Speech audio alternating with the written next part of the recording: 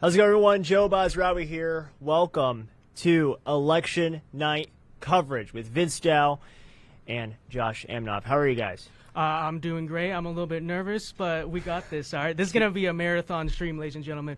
We are hopefully going to go until as long as it takes, which would be like the very end of the night. Hopefully we can get definitive results by the end of the night. It's a unique election, so we'll have to see. But this is really exciting, Joe. I hope so. Josh, how are you? Today is going to be a great day. I couldn't feel better. It's going to be a great day. The silent majority will be louder than ever tonight, people. Louder than ever. We got good results coming out of Florida. We got great results coming out of many states, really. Mm-hmm. And we also have Democrats are at it again with the corruption. Philadelphia, we have multiple... Be careful, Joe. You don't want to get, copyright taken down on YouTube because, anything that questions the validity and the ultimate supremacy of mail-in voting and We're speaking the truth. Yes. That's the thing. What a crime. Big tech is after us. But we see that Democrats are violating FEC laws in Philadelphia, putting up signs on polling stations on them, not like 75 feet away from them. We're talking about on the actual buildings when you walk in to vote. That's an FEC violation. We have people from the Biden-Harris campaign and Democrat PACs in Philadelphia going around while people are voting, giving out content, right? Flyers saying vote for Biden, blah, blah, blah, whatever. Scranton, Pennsylvania, we literally have a polling station that's dead. They're not allowing anyone to vote there right now unless it's a paper ballot. And they said, oh, we'll take care of it later. No, I don't trust them with my paper ballot. Just give it to them, drop it off, and let them do their thing. No, I voted today in person to make sure my vote was counted. That's in Scranton. And then we have a poll worker out of Erie County, Pennsylvania. Pennsylvania is just such a it's a mess today. Erie County, we have a poll worker posted on his Instagram story, right? I will read this out to you guys right now. This is just disturbing. Been working at a poll station in Erie County, Pennsylvania all morning. A lot of people have already voted today. I've thrown out over 100 ballots for Trump already. Pennsylvania gonna turn blue 2020.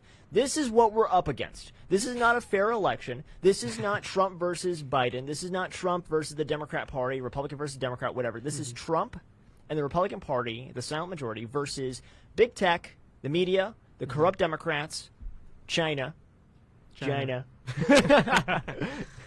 And just, honestly, the radical left. And the radical left does not play by the rules. We've known that. They move the goalpost every single way they can. Culturally speaking, things have gotten really bad in this country. When people can go online openly bragging about committing a crime. Well, that's insane. Well, I have another screenshot from Snapchat. Someone snapped me today with a really wonderful message, right? So I posted, I voted for Trump, right? Yeah. Like, because, whatever. So I had someone that said, and I'm going to censor the cuss words here, but it says, when Biden wins, please jump off a building, you disgusting B-word. I replied, wow, that's very tolerant. Then this person replied, just want to get rid of all you trumpets. I replied with, that sounds a lot like genocide. She replied with, oh, well. So this is what we're up against, you see? Mm-hmm. And it's stuff like this that actually creates more Trump supporters and more Republicans. So go ahead, keep going, radical left, because we're gonna keep winning. We're gonna keep winning elections. We're gonna keep winning elections. I'll tell you what, Joe. We're up against much more than that because, it's no secret that basically every major institution with power in American society opposes Trump, opposes this movement, whether it's the media, whether it's academia. But here's the thing. This November, we are getting their best. I think we can all admit in 2016, we sort of flew under their radar. They were very cocky. They're very arrogant. Yeah. They were like, oh, we got this. They are not underestimating us this time. They are giving us their very best, and you see that. So now, like 2016 was a great victory. This election is going to be the true decider of whether we really can take down these major institutions that are frankly corrupted to hell with power in American society, because right. it's all stacked against us. I'll tell you what else is stacked against us is actually, I would say, history. And I think Trump's going to be a history-defying candidate. He was in 2016. He's going to do it again. Right. But when you look at 2020, this has literally been one of the worst years. See, I if there's like messing around with the ballots, like I'll be very suspicious. But at the same time, I wouldn't be very surprised if Biden won because history is on Biden's side here. Yep. In general, Americans vote for stability, right? That's what Americans seek in the electorate. And so when you have a year where you have all this chaos, this social unrest, this pandemic, that does not look well for an incumbent candidate at all. So it's really going to go down the wire. Now, at the same time, I think Trump just has some aspects of him that are different than previous candidates, and this is a very unique year. I don't see, like, I feel like 2020 in a lot of ways you could compare it to a lot of other past bad years, but in a lot of ways it's been different because who's been doing the social unrest, right? Joe Biden's supporting. yeah. So it's a very unique time, but we're not only up against every institution with power. We're up against history. It's our job now to defy history. So I agree. we are the underdogs in this race. I think I'm calling the upset, but it's going to be really close. It's going to be really close. I think it is going to be really close. I mean, we have some but we have some polling data from Nevada. And I posted my story the other day. I said Republicans are sleeping on Nevada. And I mentioned New Mexico. And everyone's like, "Oh, you're crazy. Nevada will not go for Trump. There's no way in hell. It's not going to go for Trump." And it probably won't tonight. But polling data today shows Trump +1 in Nevada. Insane. I mean, like I not to brag, but I called that. But I mean, I called it. But that's the thing. We have a lot of these states like Nevada that are like just Trump +1, Trump +3. You know, just by a little bit. Like Arizona, like Pennsylvania, like Florida, like Ohio. So we have a lot of these very, very small margin states that we'll be looking very closely tonight in the next few hours. Polls are closing. Just about every half hour now, right? Yeah. So actually, the first polls close about 4 o'clock. We don't have results for any of them yet, but the first polls closed, and next polls close at 4:30. Actually, no, 5 o'clock. 5 o'clock. Yes, 5 o'clock our time. So, anyways, we have some amazing guests coming on, guys. Really amazing guests. We have Austin Tong coming on shortly. We have Nigel Farage coming on shortly after that. Isabel Brown will be joining us later today. A lot of great friends of ours. Representative Paul Gosar. We also have State Rep Walt Blackman from Arizona, and candidate for Arizona 1, Tiffany Shedd, will be joining us. So that's just a few of the many guests that we have joining us today. Oh, not to mention, we also have Jorge Ventura from the Daily Caller, going to be reporting from the D.C. riots, from the chaos, deep into the hell. Honestly, I mean, it's going to be interesting tonight. I'll tell you what, but yeah, I mean, this is going to be one hell of a night. So this is basically an open question I'm going to pose to you guys. What do you think is going to be really the deciding factor in this election? Like, what do you think the election is going to be truly a referendum on? Like, what if there's one or two driving factors? What's going to decide this election? What is it deciding? I think Americans are looking for people who can bring back our booming economy. That's our biggest thing. I mean, we saw people out of work because of this virus, the China virus, because it came from China. And people are out of work right now. People need money. They need to feed their families. They need a place to live. I think people are looking for someone like Trump. And I think we're seeing a lot of people going that way. We're not seeing a lot. I haven't met one person really excited to vote for Joe Biden, to be honest. But I've seen a lot of people very excited for Trump. But I'll tell you what. We have some, amazing things coming out of this administration. Promises made, promises kept. He's bringing our troops home. We have peace in the Middle East. Multiple deals with Israel, with other Arab countries. It's phenomenal. We've never seen this before, and Trump did multiple in just a month. So I think people are seeing this, and people are liking it a lot. And I think that's our main deciding factor. Josh, what do you think? So, I'm looking at I would say especially based on this past year, but I would say overall these past 4 years. To expand off of your point, I agree with you. I think the central theme on Americans' minds, because of everything that happened this year specifically, would be which candidate is going to help drain the swamp, get rid of corruption, which candidate is part of the swamp. Right. And, this segues into all of the issues that we can talk about that might be on Americans' minds. You look at this year with the coronavirus, the lockdown, with our economy being destroyed as a result of it. I mean, people's lives were completely destroyed by this. Some were, some were actually moving up because of the economy that Trump created, and they got set back. Some were completely set back permanently. They're not going to be able to bring back their small businesses. They're not going to be able to send back their kids back to school because they're permanently closed and they're all online now, depending on the state. And I think Americans from left to right throughout the country are sick and tired of it. And they want to finally get someone in office that is genuinely concerned for their best interests and for the country's interests. This is absolutely ridiculous what's happened this year.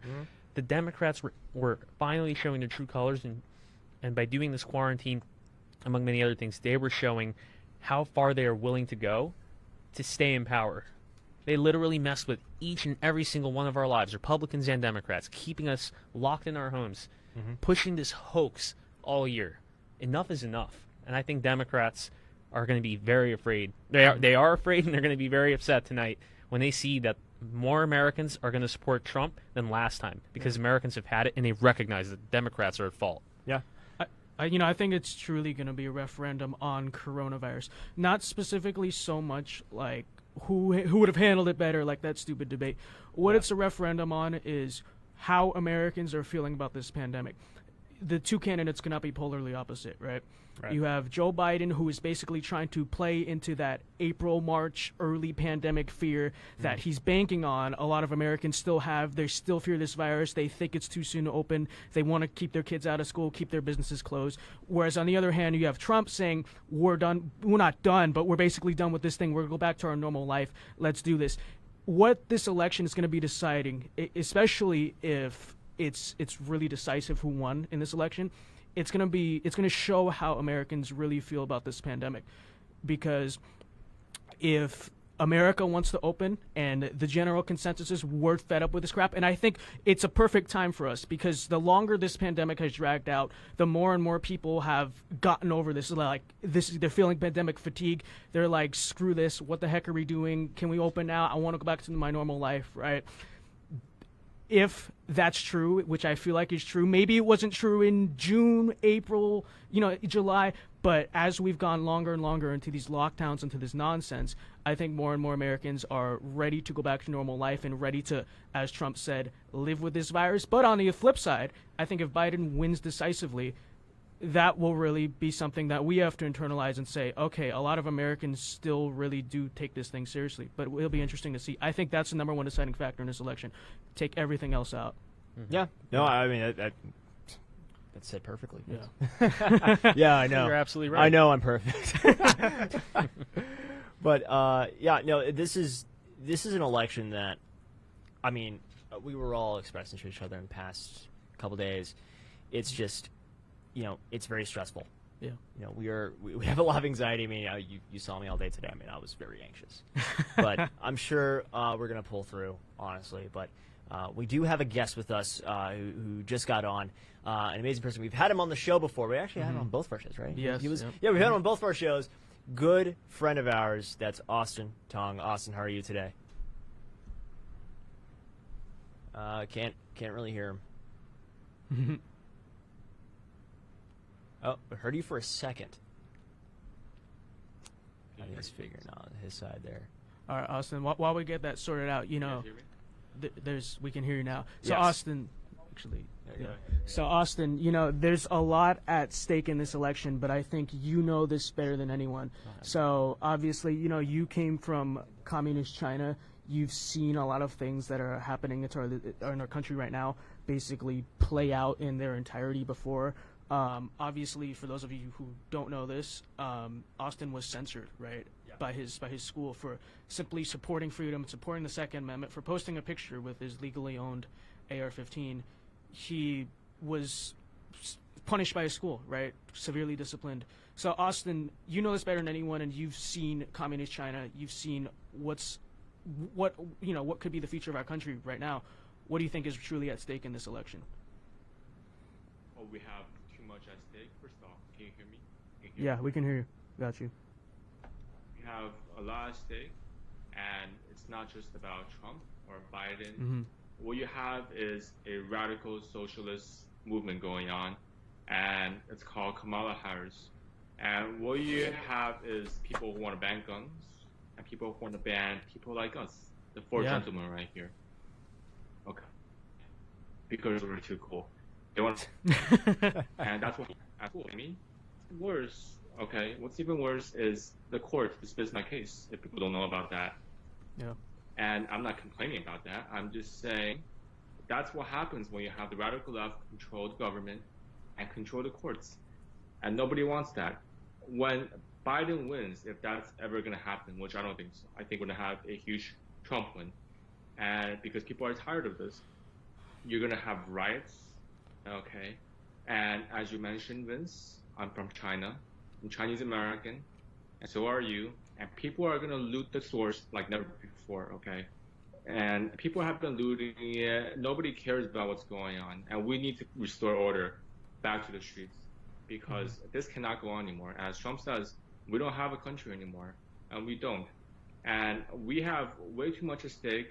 And coming from China as an immigrant, I have to say, nobody cares about immigrants. The Democrats don't care about immigrants at all. They don't care because all they care about is people who can rob and loot. So I'm hoping that Trump wins because that'll be a win for not just us, but also for the future and our children and generations to come.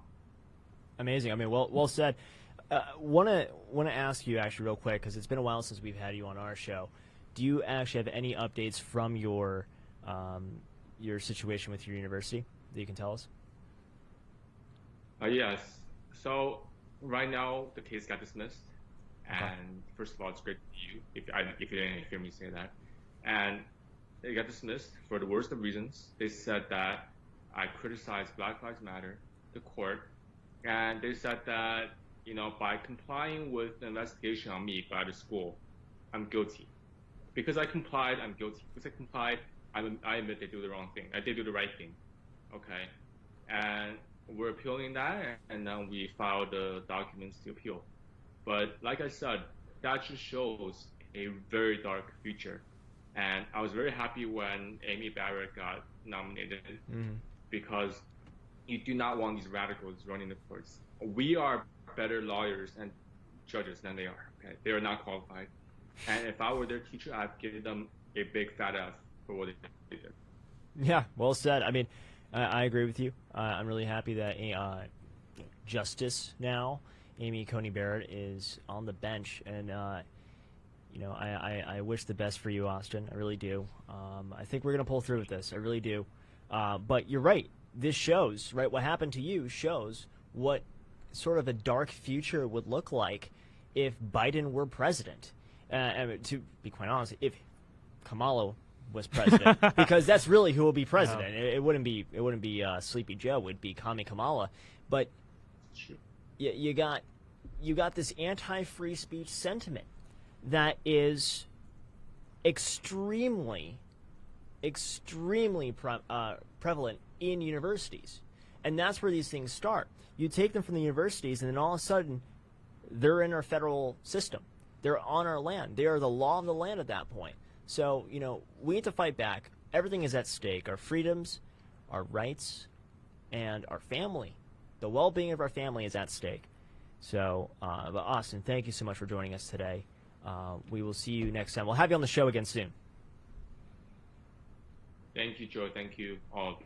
Nice seeing you, man. Nice seeing you, man. Bye-bye. So, we just had an amazing conversation with Austin there about what's at stake, and I think we should touch on that, right? Yeah. Everything that's at stake right now, tonight, America's in our hands, right? Yeah, it is. If Joe Biden were to win, what can we see happen? Well, it's not going to be Joe Biden running the government. Yeah. It's Joe Biden's presidency is going to be run from the shadows, quite frankly. Yeah. From some unelected council in the cabinet, which I would predict would be one of the most corrupt administrations in history. Joe Biden is corrupt himself, okay, but not just because of that, but because you will just have all of these forces within his administration fighting and trying to steal power from one another, and Joe Biden is too weak and too sleepy to control them. He's not going to control them at all. He's just going to let them run wild, you know. And it really actually, frankly, depends on who he puts in power, which is going to be, we don't know. That's one thing about, you know, Joe Biden. It is election day. It is November 3rd, 2020, and we still really have no clue exactly what he's going to do in office. Is he going to be a super corporate Democrat, or is he going to hand the power over to the progressives? Quite frankly, we don't know. Yeah. Because he's taken a lot from Wall Street, but he's also pledged to the progressives that they're going to control policy, and the progressives seem actually pretty confident that they're going to control policy under a Biden administration. You know how I know that? Because they're the only ones talking about it. Yep. They're the only ones saying, if Joe Biden is elected, we're going to do X, Y, and Z. The neoconservatives like Bill Kristol and the Lincoln Project and just the normal mainstream Democrats, they have not presented a single idea. All they've been giving are some vague platitudes about the soul of this nation and the character of this nation, all this nonsense. Only one side is talking about what they're going to do. And it's scary that that one side is the most radical side. Quite frankly, we don't know. But to be fair, I think that's where they're going to come bite him. Because you know what? As much as some Americans might not like Trump and the way he behaves, they expect to hear in some way, shape, or form what the other candidate is actually going to do for their lives and make their lives better. And Joe Biden has not done that. Not only has he basically been absent on the campaign trail, but when he is there on the campaign trail, he doesn't talk about what he's going to do. He gives these nice political speeches about, I will govern as an American president. But what does that mean exactly? What is he going to do as an American president? Well, yeah, you are going to be an American president. That's the way it works. I mean, like, come on, Joe. But yeah, I mean, you're right. I mean, he hasn't released a list of SCOTUS picks. Yeah. He hasn't released any information regarding a cabinet. He hasn't actually had a full, true, real, in-depth plan about anything he's talked about. Right? He's talked about we're going to fight against climate change. All right, how? Like, right? We're gonna bring back jobs. Okay, how? None of that stuff is like, we've heard nothing from Joe Biden. But you have President Trump that released an entire list of potential SCOTUS picks. Joe Biden refuses to do that. And I wonder why. Maybe because they're all radical leftists. Maybe because they're all, you know, AOC. Maybe they're just so good he doesn't want to get people too excited, Joe. I mean, you have to give him the benefit of the doubt. The guy is so nice. He's obviously a good honest. guy. You know, honest Joe. Honest Joe. He's an honest guy that just lies constantly, you know, but a completely honest guy. It's okay if honest people lie, Vince. Come on. It's okay. It's okay. But no, I mean, this is just, we have to understand that everything is at stake here. And I'll tell you what I think about this, about what's at stake. I mean, our freedoms are at stake. And when I say our freedoms are at stake, our freedom to bear arms, right? Kamala Harris has a gun but doesn't want you to own one. Yeah. Right? Joe Biden will rip jobs out of this country and sell them back to China. He's done it before. He'll do it again. He voted for NAFTA. He voted for TPP. He will send our jobs away. He'll do it again. He doesn't have a plan for anything, for the well-being of this country, and it's been proven. I mean, this past, 47 years, it's been proven. The guy is responsible for the 94 crime bill. He was for the 92 assault weapons ban. So all these things, you have to look at his record, and his record is a dumpster, right? It's terrible. There's a reason why he spent the entirety of this election cycle running from his record. The entire Democratic primary was basically, no, actually, I did not do that. Yeah. Or, you know, if that was a mistake, I'm sorry, I apologize for that now. He was on the defense most of the time, and he still is. That's the thing. He still is on the defense. You know, then we have what President Trump likes to call the laptop from hell coming out about his family. We're not going to go too in-depth with that because that'll get us shut down. But we got this laptop from hell that he is on the defense for now. Yeah. And it's just, this guy is in such a bad spot. I don't understand how he's winning in the polls in some of these states, or at least this close to Trump. Well, you know, like I said, Joe, he's running off of being anti-Trump, which I think is going to backfire on him. But at the same time, like I said, 2020 has been a terrible year. Our economy is recovering, but still at the moment in a completely dismal state. You know, Americans often vote for stability. If the country's in a volatile state, which no one would deny, it is freaking volatile right now. People vote for change, and that's what Alan Lichtman, I don't know if you guys know who he is, but he's predicted basically all but he has a model that basically has predicted all but 3 presidential elections correctly in American history. He's saying Trump's going to lose. And I actually think he misinterprets his own model in a lot of ways because he himself is a very strong anti-Trump partisan. Well, looks like he's going to have number 4 soon. Yeah, but, you know, there is validity to his model. I understand what he's saying because it's just our economy's in a terrible state. We've had social unrest, you know, all this terrible stuff that's been happening in the country. It does seem like with all that's happened in 2020, it would be a change year, but I'm going to present a counterpoint. When you really consider it, Trump technically is the incumbent, but he's also not. You see, the Democrats have criticized him. He's running as a challenger, even though he's the incumbent. But in a lot of ways, he really still is a challenger. Because who is Joe Biden, right? 47-year-long career politician, backed by the establishment, the Democratic establishment, and even some traditionally establishment Republicans are going to Biden. You know, you have the entirety of the media, that conglomerate that's been there for years, backing him. Trump still is the challenger because even with him having power these past 4 years, it is still felt, because it's true, that we are still the opposition because we have an establishment that we're fighting against that's been here for decades. And Joe Biden, he's not his own person. He just represents that establishment.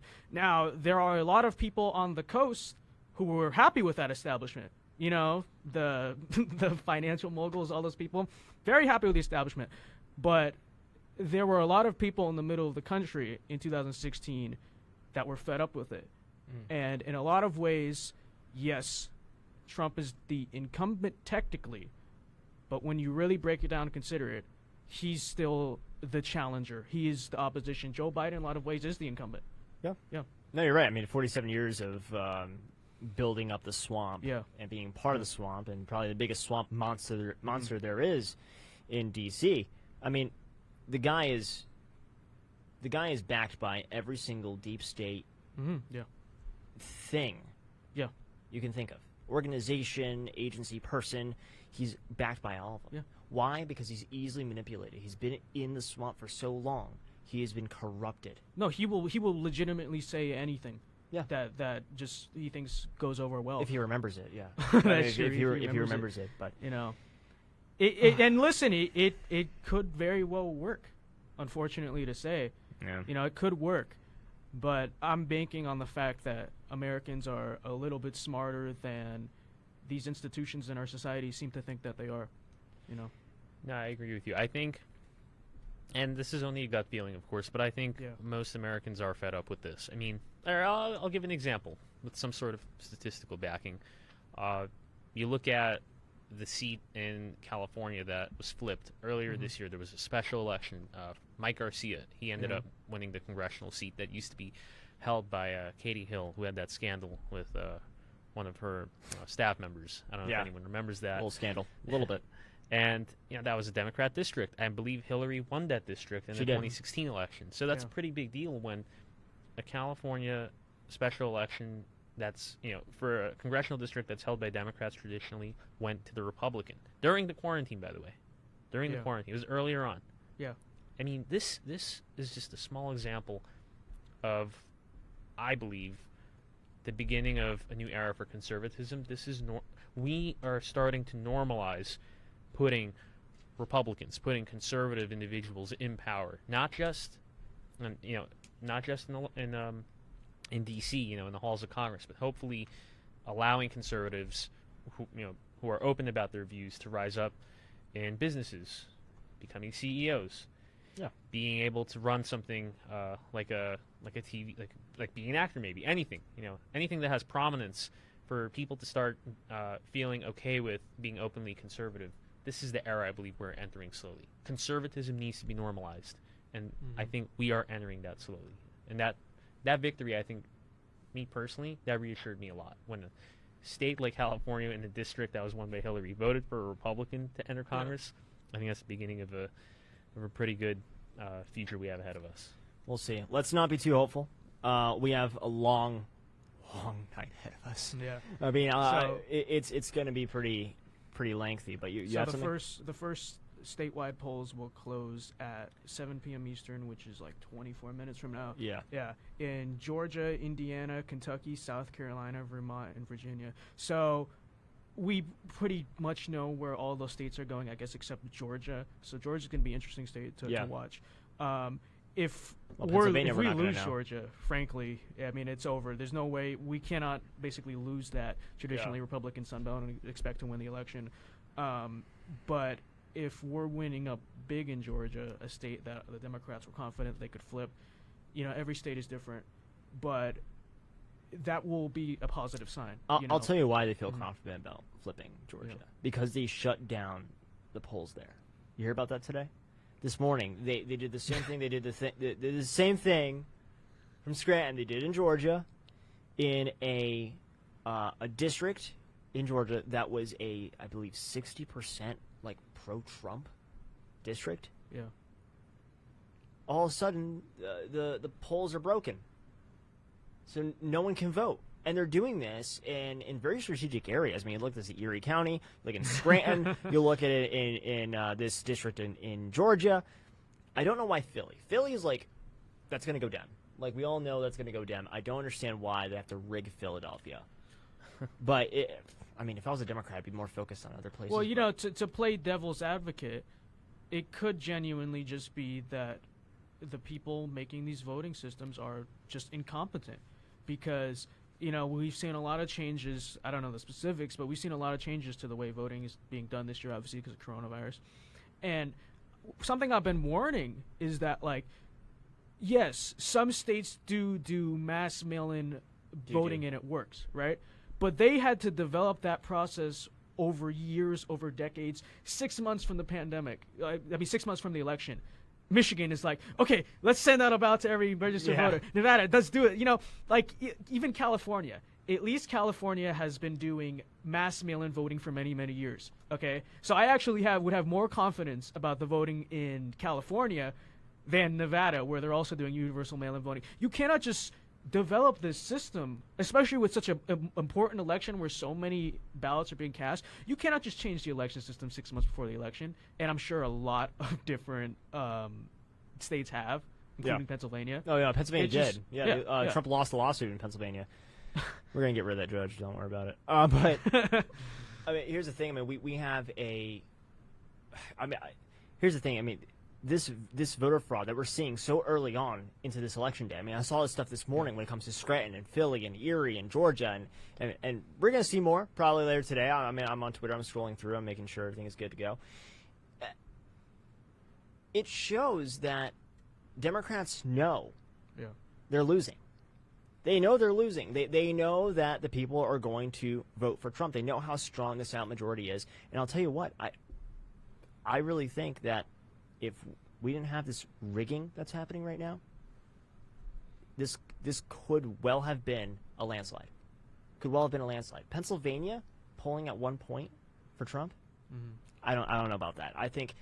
I really do think that Pennsylvania is more red than what people think, and same with Michigan, and Florida as well. I don't know why Florida is polling so low for Trump right now, but I'm telling you, I really have a feeling, and same with Nevada. In recent months, in recent weeks, days, and even since the 2016 election, we had so the GOP had more new voters registered than the Democrats. They outpaced them.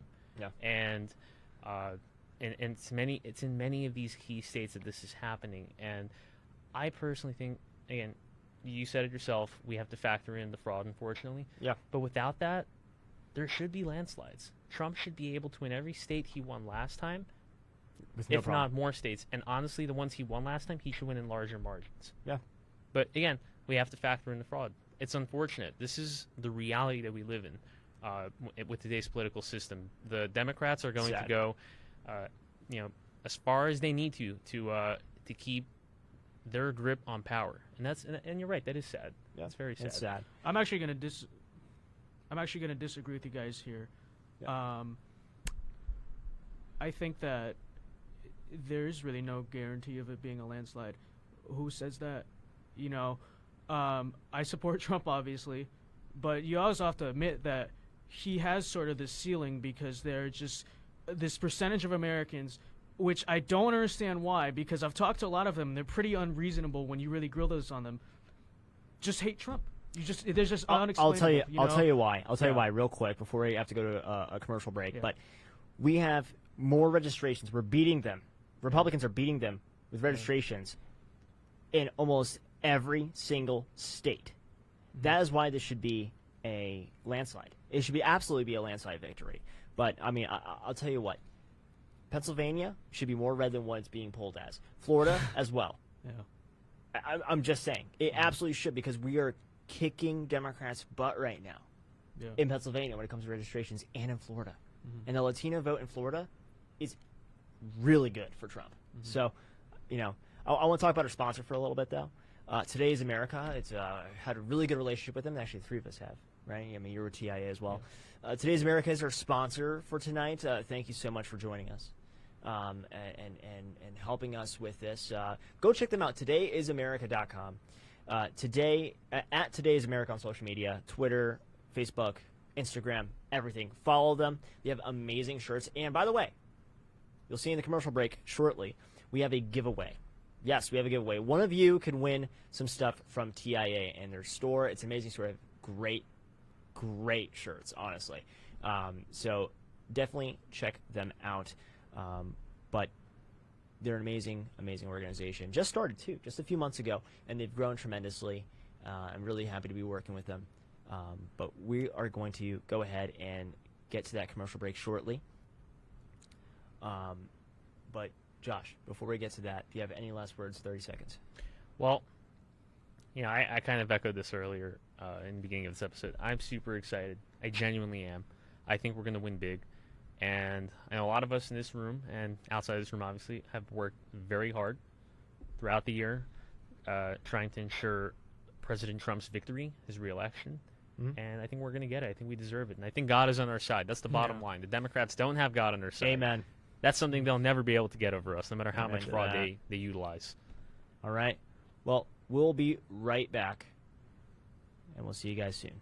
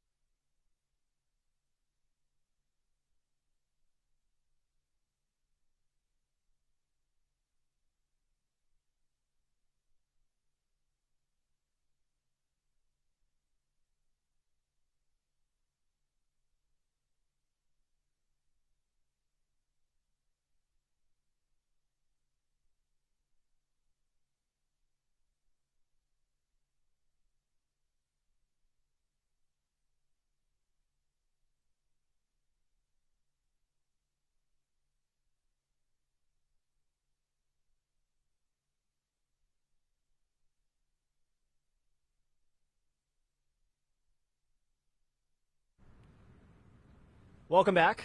What a actually great commercial they have. It's really good stuff. It's a brand new commercial. They just gave it to us last night.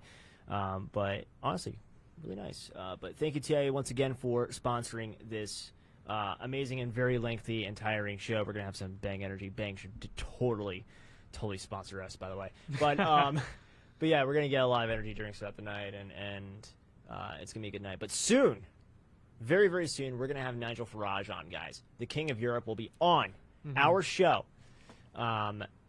telling us about what his thoughts are about tonight's election. And we have some other questions for Nigel. But yeah, we actually just met Nigel last week, and he's a really good guy, and we're really happy to have him on the show. But soon we have polls closing. Really soon we have polls closing. Pennsylvania, I think you said. We also have Georgia, Virginia, Vermont. Lots of different polls are going to be closing in the next 10 minutes from now. So we'll keep you guys updated on when those states are called. And if we get any exit polls coming out or anything, we'll keep you guys updated throughout the entire night. Stay tuned with us throughout the entire night. But before we get the King of Europe on, the King of Europe, so we have to talk about Brexit for a little bit and how that has influenced American politics. And I think it has actually tremendously. I mean, Nigel's been to multiple conservative events in the past few weeks now. He's been to many Trump rallies. He's been to many conservative events around the country. Yeah. So, I mean, what are your thoughts on that? Okay. Vince, you're What'd right. You say? I was watching. I was trying to follow results for you guys. I want to ask you, the Brexit movement. Yeah. How has that influenced American elections? Or American politics? I think Brexit and Make America Great Again are very similar, if not literally the exact same thing happening in different countries. What is Brexit? It was a nationalist, populist people's movement that was ridiculed by the media, by most major institutions in Britain, by the elites in Britain, and yet the people were actually on board with it. It was a movement, to sort of reject globalism and, sort of bring home that make Britain great again, make Britain Britain again, sort of bring back that sort of British idea of exceptionalism that, frankly, I'm not a Brit, but we love our friends over the pond, and they should have, they should be proud of who they are and stop apologizing for everything that but it's the same thing really in America. What was Make America Great Again? A nationalist, populist people's movement that went under the radar, that was doubted and ridiculed by the media and all these major institutions in American society. That it's legitimately the same exact thing. So Brexit, when did Brexit win? It was around the same time Trump won, right? Yeah, it was around the same time. Yeah. So this coronavirus threw everything off, right? But this is going to be sort of the second wave.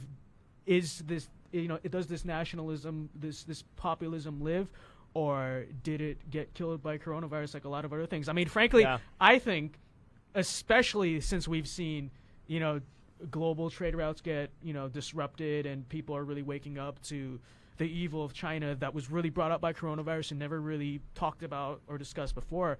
I don't see any reason why it would not live on, but that's another thing we should, be thinking about tonight when we get these results. It's going to be a reflection of whether or not it was just a one-time fluke in America and Britain, respectively, or if this is a real thing, and this is something that, is here to stay. No, I really do think that it's here to stay. I really do. We have this movement in America, just like Brexit, where it was, I'm proud to be an American. I am proud of my country, and I'm not ashamed of it. Yeah. Unapologetically, I'm American, and I love it. And we have the same thing happening in Britain, right, with the Brexit movement. And Nigel Farage led that movement, and I'll tell you what, it's still living today, and it's amazing what's happening in the UK right now. But I'll tell you what. Right now, with the radical left and how radical the left has gone, they've gone further and further left, more and more nuts and absolutely insane in these last 3.5 years or so, right? I think Americans right now are pissed. They're pissed at the left. Because why do I have to apologize for, being an American? Why do I have to, a lot of my friends who are in the conservative political space, they're pissed off the fact that they have to apologize for being white. They were born this way, and I have to apologize. Sometimes I have to apologize for being Jewish because of the Palestinian conflict, which I think is stupid. But I have to apologize for being Jewish. I have to apologize for being an American, being proud to be American. I think more and more Americans, I'm talking about more of those independents and maybe some of those blue dog Democrats. They're waking up and they're saying, no, that's a little crazy. It's a little crazy. There's a reason why we made this country. We didn't make this country for it to be like Europe. We didn't make this country for it to be like any country in Asia. We made this country to be American. And there's a set of values that come with that, other than Judeo-Christian values. It's also just, it's all about freedom. And you go to Europe, none of that. There's none of that in Europe. So, what, you got something? Yeah, I was going to interrupt you right now. So, this is a CNN exit poll, which I don't know if we should trust exit polls or CNN. Okay, but it's interesting. We'll see. Voters in Virginia and Georgia coming out of the exit polls ranked the economy as their top concern. But then they were asked a secondary question that says, what is more important to you right now, contain coronavirus or rebuild the economy? And on that, contain coronavirus is up by 10 points. So that's kind of conflicting because they ranked, in both states, they ranked the economy as their top issue, and coronavirus came in third place. But at the same time, when asked what was more important, they said containing coronavirus was more important than bringing back the economy, which that makes me want. I don't know if we should even use that at all, because it seems like there was, what do you say, question bias, right? It seems like an odd question, but there's that. With 11% votes reporting in Kentucky right now, so nothing really take seriously, but Trump is up by about a percentage and a half. It's a very close election, and in Indiana, 6% reporting Trump is winning 64-30 right now. So damn. Okay. Well, all right. Yeah. All right. But these are very early results. Very early. Yeah. We don't know which precincts exactly are reporting, so it's really nothing to take seriously. Yeah, but we'll in 4 minutes, the first polls are going to close. So 4 minutes. 4 minutes. 4 minutes. Polls will close. So we will see soon what those states are going to look like. I mean, honestly. So we're gonna get some really great guests coming on soon. We're having some trouble on Skype right now, apparently, with Nigel, but we're trying to figure it out shortly. Promise, we'll get Nigel Farage on shortly. So we see these exit polls about coronavirus. Anyway, I want to talk about that for a little bit, actually. Coronavirus versus bringing back the economy. What is more important? And I think the reason why people are so worried about coronavirus is because of the media. Oh yeah, definitely. It's because of the media and people like Joe Biden, Kamala Harris, and the rest of the Democrat Party.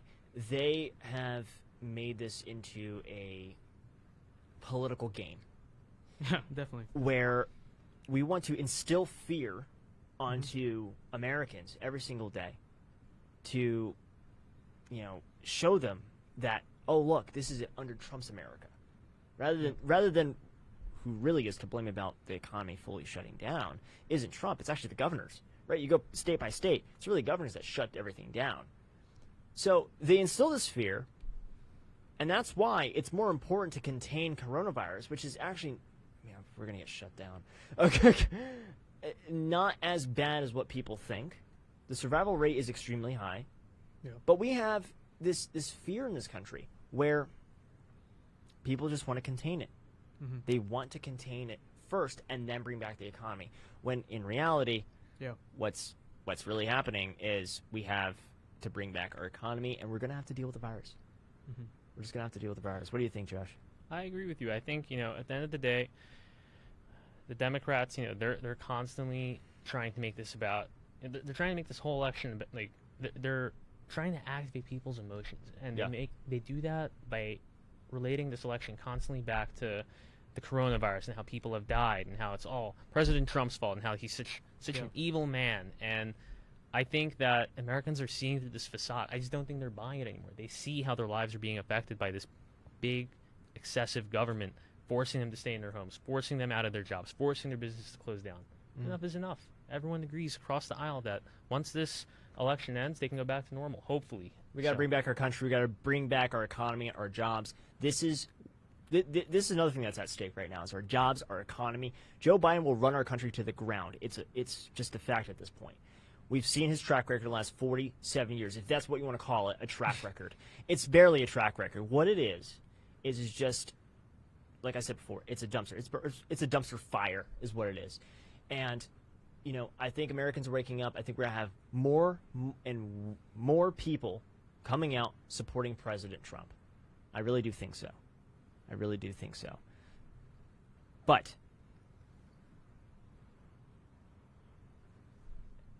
I have to go ahead and stop this conversation for a minute. We have a very special guest with us right now.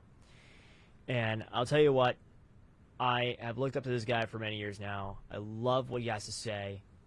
He's not controversial at all, I promise. This is Nigel Farage joining us from the East Coast in United States. How are you, Nigel? I'm not hearing anything. You can't hear me? Hello there. Hey, how are you? Very well indeed. Exciting evening. Very exciting. Very exciting. Well, we're so happy to have you here today, Nigel. I mean, the three of us right here, we have a lot of anxiety right now. We have no idea what's going on. The polls have just closed just now. So we are going to be seeing results coming shortly. But I think Vince has a question for you here. Vince? Yeah. Yeah, so Nigel, you are basically the father of Brexit, more or less, okay? Now, Brexit was sort of this populist, underdog, nationalist sort of movement that was doubted by the media and most, major elite institutions in your country, and yet it won. The people were on its side, and, frankly, I think that's very similar to make, if not the same thing in a different country, to make America great again. They are basically the same thing. Trump, his supporters completely doubted, completely ridiculed, and yet they won. So now going into 2020, especially this election, I would say it's sort of the second referendum on this sort of rising wave of nationalism and populism. How do you see it playing out? Do you think that it was sort of like a one-time fluke thing and now it's sort of dying out, or do you think it's just something that's really here to stay? Good question. Yeah. Like where you're coming from. And you're absolutely right. What happened in 2016? Brexit was the first brick that was knocked out of the wall. All right? Yeah. And Donald Trump, who is as sharp as anyone could be, recognized how important Brexit was. And he started going around America calling himself Mr. Brexit. Well, I wasn't having any of that. So I came over and joined him, and he admitted that perhaps I was Mr. Brexit. But it was one and the same thing. You're absolutely right. Yeah. And since then, we've seen the growth of populist movements in Europe, Brazil, many other parts of the world. However, tonight is a very important moment for that whole movement against the globalists, for that whole movement that recognizes that the Chinese Communist Party actually poses a threat to our way of life, against this insanity where Black Lives Matter and Antifa are allowed to masquerade as being about civil rights and racial equality, when in fact there's a deep Marxist, anti-capitalist agenda. So tonight is important, and your analogy of it being a second referendum, I hadn't thought of it in those terms, but it's not a bad one. Yeah. I grant you that. Yeah. Do you know what I've seen in America? I've been here for 8 days now. I came to Tulsa originally to the first Trump rally. I've come back for the last week and a bit of the campaign. I have never seen the populist movement more energized, more optimistic, happier, more full of unity, and dare I say love, than I've seen with Trump in these rallies in the last few weeks. The attempt by our enemies to put, sort of people like Prince Harry and Meghan, God help us.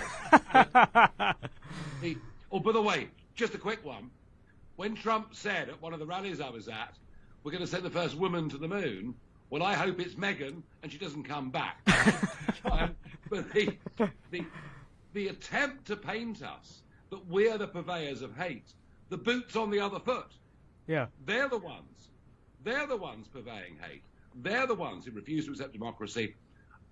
The polls have just closed in much of the USA, live as we speak. I have no more idea than any of you do. Yeah. or any of the so-called experts on CNN or even Fox do as to what's going to happen. We have a massive turnout here. It's tough to call. But I would say this to you. When the polls closed in the referendum in 2016, we saw a 73% turnout. None of us could believe it was that high, and we won. And my feeling is the energy, the momentum, the optimism that Trump has generated, particularly since the second debate, means that he is going to carry the day. So look, you know, I'll put my head over the parapet. I'm good at that. I've done it for years. I think Trump's going to win, and the populist movement will continue. If, and it's the last part of your question, sorry it's a long answer, but I'm enjoying myself. I'm enjoying you too, man.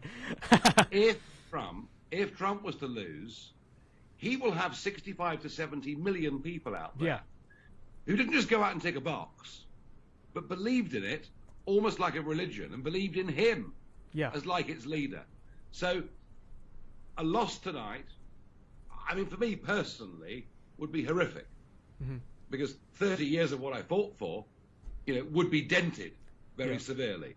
But even if we're dented tonight, the populist revolt against this alliance of media, or as he says, fake news, media and global corporates and a political class, this battle against these guys doesn't end if we lose tonight. Definitely not. It'll just set us back a little bit. So that's the second real quick follow-up question I want to ask you is, like, in American conservatism, there's sort of this divide between the more traditional, I guess you'd say, like, libertarian, free trade, globalist doctrine and sort of this MAGA doctrine, this new Trump doctrine that's been brought to the table. Where do you see the future of, like, the American right and American conservatism going? Well, you're quite right. There is that divide. But there's another one that you're not mentioning, which is the old-style Republican Party. Exactly. Very boring people. You know, I mean, people like Mitt Romney with no charisma and no personality whatsoever and no appeal to the growing Latino community or the black community, who inject into their politics no energy, no enthusiasm. And I think that's the bigger threat, to be honest with you.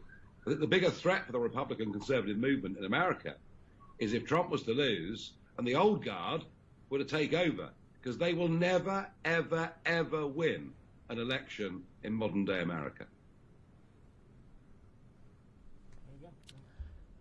So, Nigel, I think it's obvious that a Biden presidency would be extremely harmful, not just to the United States, but to the whole world. Out of all the things that could possibly go wrong, what do you think is the most dangerous effect a Biden presidency can have on your country in the United Kingdom? Well, I mean, look, there are always dangers. I mean, there could be a meteorite hit later on tonight, for all we know. So one never quite knows what's going to happen. But look, 2020. I mean, let's be frank about this. The relationship between my country and your country is one that's been intertwined for centuries. All right? From the very birth of the USA. You know, and all right, our relationship's had its ups and had its downs over a little bit, but we are, let's be honest, we're first cousins. No other way of looking at it. We are first cousins. And we've had for certainly 120 years the most astonishing friendship. It's a friendship that relates not just to trade and money, it goes way beyond that. It's a friendship that extends to culture. You know, my kids watch American TV shows. Donald Trump plays songs at his rallies that are nearly all sung by English people. I mean, these are remarkable. But these are remarkable. Remarkable linkages that as first cousins that we have. Donald Trump, and of course his mother was Scottish, and that does make a difference. But Donald Trump has understood the historic importance of the UK and America being friends. You know, we are that bridge, if you like, to the other part of the West in Europe. Joe Biden is a globalist. Joe Biden supports the Brussels agenda, which isn't just to dominate Europe, it's actually to bring a new system of governance to the whole world. It's globalism. And the epicenter of it is in Brussels. Obama and Biden, I mean, Obama came to my country in 2016 and told us that if we voted to be independent, as far as America was concerned, we'd go to the back of the line. I mean, how dare he? How dare he come and talk down to us like that? And Biden is cut from the same cloth. If Biden wins, he'll fly to Berlin, not to London. If Biden wins, he'll try and pursue the globalist order. So I don't just think that Biden will do damage to the UK-US relationship, although I would certainly think that a new trade deal under Biden would be difficult. I think Biden would do his utmost to take us back to an era of globalism, take us back to an era where we basically bow down before the Chinese Communist Party, and an era that would allow the hard left to just literally run riot in American cities. So I genuinely fear a Biden presidency, although if you had one, I'm certain that the Republicans, if they had the right candidate, would win in 2024 with a very big Would not be hard. Would not be hard at all. I agree. It would not be hard. But, Nigel, thank you so much for coming. We have results coming in right now. Brexit means Brexit. Appreciate you for coming on. Absolutely, and best of luck, everybody. Thank you so much, sir. Cheers, mate. Thanks, guys. Cheers. All right, ladies and gentlemen, so we project right now Donald Trump will carry the state of Indiana. Indiana with its 11 is going. First state of the votes. day. Indiana is going for President Donald J. Trump, everyone. Yeah. So this was no surprise to anyone. No surprise. But Trump now currently leading the Electoral College 11-0. So some interesting numbers out of Florida. Is only about 13% reporting right now, but Donald Trump is up over 100,000 votes. Solid lead. That's it right Florida. there. 53. Let's call it. I'm 46 right now. We still have a lot of counting to do, but Trump is pretty far ahead in Florida right now.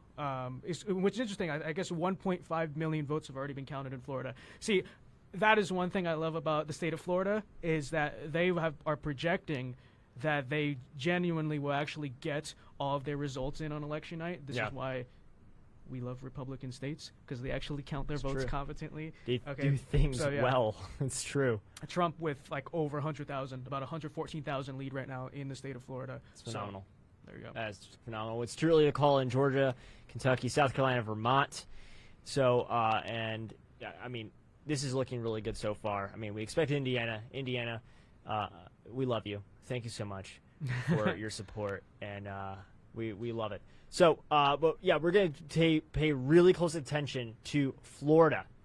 Florida will be a really interesting one. I'll tell you what, really, really interesting. But we have a couple more guests coming on later, pretty soon. But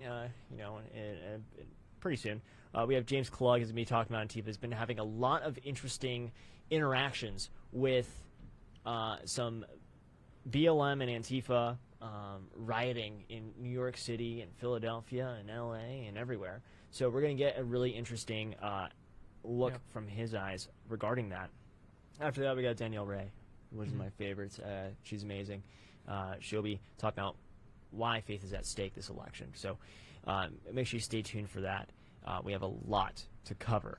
Do we have any more updates? So nothing really significant right now, but Florida is most definitely going to be it's the must-win for Trump. I don't think Trump can. I mean, theoretically, he can win without Florida, but it would require him to basically take the entire Rust Belt, which without winning Florida, it just wouldn't really make sense that would happen. Yeah. So this is the most important state. It's really encouraging to see right now Trump leading pretty nicely right now. Yeah. So. See, we see here Trump leading in Kentucky, 52.7% to 45.8%. We're looking pretty good in Kentucky. Not surprised there. Kentucky's a phenomenal state. Love it there. Honestly, love Kentucky. It's been a while. I got to go visit back. But Florida, I'm actually surprised it's this big of a margin right now. We're looking at 50.9%, 48.2% for Trump in the state of Florida. And if I'm not mistaken, I'm pretty sure Florida said they're going to count their mail-in ballots first. Is that correct? That they're going to be counting all the mail-ins. I don't think you're wrong. Yeah, I think you're right so about they're that. going to be counting all the mail-ins before. This is amazing, guys. main ones. We're looking really good so far. Want to say also Virginia has been called, unfortunately, for Sleepy Joe. It's been called for Sleepy Joe.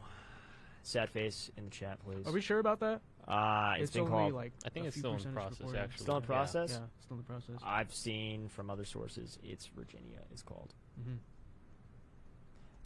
But I'm pretty sure it's gonna be called for Biden, It and Vermont's probably called. I think the only situation where Trump would win Virginia is in the case of a total landslide. You know, like it's one Yeah. of those. It is a blue state, but it does sort of have a Republican past life where it used to be a deeply red state. Right, Democrats ruined it. as everything. But in the case of a landslide, you could see New Mexico, Colorado, Virginia going for Trump. But I don't think it's happening. It doesn't need to happen. We shouldn't get arrogant about that. But No, we're pretty certain Virginia will go blue tonight. Yeah, I'm gonna go ahead and say it's most likely gonna go blue this year, just like it did in 2016. Yeah. But But at 7:30, which is 16 minutes from now, the polls will close in North Carolina and Ohio. So those are going to be also very important. Those are Very also big all states. must-wins for Trump. It's just like so. Hopefully we can be up in there. North Carolina, I think we're gonna wait a little bit. I think it'd be too close to call for a while. or Yeah, too they're early to call for a counting while. up to 12 days after. But Yeah, great. So, but Ohio, I think, is going to go pretty quick for Trump. I think Trump's going to take Ohio. He's just going to grab it. It's going to be his. But we'll see. My internet is so slow for me. It's like nothing's loading for me. So I'm gonna rely on you guys on polls. The DNC is tampering with your They're- internet, with your It's laptop. the DNC. They're tampering with my laptop and my internet directly in my MacBook. It's terrible. yeah, this is true Terrible. collusion. You know, they're messing with our stuff. They are. So it's Hillary Clinton. No, Yeah, but Hillary Clinton herself is pressing the keys on the keyboard. yeah, herself. she knows a lot about computers and Yeah. deleting stuff. But I don't know. Those are actually really interesting numbers from Florida. Florida. I mean, Florida is basically. I'm pretty confident, but you can't call it for a while. Pretty obviously, confident. I but mean, last time I pretty saw, confident, Republicans were beating Democrats when it comes to ballots being sent in yeah. in Florida Or by a lot. early voting, yeah. Early ear- voting, in we early had a voting. narrow lead.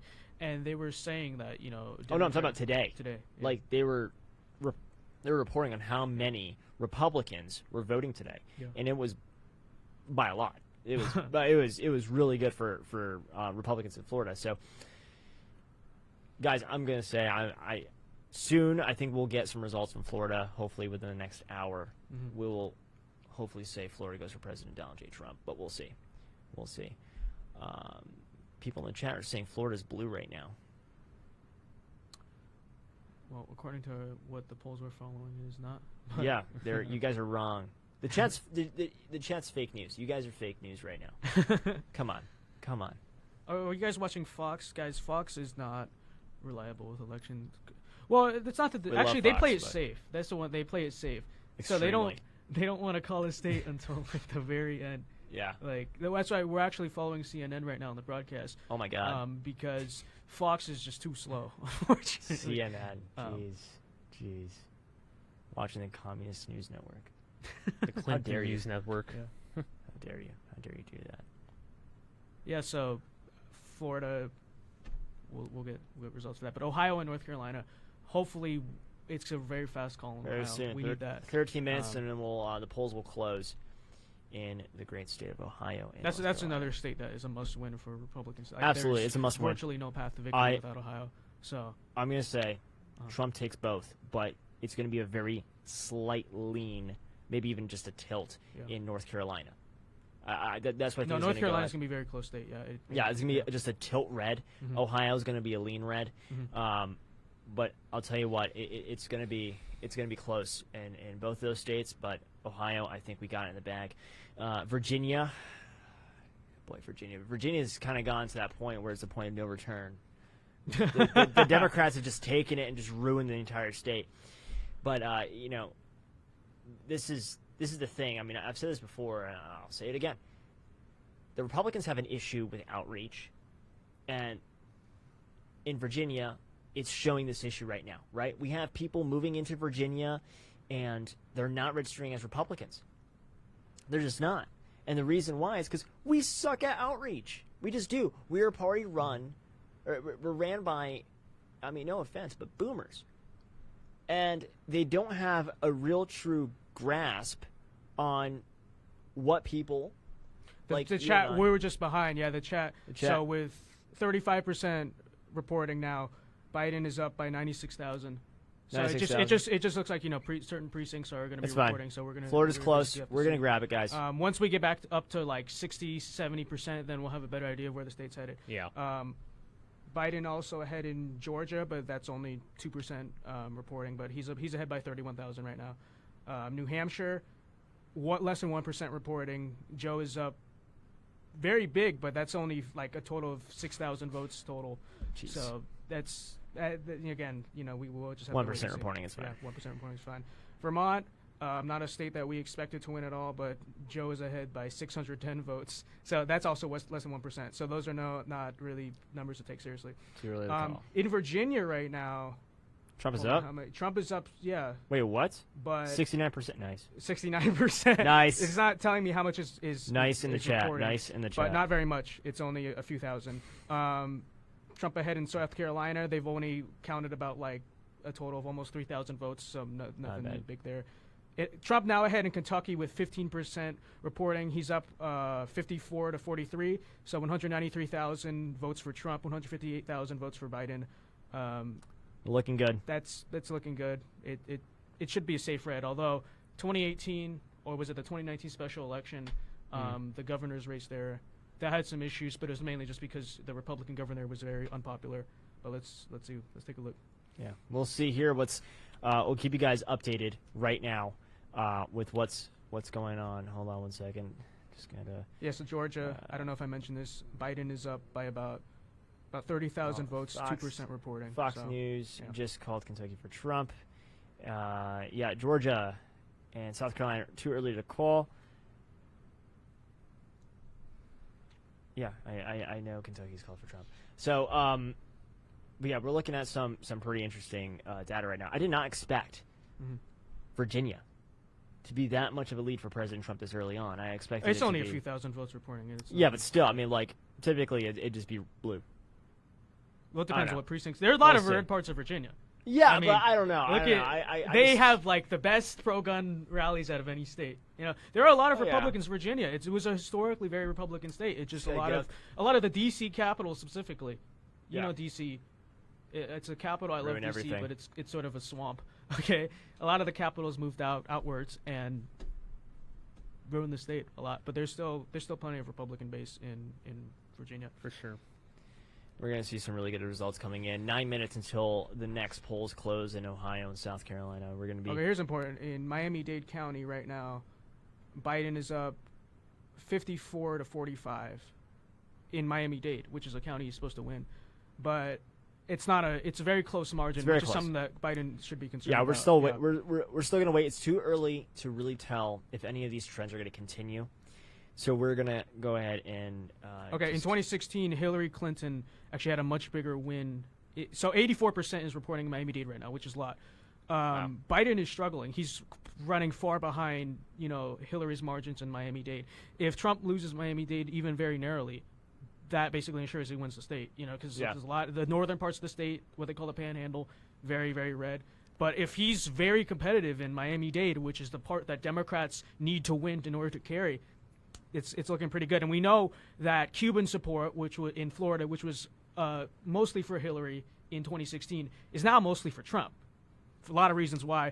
But without the Cuban vote in South Florida, really you don't see a path for Joe Biden for victory. No, Yeah. Cubans are going for Trump. I'll tell you what. I mean, we're seeing Latinos in Miami-Dade area just excited to vote for President Trump. I mean, Trump was just there statewide, recently. Trump just took the lead in Florida. Trump just took the lead in 28,000 votes. Florida. He's up 49.9 to 49.3. So See how 0.6% crazy that lead flips in around? Florida. Yeah. See how crazy that is? Oh my gosh. Why does Florida have to always come down to like the last three? It's always votes? Florida. Florida It's screwed up always the Florida. election in 2000. We have the same problem with Florida, and it's always which county? Broward County. Broward County always screws everything up. But it's fine. It's fine. It's fine. We love Florida. we love Florida as Yeah. long as you vote red. But it's looking pretty good in Florida. But it's too early to call still. How much is reporting right now in Florida? Okay, Trump's lead expanded by a little bit. He's 50 to 49.1 in Florida. Wow. That's reporting right now. And he's taking 50.1 now. Yeah, 50.1. Can't stop the Trump train, guys. You cannot Should've known. stop. It is going fast, I'll tell you what. So, but soon we have a guest joining us. shortly before, maybe a little bit after these polls close. It's with James Klug. He'll be joining us Klug. He'll be joining us very shortly to talk about Antifa and his predictions for tonight. But we're seeing some pretty excellent numbers, guys. Excellent numbers. Everyone's asking, what's up with Florida? We've been talking about Florida. Mm-hmm. We've been talking about Florida. It's looking great. It's phenomenal. Okay? It's still a lot to be counted. We'll have to see. A lot to be counted, but so far... So one point of concern is that Biden is leading in Duval County, which is where Jacksonville is right now. Very suburban heavy. Yeah. He did win that in 2016, so that's interesting to see. Yeah, because 75% is reporting out of Duval County, and Biden has a few point lead there, which is interesting. That's actually that might be pretty reflecting sort of the Trump losing the suburbs sort of argument that we're seeing. But we'll have to see. To a certain extent, I mean, we'll see. But all right, Florida's But, looking pretty okay, good. We still got the Panhandle, though. Yeah, here's a good part for you. The whole Panhandle is basically not reported yet, and the Panhandle is what's going to carry it for Trump. Oh, absolutely. So if he's doing decently right now without the Panhandle, then we'd expect the Panhandle is going to push him over the top there. Absolutely. But we'll see. Good thing about Florida, we will know by the end of the night who won the state. Oh, yeah. Yeah. At least Yeah. Florida will know it, except for in 2000 where we didn't know for like 2 weeks. But, jeez, Palm Beach County is looking pretty good. Wow. No, it's only like a few votes. Oh, well, it's getting it. But we'll see. We'll see Florida coming up soon. Hopefully, we'll get some more results, more in depth, especially for the Panhandle. I'm really curious on how that's going to look and how much of a boost it's going to give President Trump this year. Uh-huh. I really think he's going to take it. I think he's got it in the bag, to be honest. But Florida will go red. I'm going to call it right now. I'm going to call it right now. No, don't use the word call. You're going to confuse people. No, Okay. I am personally, as a human being, going to Okay, say... so we are not calling. The broadcast No, is the not broadcast calling. is not calling Florida yet. Yeah. I personally, my own opinion, I believe so. Jeez. This Well, is going let's to be a see. long night. I'm looking at our the gubernatorial race and the Senate race in 2018 in Florida as sort of the sneak peek for what the victory we're going to have over there today. That was a really interesting compared to the rest of the country. Florida was the most interesting election in 2018, the midterms, because everywhere else had, a lot of Democrats taking seats. Not Florida. Florida did pretty well. I mean, and even Ted Cruz almost lost. Yeah. He almost lost to Robert Francis O'Rourke. I mean, we don't call him Beto on the show, by the way, Vince. Beto's a stupid name. Call him Beta. It's not even his name. Beta O'Rourke. Beta O'Rourke. You can take your guns. But, yeah, wow. Okay, do we have anything else from Georgia? Georgia's a possible state that I want to take a look at here. So Trump up right now in South Carolina. Very little reporting, but he's up by about 30 points, but it's only a few thousand votes, so we'll have to see about that. Same thing, Vermont up, Biden's up by twice, but again, only a few thousand Yes, votes. Vermont. Counting, less than 1% reporting. We'll give him the 3 electoral votes. That's fine. But yeah, next polls will be closing at 7:30. 3 minutes. Eastern time, so 3 minutes from now. 3 minutes, we'll get some good Very news, interesting. hopefully. 2%, only 2% reporting still, but Trump has a huge lead in Virginia. But I believe that the more red areas of Virginia report first, so that's probably going to be wiped out very fast. Okay, we'll see. In Florida, we now have 50% reporting, and Trump is up 50.2 to 48.9. You kind of see a little bit Biden's leads sort of taking, not lead, but the Trump is starting to gain more and more. You know what's interesting, Vince? we'll Fox see. News is calling stuff before CNN right now. Really? Yeah. So I should change my. I don't know. what I I'm mean, keeping an eye Fox on, News right? is calling Virginia already for Yeah. Biden, but I don't know about that one. I'm not gonna follow Fox with that. But they've already called it for some reason. Oh, they've called Virginia, but it says on here Trump's ahead. Okay. No, Fox they're News, just arrogant. It's gonna happen. They need a new guy. He's fired. He's fired. All right. Yeah. South Carolina's looking pretty good. Georgia is a little bit blue, a little bluer than I like it to be. How much is reporting? Only 4%. 4%. Okay. But we'll see. We'll see. We have 113,000 votes counted in the state of Georgia. Biden's at 53.4%, Trump at 45.5%. But we'll be seeing some more news from Georgia soon. Indiana's not called for some reason on Fox News, so they're being laggy there for some reason. But I'll tell you what, they've called Vermont already. We're not going to call it yet, though. Let's wait a little bit until we do that. New Hampshire is okay. 1% reporting New Hampshire. We're at 65.2% for Biden, for Sleepy Joe, and for the Donald, we're at 32.7%. Too early to call. Way too early to call. We're only at 1% reporting, but soon, in 1 minute, we will be seeing some more options coming out when it comes to checking out these polls and all this polling data. It should be really good, I think. It should be really, really good. But let's see here. All right, here we go. So, what happened to my page? What you got? Sorry, I lost it. What'd you lose? I'm pulling up the states that are reporting right now. Yeah. Let's try to get some Senate. I want to go ahead and touch on some Senate seats as well. We'll do that later tonight. We're anxious about the presidential race right now, Joe. Okay. No. No, tell us how it's doing.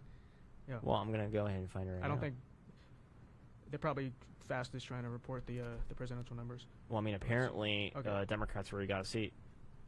So the second polls will be closing in North Carolina, Ohio, and West Virginia. We can assume West Virginia will probably be called the second that polls close. Ohio, North Carolina, definitely is going to have to wait. It's going to take a while. Yeah. But those are must-win states for Trump. Ohio seems to definitely have been trending. It used to be sort of a swing state. Trump won it by 8 points in 2016. So it'd be very surprising if he loses. If he does lose, we're screwed, basically. Yeah. But I would say it's a likely Republican state. North Carolina, on the other hand, that's going to be a much closer state. Well, the polls just closed right now, so we should be seeing some results coming soon. Some drum roll. Drum roll right here. Should be good.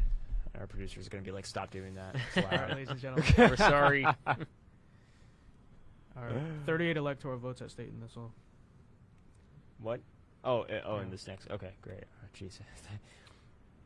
All right, so all states are too early to call. Right No now. way. Yeah. Dude, it's Ohio's but it's too been early to 45 call. seconds. North Carolina's too early to call. West Virginia is currently considered too early to call, but we're going to expect. Let's be honest. It's probably going to happen. Call West Virginia. But there you go. All right, we're looking here. South Carolina, President Trump is leading 73% of the vote with 1% reporting, and still. Those, I mean, we don't want to mislead you guys. Those are basically throwaway numbers until you get at least like 35% reporting.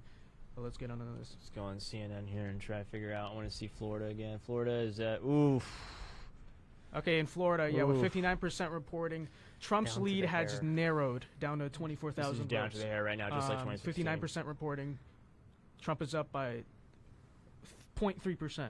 So 0.3. Yeah. A little bit concerning is that Florida is close. Now, we expect Florida to be close, but if we really want to go into the later states of the night with confidence, we'd want to see like a multiple point victory in Florida.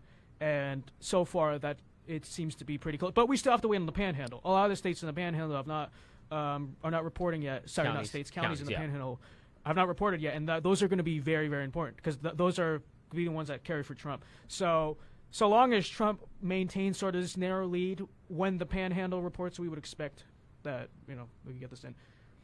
So with only 4% reporting in Georgia, Biden is up by 15,000 votes. So that also looks like it's gonna. I mean, it's only 4%, but it looks like it's gonna end up being kind of close, which is some grounds for concern, right? You want to a little bit. We'd still expect to win the state, but you would want to get very decisive victories if we're going to go into the Rust Belt and basically flip it again, right?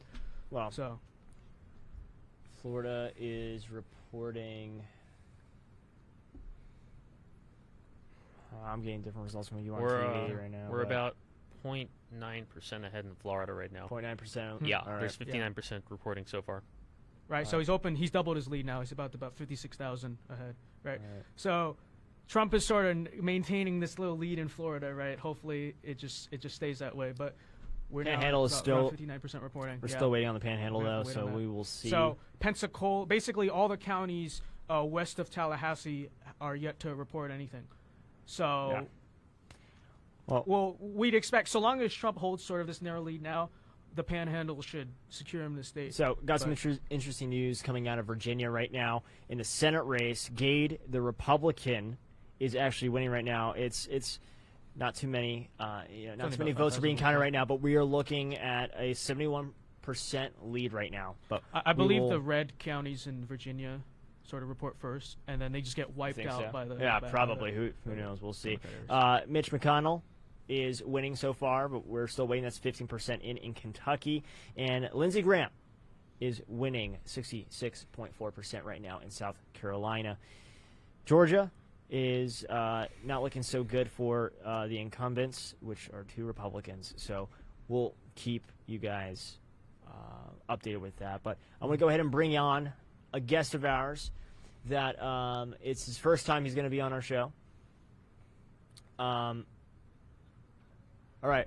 Having a little bit of technical difficulties, Yeah, but I we'll bring him believe on shortly. I believe Biden has now jumped slightly ahead in Florida. I Biden's just lost taking the graphic. Florida. All right, let's But- go ahead and take a look here. It's President. just going to be a really. It's probably just going to go back and forth when we get start. It is going gonna keep going back and forth. That's the thing. That'll really Yeah. tell us.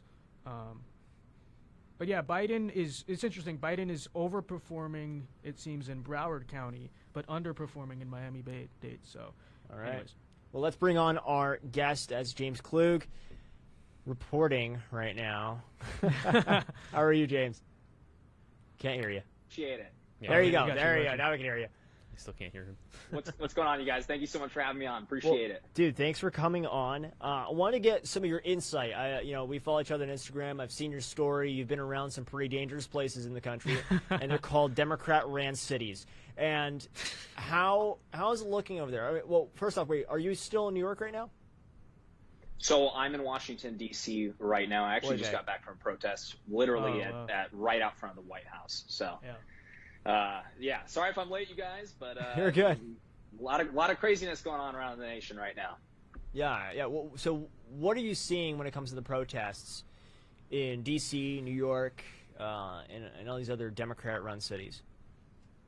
For sure. Well, one thing, we're already seeing banners, ads for Antifa, BLM, other far left-wing groups that are literally saying for tonight, not even just tomorrow, because there's ads already out to go riot and protest tomorrow. Yeah. But it's happening tonight. They're saying, these far left groups are saying it doesn't matter who wins, we're doing this anyways.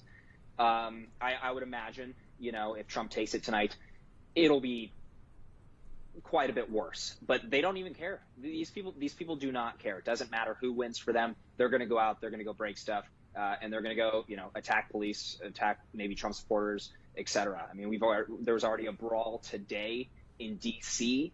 that I just got back from, right outside of Black Lives Matter Plaza. For any viewers watching, it's actually called that, so don't get mad at me, okay?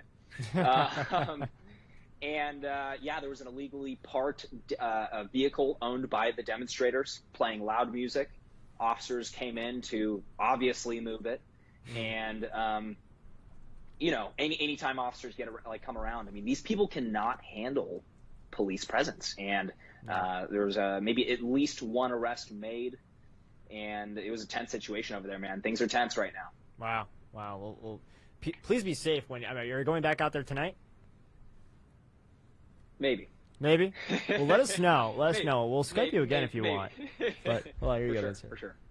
Yeah. So James, you've had a lot of interactions with the Antifa people, we'll call them. So tell me, how are they really seeing this election? What exactly are they protesting then? Because they're rioting over, I should say, because if Biden wins, they're also vowing to do the same thing. What are they doing at this point, other than frankly causing chaos? Because I don't understand what exactly are they even doing at this point. It's just. I mean, yeah. Sorry, I cut you off. What were you saying? Go ahead. Yeah. All right. Well, first, Vince, just gotta say, big fan of your work, man. Fantastic Thank work. you. You too. Thanks, man. Appreciate it. And no, I mean, it's a fantastic question, and I think it's something that a lot of people are kind of confused about, because the left ultimately, I mean, when we're talking about Joe Biden, some people may see him as sort of a moderate candidate, but Kamala Harris, she is far left. She supported the Green New Deal, which is obviously borderline communist deal,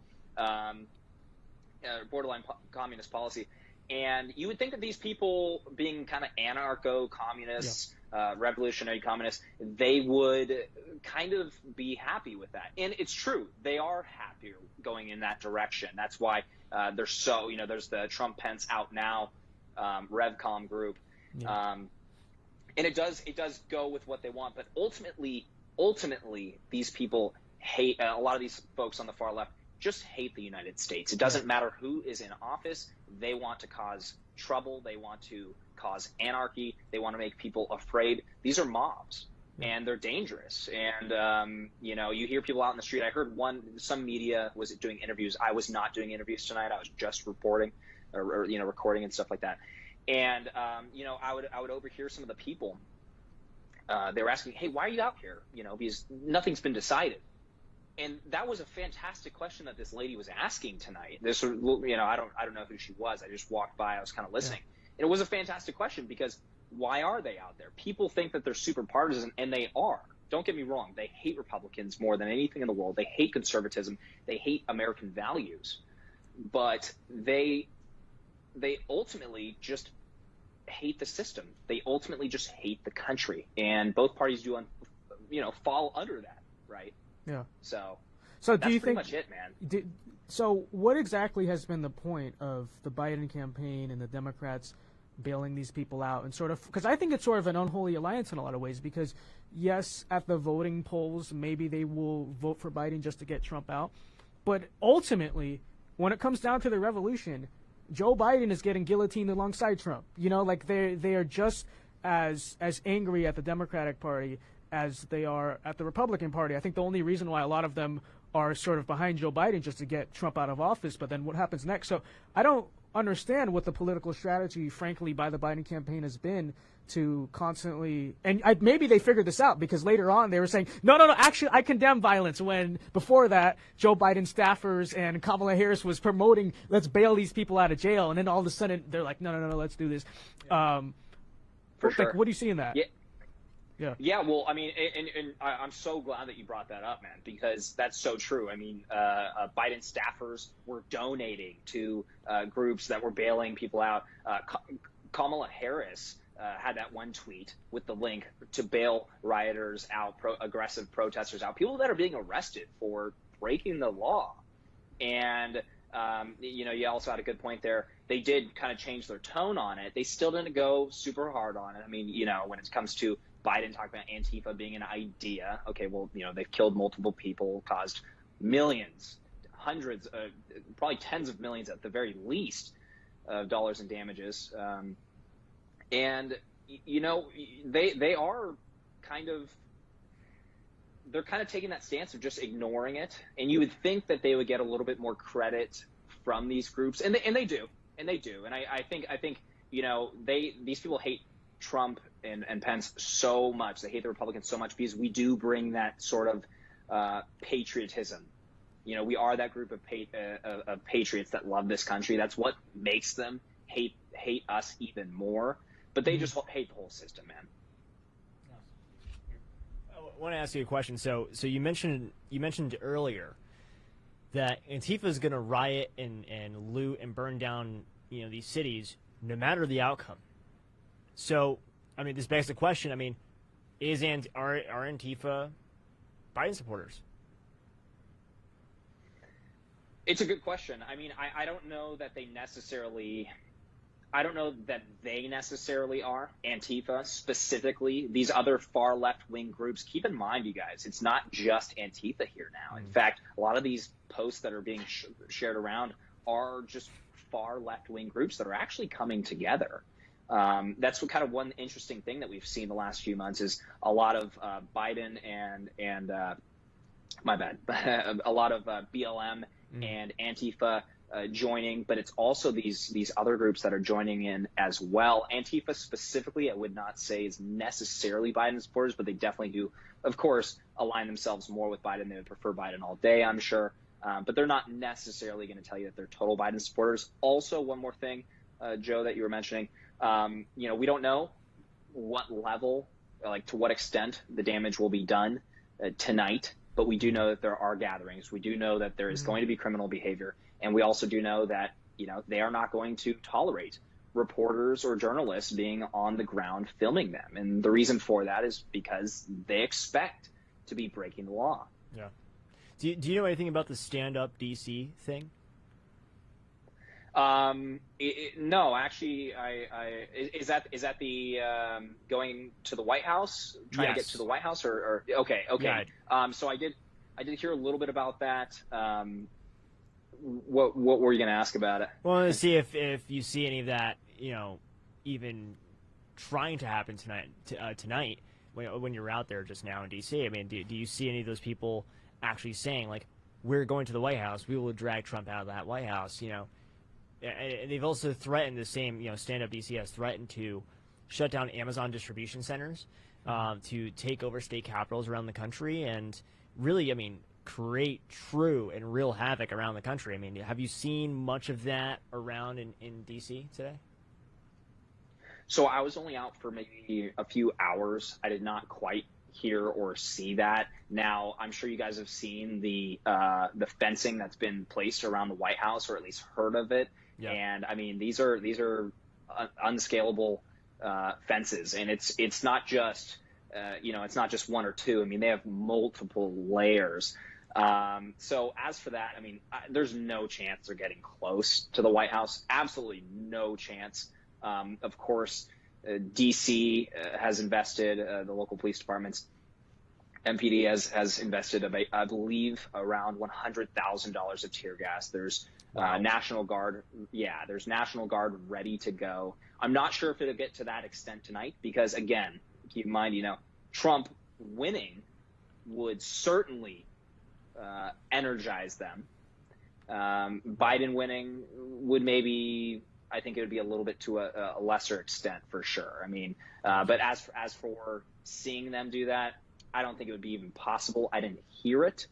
But you guys, these people literally believe, like I've talked to a handful of them, and they quite literally believe, like down to their very core, that Trump, even if he does lose the election, he's not leaving the White House. Mm-hmm. All of their beliefs are based in either conspiracies or just straight up lies. Well, I hope you stay safe tonight. Let us know. Keep us updated. Maybe we'll bring you on later on tonight. We'll see how our schedule looks like to report from the riots. But please be safe, James, okay? I will. Guys, thank you so much for having me. Really appreciate it. Big fan. Thank you for coming. So we're getting some more results here, some more polling results here. It looks like Trump has regained the lead in Virginia, as per CNN. We'll see how long that lasts. It's only 2%, but it's pretty good so far. Actually, Biden's still ahead in Florida, but I want to quickly talk about, before we get into some of these results here, but I want to quickly talk about Antifa and what's going on in D.C. I mean, he just said that the D.C. police really is preparing for this, and they've spent over $100,000 on I think he said tear gas canisters.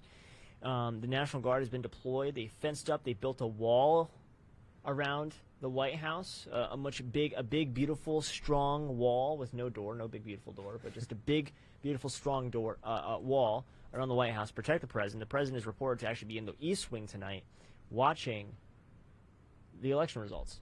So it's pretty interesting. But we'll see what happens tonight. We have some other people coming on, telling us more about Antifa, telling us more about their experiences, especially in D.C. D.C. is going to be probably the biggest and worst out of all the country. I really do think so. Yeah, guys, just want to interrupt. So Florida is looking kind of concerning, right? So 79% reporting. Biden has about a 0.8% lead right now. So obviously the entirety of the Panhandle still has to. Their polls actually there have not closed in a lot of the Panhandle. So we'll have to see. But regardless, it's looking like the idea a lot of us had that Florida would go more ruby red than just red is not really going to materialize, which tells us that this is going to be a really close election, which I did warn you guys about. You did. We are up against everything. Yep. Okay, we are up against the entire establishment, but this time they're trying. Okay, 4 years ago they did not try. This time they're trying. And so Trump put his best foot forward, but this time the media, the establishment with much more money, much more power and influence is also trying. So it's gonna be a really close election regardless, I think, especially if Trump ends up being the winner. But like I said, it's looking right now like the the landslide scenario for Trump is not going to materialize. It's going to be a very close election. It's looking like. We'll see. I mean, we're still waiting. We don't have that many states right now that we're calling. But Fox News, I guess, has called that Mitch McConnell will win re-election. Mitch McConnell will win. The Democrats were kind of Good for optimistic about that. Maybe they could get him out after the 2018 or 2019 gubernatorial race. Not happening, ladies and gentlemen. Not As I happening. said, it was a fluke because that Republican governor there was very unpopular. Let's be honest. Fox News projects that Mitch can't- McConnell will hold a seat. You can't beat the Mitch.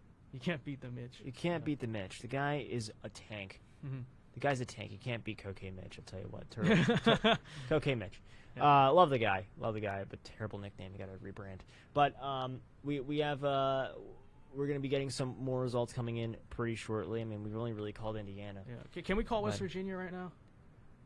I believe Fox called West Virginia already. Fox called West Virginia. Let's wait a little bit here.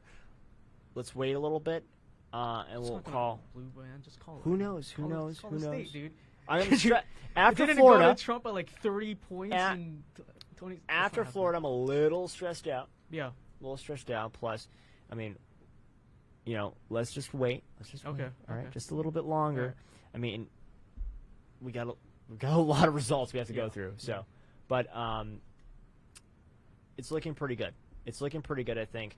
Florida, definitely concerning, but the Panhandle has not come out yet. Yeah. So we're just waiting on the Panhandle, and we'll see full potential of the silent majority in Florida. 10 minutes, 8 p.m. Eastern, a bunch of polls are going to close. So we're going to see poll closures in a bunch of different states, but Florida, we're going to get some more calls there. Yeah, the Panhandle, yep.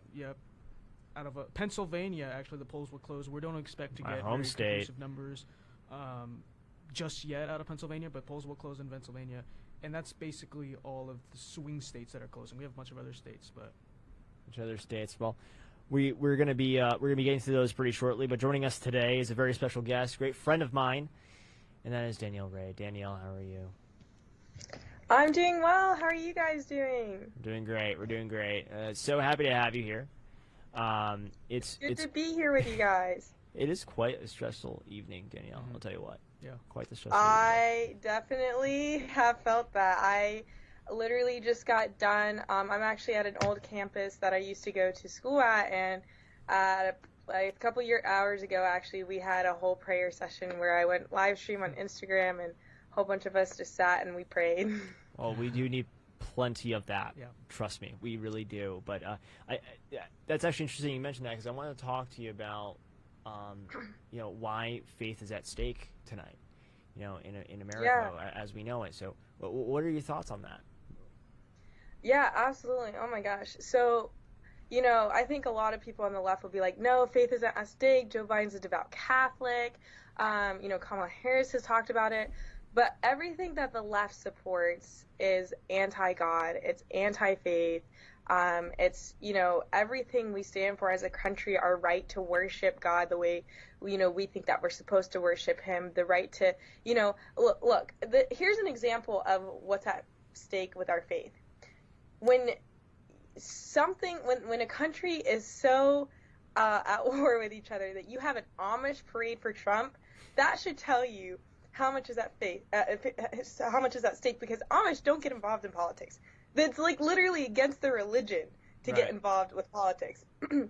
But even they've realized that the left is against our faith. They are fighting against our rights to worship God. They are fighting against our rights to be able to live the way that we believe we're supposed to live. They're supporting all of these, just look at like what the LGBTQ community wants to do to the Christian community, to the Jewish community, whatever community it is. They want their rights to trump our rights. And to ignore that is to be completely ignorant and blind. We can't ignore that. No, I mean, I agree with you. I mean, we have a lot at stake, including faith, this election.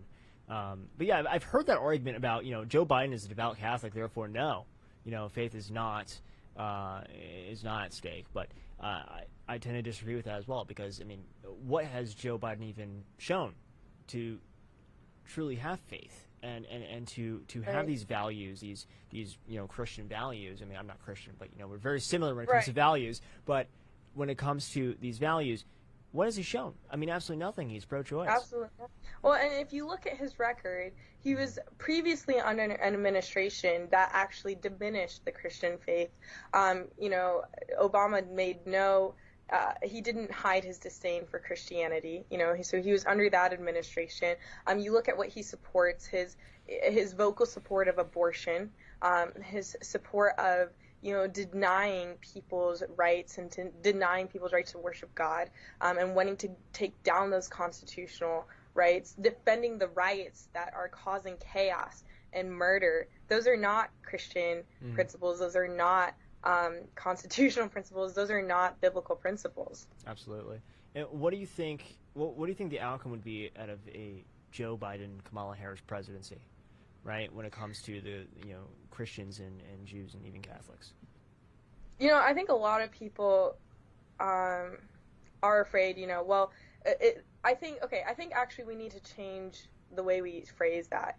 I think if Biden wins, it's not going to be what's the outcome for Christians. It's going to represent where a country is already at, right? Yeah. Our culture has already turned against our foundational biblical principles, Judeo-Christian values, right? Sure. Our country has already forsaken those, and I think if Biden and Kamala win, that's going to be evidence for that. If they do win, they will attack those values. They've already shown that they want to attack those values, again, by supporting abortion, by defending the riots, by talking down on churches, right? Mm-hmm. They've already shown they're going to attack those values.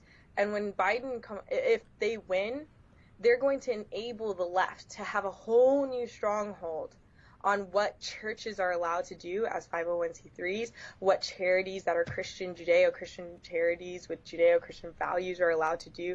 They're going to be attacking all of those rights. And I think if they do win, then churches need to get ready to stand their ground, because we're going to have to stand, Jews and Christians especially are going to have to stand like we've never had to stand before, because we're going to enter a new time of persecution. I mean, we're seeing, when it comes to Jews in America, we're seeing, look at New York right now with de Blasio and what he's been doing. He's been treating the Jewish population there tremendously terrible, to be honest with you. And same with Cuomo. It has not been good. Where Democrats are in control, it is not good for the Jewish community, and it's definitely not good for the Christian community either. So I think that we're going to see. I really don't know. I think we're going to see some really interesting results tonight. I hope that the silent majority wins. Obviously, we'll win tonight. I really do hope so. But Vince, you got anything there? I'm just watching results right now. Just watching results right now. Yeah, it's been really stressful here, Danielle. Danielle. Thank you so much for joining us today. Thank you guys for having me. Of course. All right, we'll see you next time. All right, see you guys later. We have some news from the great state of Vermont. Vermont, unfortunately, is going to be called for. For Joe Biden. For Joe Biden. More important news: Trump is now ahead again in Florida by just 18,000 votes. So it's just swinging. You know? But 81% of the vote reporting in Florida, it's going to come down to the wire. That's just what we have to be ready for. It's going to come down to the wire. It will really come down to the wire, honestly.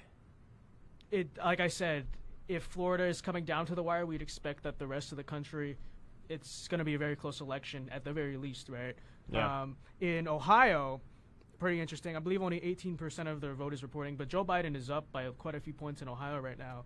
And apparently Trump has been struggling in a lot of Midwestern suburbs, which is interesting because he won them. That was a big thing that carried him in 2016, was those Midwestern suburbs. It's interesting. Joe Biden seems to have made somewhat an effective appeal so far. We'll see how it holds up. It's only about 18 to 20% reporting in Ohio right now, but that'll be something interesting to follow throughout the night. We'll see. Is the suburban factor, which I think is really interesting. Because with all the lawlessness that has occurred, you would think in a lot of ways that the suburbs would go more to Trump this time around than less, right? Yeah. But like I said, a lot of it depends on whether the American people really see Trump as an incumbent, you know, because like I said, there's two ways to look at it. There's a traditional way, he's the current president, he's an incumbent. But there's the other way to look at it, which is he's sort of the challenger to the institutions we have. So it's going to be something interesting to follow. One thing, yeah. if I may, just going off what you said, one thing that annoys me is how the left constantly tries to have Americans convinced that, because of Trump's demeanor, or because of some imaginary policies, I guess, that they're trying to claim that he has that go against suburban women, that they're going to turn against him, they're not going to support him. And I just think it's absurd, because when you think about it, you know, it's not just suburban women, but anyone in the suburbs. Yeah. Why are they there? They're there because they want to raise a family in a safe environment, and so that they can go to good schools in, you know, a safe area. And you look at what the left has done. What have they done? They've closed the schools down in those areas. Mm-hmm. Those areas that are the suburban areas that are close to the cities that had riots, they're under potential threats whenever that occurs. And quite frankly, it can even happen the minute a Biden presidency might be declared, if it happens. Yeah. Mm-hmm. And I think if there's anything that suburban women care about, no matter what side of the aisle they're on, it's the safety of their family. Mm-hmm. Yeah. And they know, no matter how much they might not like Trump, if that's the case, they still know that Biden is not going to be the law enforcement candidate, but Trump is and has been. And that's the bottom line. I think they are going to still support Trump, or at least not support Biden. Well, here's the thing. I mean, Democrats have done a very good job of blaming these riots and blaming coronavirus closings and the economy on Trump. They've done a very good job marketing that message. So that's what we're going up against. Is honestly, Democrats have phenomenal marketing when it comes to this, and they've succeeded. And I think that's why we're seeing suburbs right in the Midwest. You know what I think part of it could be, and the polls can close subsidies really fast. Yeah. Is in a very chaotic year, because Joe Biden is so weak and non-threatening. Yeah. Sort of a calming figure. Something else to consider. But 16 states polls are about to close right now. 16 states. Now it's going to be really exciting. It's going to the next level. Wait a Let's do this. All right. All So right. let's follow right now. All right. So we can call Massachusetts. No surprise there for the state of Joe. For the state of Joe Biden. The state of Massachusetts for Joe Biden. I did a Joe Biden there. Joe Biden will carry Maryland. We can project. Pretty safe call there. Nothing out of surprise. He will win his home state of Delaware. No way. No way, right? No. Actually, This could you impossible. imagine if he lost his home state? That'd be terrible. And a D.C. probably going to like 90% to Biden. I would guess the final probably. count, there you go. Projection for Trump. Trump will carry the state of Oklahoma. Oh, yeah. Oklahoma, No surprise there. guys. They turned out for President Trump. Thank God. Thank you, Oklahoma. Oklahoma is to President Donald J. Trump. According to New York Times, we are calling that officially that Oklahoma goes to President Donald J. Trump. Mm-hmm. And all these other states are too close to call right now. I mean, we have a good idea of where they're going, but let's play it safe, right? Yeah, So, we're playing it safe for right a little now, bit here. We got according to us. Biden is up by a little bit. It's still early. Yeah, it's early. It's early call. Got It's all up the right now. safe states. Big deal. Yeah, he just got a bunch of safe states. He's going to be above, you know. Mhm. So I mean, we'll see. So this is Biden with 28% reporting in Ohio. Biden has a huge lead. He's up by 370,000 votes right now in Ohio. It's impossible. With 28% reporting, which is interesting. Yeah. All Okay, right, look. Georgia. 10% reporting. He's ahead in Georgia. Again, we'll have to. It's just a percent. I believe Georgia might be another state that counts their mail ballots first. So, All right. New Hampshire, 5% reporting. Biden is up, but 5%. So we'll toss it out. Yeah. But Disregard that one there. all right, but let's take a look at Florida. That's the state we're really looking at. So Trump now ahead by 11,000 votes. So it's 49.6 Trump, 49.4 for Biden. This is so Very, narrow. very close. 82% reporting. So that's gonna.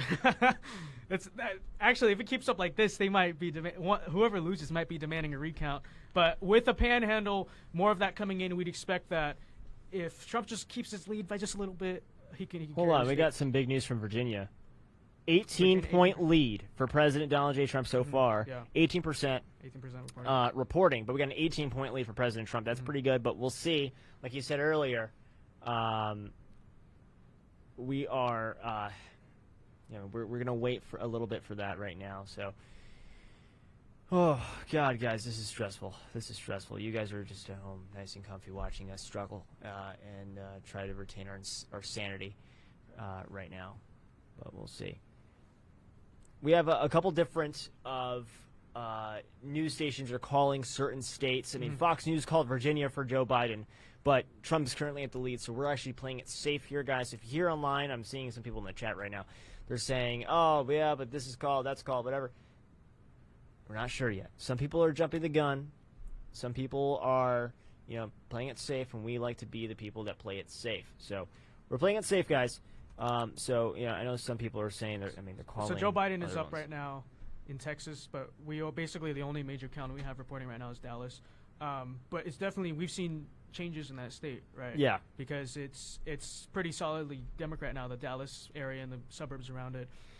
Californians are really ruining that state. Yeah, that's the thing. Yeah. I mean, when people say "Don't California my Texas, don't California my Arizona," like we're not joking. Like it's Californians are coming in, and and the reason why they're escaping California is because of the high taxes, the low opportunity, and all these sort of things, right? Who could blame them?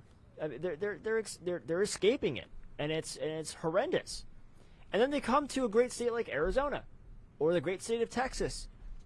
And they continue voting for the same people, the same type of people that are implementing these same stupid policies. It's going to put them right in the same place again. And then where are they going to go? It just doesn't make sense to me. Like I really can't wrap my head around it. They don't learn. They don't learn at all. I really think it just shows they really exhibit the trait of either selfishness or ignorance. And I will say selfishness occurs often. I mean, we have an interesting whoa, my page just refreshed by itself. We have an interesting factor here. Let's see here. Yeah, Texas so far, Sleepy Joe's taking the lead. That's not, it's very little reporting. President Trump is still taking the lead in Florida by 0.2 points, so we're still waiting on that. Yeah. Georgia is a 1% lead for Joe Biden. So we're still only 10% is reporting, so it's not a big deal. South Carolina is Biden right now, 53.2%, 45.8%. That's only 5% reporting, so we're not going to call that one yet. That report first, yeah. North Carolina, so far, very good for President Trump. Only a few hundred votes. Yeah, only a few hundred votes, but we're looking pretty good. Virginia is holding good for Trump right now. That's interesting. This is actually really interesting. I, again, like I said, I believe the Republican areas in Virginia call first, but just a small update. Yeah. The President Trump's lead in Florida has just widened a little more. Right. He's leading by 0.6% more than Joe Biden, and 86% of the results are in so far in that state. We're still waiting on Florida. Florida, please pull in through it for us. Yes. Pull through. You got Come this. on, we love you, Florida. I believe in you, Florida. All right. But yeah, there's definitely a Gosh, Fox News is calling a lot of states right now. I mean, a couple of these we can call pretty safely. Yeah. So when it comes to Mississippi, that will go to President Donald J. Trump. We're officially calling that for President Donald J. Trump. The great state of Mississippi. Beautiful state. We also have the great state of Alabama. Sweet Home Alabama will be going to President Donald J. Trump. An official call from here in the studio. President Donald J. Trump. All right, Florida. So Trump's ahead by 65,000 right now, with 86% of the vote in. Yep. Phenomenal. So we'll have to see. But I would project that it only gets better at this point for Trump because it's those western counties up in the Panhandle that are going to be reporting first. Interesting. Trump's still ahead by 23%. I mean, with 23% reporting in Virginia, Trump is still ahead. By a lot. Yeah, by a lot. Yeah. By a lot. So we'd still project that. I mean, would assume that the Democrats would win the state. But it does reflect something interesting, which is that Virginia has usually been, in the past couple of years, it's been a moderately Democrat state. But the governor, ever since he got caught wearing blackface, has pushed very far to the left. Oh, yeah. And or it's a interesting to see, KKK outfit. We don't know which one. Yeah, but you have to wonder, like, one of the two. if that is pushing out some of the more moderate Democrats in Virginia. You know what I mean? Let me ask you guys a question. Yeah. So, Yeah. even if say the president doesn't flip Virginia, Yeah. right, and he probably won't, but say he loses that state in a smaller margin than expected. Yeah. Do you think that will have implications on the potential a future of the state of Virginia in terms of maybe becoming Republican for the next gubernatorial race? You know, we just Yeah. spoke briefly about Governor Northam with his blackface, and that's not even taking into account all of his destructive policies in that Yeah. state. I mean, do you think if President Trump narrowed the loss in that state, do you think it would have an impact for us in the So future? it's interesting. I think that in some more reliably Democrat states, and I don't think this has implications for the actual electoral college, Yeah. but I think in some more reliably Democrat states, you're going to see slightly more conservative voting trends than you've seen the past few cycles. Mainly just because there has been some talk, and it's not really substantial, but there's been some talk, oh, California's going to go red. Not going to happen, but just that talk might energize some Republicans who are usually more disgruntled. And on top of that, I think just a far left push in these states that maybe people in Ohio don't really see, right? People in Florida don't really see, but the people who live in these states, they see their state pushing so far to the left, and they don't like it. They're concerned about it. I think, frankly, people that live in blue states are more concerned about the push to the radical left than the people who live in red states and swing states, because they see it, they witness it, right? They feel it. In these other places, maybe the people in Ohio are just like, that's just a scare tactic. But in California, in Virginia, that's real. It's real. It's there, you know, so interesting. I like to call 3 states. Okay. So I like to call the great state of West Virginia. Country roads. Boom. Take me home. Take me home. Amazing. Thank you, West Virginia. You guys have been great. Another state I would like to call, let's see here. Go ahead and call the great state of Kentucky. Wonderful. Thank you, wonderful. Kentucky. Kentucky goes for President Donald J. Trump. West Virginia goes for President Donald J. Trump. Tennessee goes to the 45th President of the United States, Donald J. Trump. And as well as the great state of Missouri. Goes to Just a quick update. Yeah. Florida, the president is ahead by 1%. Whoa. And 87% of the results are reporting so far. So, Beautiful. What do you guys think? It's looking brighter and brighter? Is looking Florida? brighter and brighter so far, but we can't say anything yet, Joshua. I didn't say anything. I was just asking. Joshua you. Eminoff. No, but we're looking. We have some pretty interesting stuff here that's happening right now. I mean, like Fox News they called Virginia like a long time ago for some reason, but Trump is killing it right now in Virginia. Yeah, like He I is said, the absolutely blue killing areas it. are going to report later. They're going to report later, but right now he's killing it. But North Carolina murdering it, but I mean barely anything reporting. Yeah. South Carolina is where we get into some shady business right now. South up? Carolina, Joe Biden has taken the lead. Well, in much South is Carolina, granted, it is a 6%. Republican state, but that state in the Democrat primary was the reason that Joe Biden was able to stay relevant in that primary cycle. I mean, Bernie Sanders was annihilating him state after state. And then all of a sudden, South Carolina comes to the rescue for Biden, and that sort of just caused a wave for him from there for the primaries. And he beat Bernie Sanders after that. We know he's very popular with the black vote down there, Yeah. right? That's what carried it for him in the primaries. So, yeah.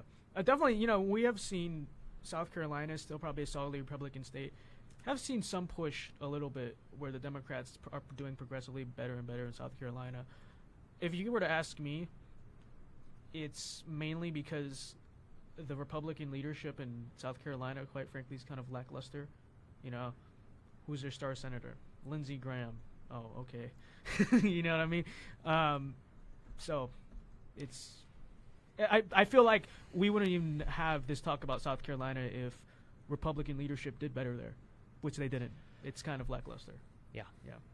Well, I mean, let's just give credit where it's due. Lindsey Graham was a staunch supporter of Justice Brett Kavanaugh during his confirmation hearings to become an associate justice in the Supreme Court.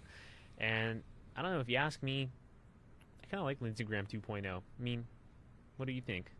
you guys should drop your thoughts below in the comments. Do you like Well, Lindsey Graham 2.0? I noticed that Lindsey knows, he figured out in about 2017 or so that, like, okay, I have to support Trump to get reelected in 2020, right? But well, I just want to mention one thing though. I think the absence of the former U.S. Senator John McCain from the Senate, I think, is playing a role in Lindsey Graham becoming closer with the president, because Senator McCain had tremendous influence in politics and was a friend of Senator Graham. So I would imagine that it wasn't just for for the sake of winning. I think he genuinely is trying to become closer with the president. But you were saying, didn't mean to interrupt.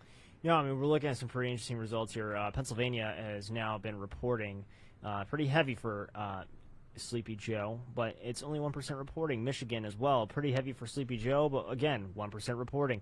Ohio is pretty heavy for Sleepy Joe, but again, this is actually 42% reporting. Joe Biden's taken a lead at 56.7%. President Donald Trump has taken an L, really, right now so far. At 42.1%. Let's see here. Yeah, Ohio is looking very concerning. Ohio's interesting, and you see, we're almost at half of the precincts reporting. Let's just wait. Let's just see. I'm not entirely sure what's going to happen, to be honest. I'm not entirely sure. Kansas, 30% reporting, 54.5% Joe Biden. All right, Texas, 23% reporting, 47.4% Trump. I believe 51. A lot of those 51. Republican states are probably counting mail-in ballots first, so take that into account. Yeah, I mean, there's barely any counties right now, so we'll see. We'll see, guys. Yeah. This is a lot of surprises so far. Yeah, We'll see. I mean, I wasn't sure how it would turn out tonight, but I always kept in mind, like I said, we're up against a lot, but I think the most important thing we're up against is history. If you were to simplify American elections to one thing, it's just stability. What's the state of the country right now? If it's especially incumbent party in general, but especially incumbent president, if the country's in a good state, he wins re-election. I'll let you guys know, President Trump just took a tremendous lead right now at a 2-point lead. Wow. In Florida. So that's the Panhandle probably reporting. The Panhandle is now finally reporting. reporting right now. We're at 89% reporting in. So we are looking pretty good in Florida so far, but let's keep a close eye on there. Right. Georgia is looking pretty good. 54% for President Donald J. Trump. 16% reporting. Okay. South Carolina, Joe Biden took the lead a little bit, but now we're back. President Trump is back with 49.7%. 7%. Reporting. North Carolina, only 1% reporting, but President Trump at 66.4%. Pennsylvania is not looking good for President Trump whatsoever. We're at 3% reporting. President Trump is at 16%. Well, it starts with Philadelphia, so you have to take that into account. So far, Philadelphia is counting, but they're not counting. They have not counted that much. They've only counted 9% of their votes. It's Luzerne County, Columbia County, Center County, Allegheny. Wow, I can't even. This is my home state. I can barely even say the freaking words. Allegheny County, Somerset. I mean, these are the really smaller counties. Lackawanna is going for Trump. My home county, which is where is it? Here it is. Lehigh County has not reported anything quite yet. Michigan is not looking too good for the president now. Michigan. Whoa, it's glitching out a little bit. I can't tell you guys. All right, Michigan. We got 1% reporting, and no, it's just about it's fine. It's fine. Joe Biden is ahead by 10,000 votes. It's fine. Kansas is freaking weird. I warned you about Kansas. I told you what Kansas is I'm weird. pretty sure it'll still hold for the Republicans, but there are a lot of Kansas is one weird state. This election is really gonna. All right, Donald Trump is coming back in Texas. Mm-hmm.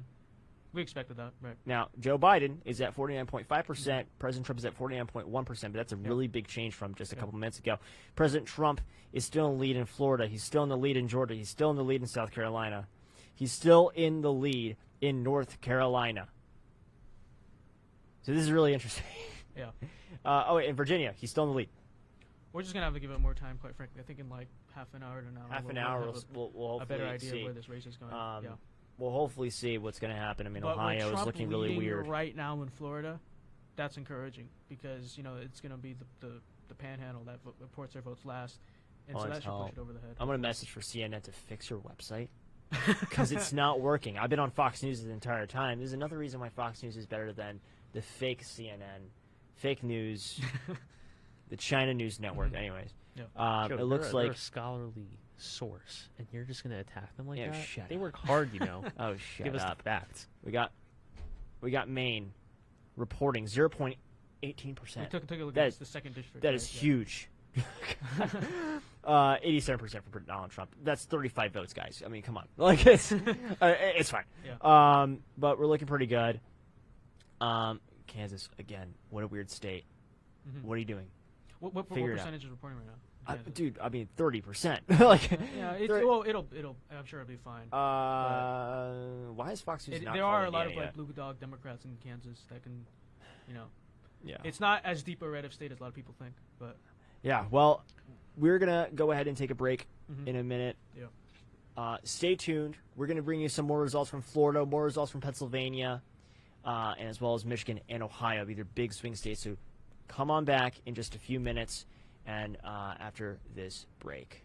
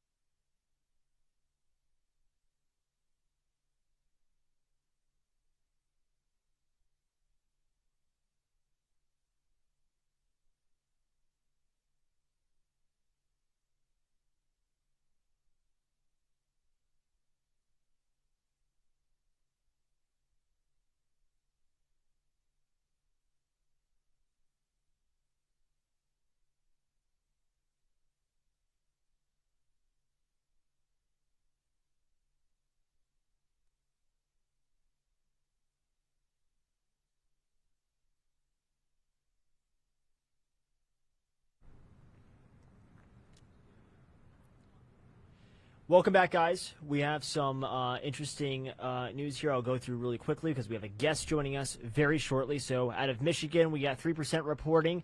President Donald J. Trump is taking the lead, 57.3%. Only 3% reporting, so don't get your hopes up quite yet. He's back in the lead in South Carolina. He's still in the lead in North Carolina. He's still in the lead in Georgia, and he's still in the lead in the great state of Florida. Is looking very close to being able to call for Trump, but we're not going to do it yet. All right, we're not quite yet, but I do want to introduce one of our great guests, Eric Early. Eric, how are you, sir? I am great. So glad to be on your show, guys. Thanks for having me. Yeah, so Eric, I was talking earlier in the stream about people in blue states, deep blue states like California specifically, and obviously you're, the congressional candidate running against Adam Schiff tonight.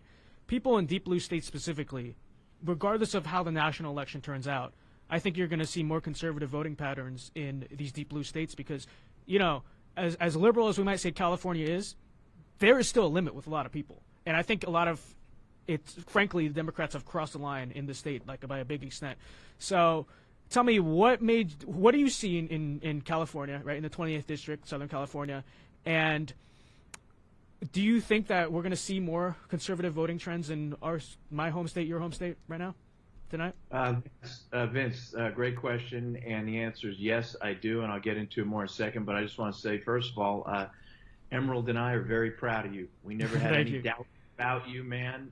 Look at you, you're moving up, and I don't even know how. I mean, I know you're young, but. Yeah.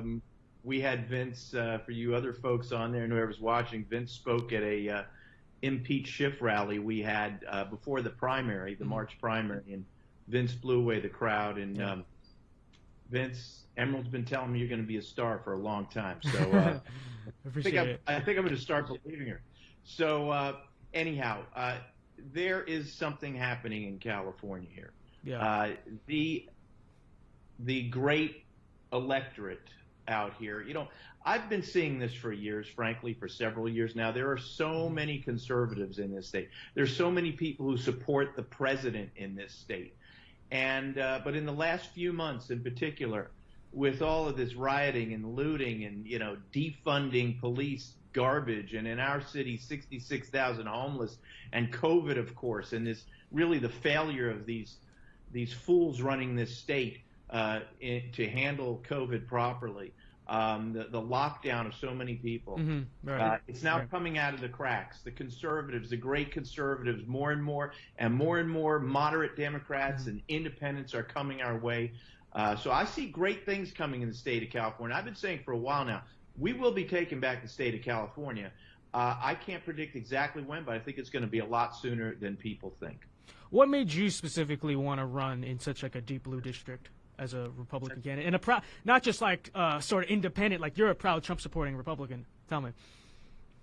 Well, I live in the district, and I love our country. Yeah.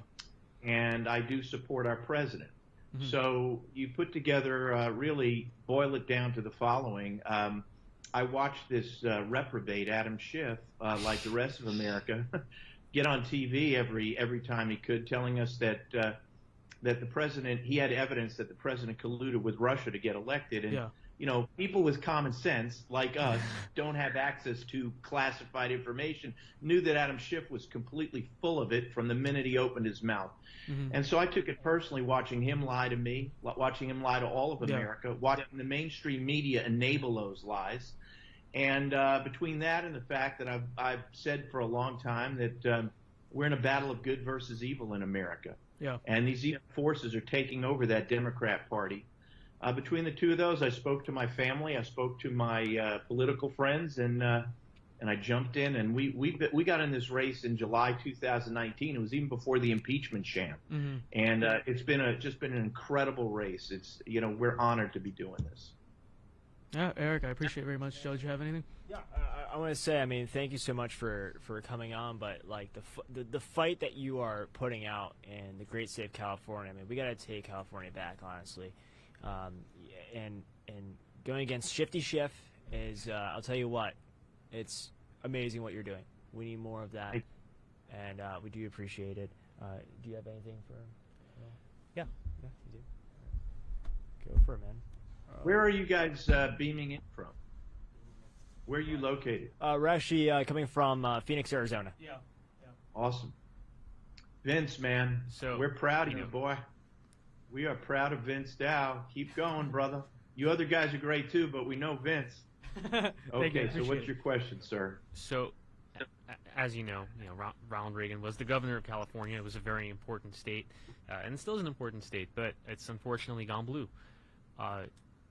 If we are to take back California, not just politically, but culturally, what is required of us as conservatives from in and outside of California? How do you think we could take California back? I'm going to tell you because it's happening as we speak here. We tell the truth. We're not shy about saying that we love America.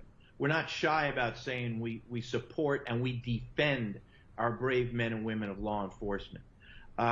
We're not shy about talking about the devastation these Democrats have done in our state. We're not shy about talking about this COVID lockup of this clown Newsom and this L.A. County Board of Supervisors and this worm that's our Governor Garcetti and this Schiff who's the worst of all of them, how they're destroying people's lives in the name of saving us. We point out what's going on here. People respect people who come out, tell the truth, and who actually firmly believe in what we talk about. And, just a couple other things I'll say to you.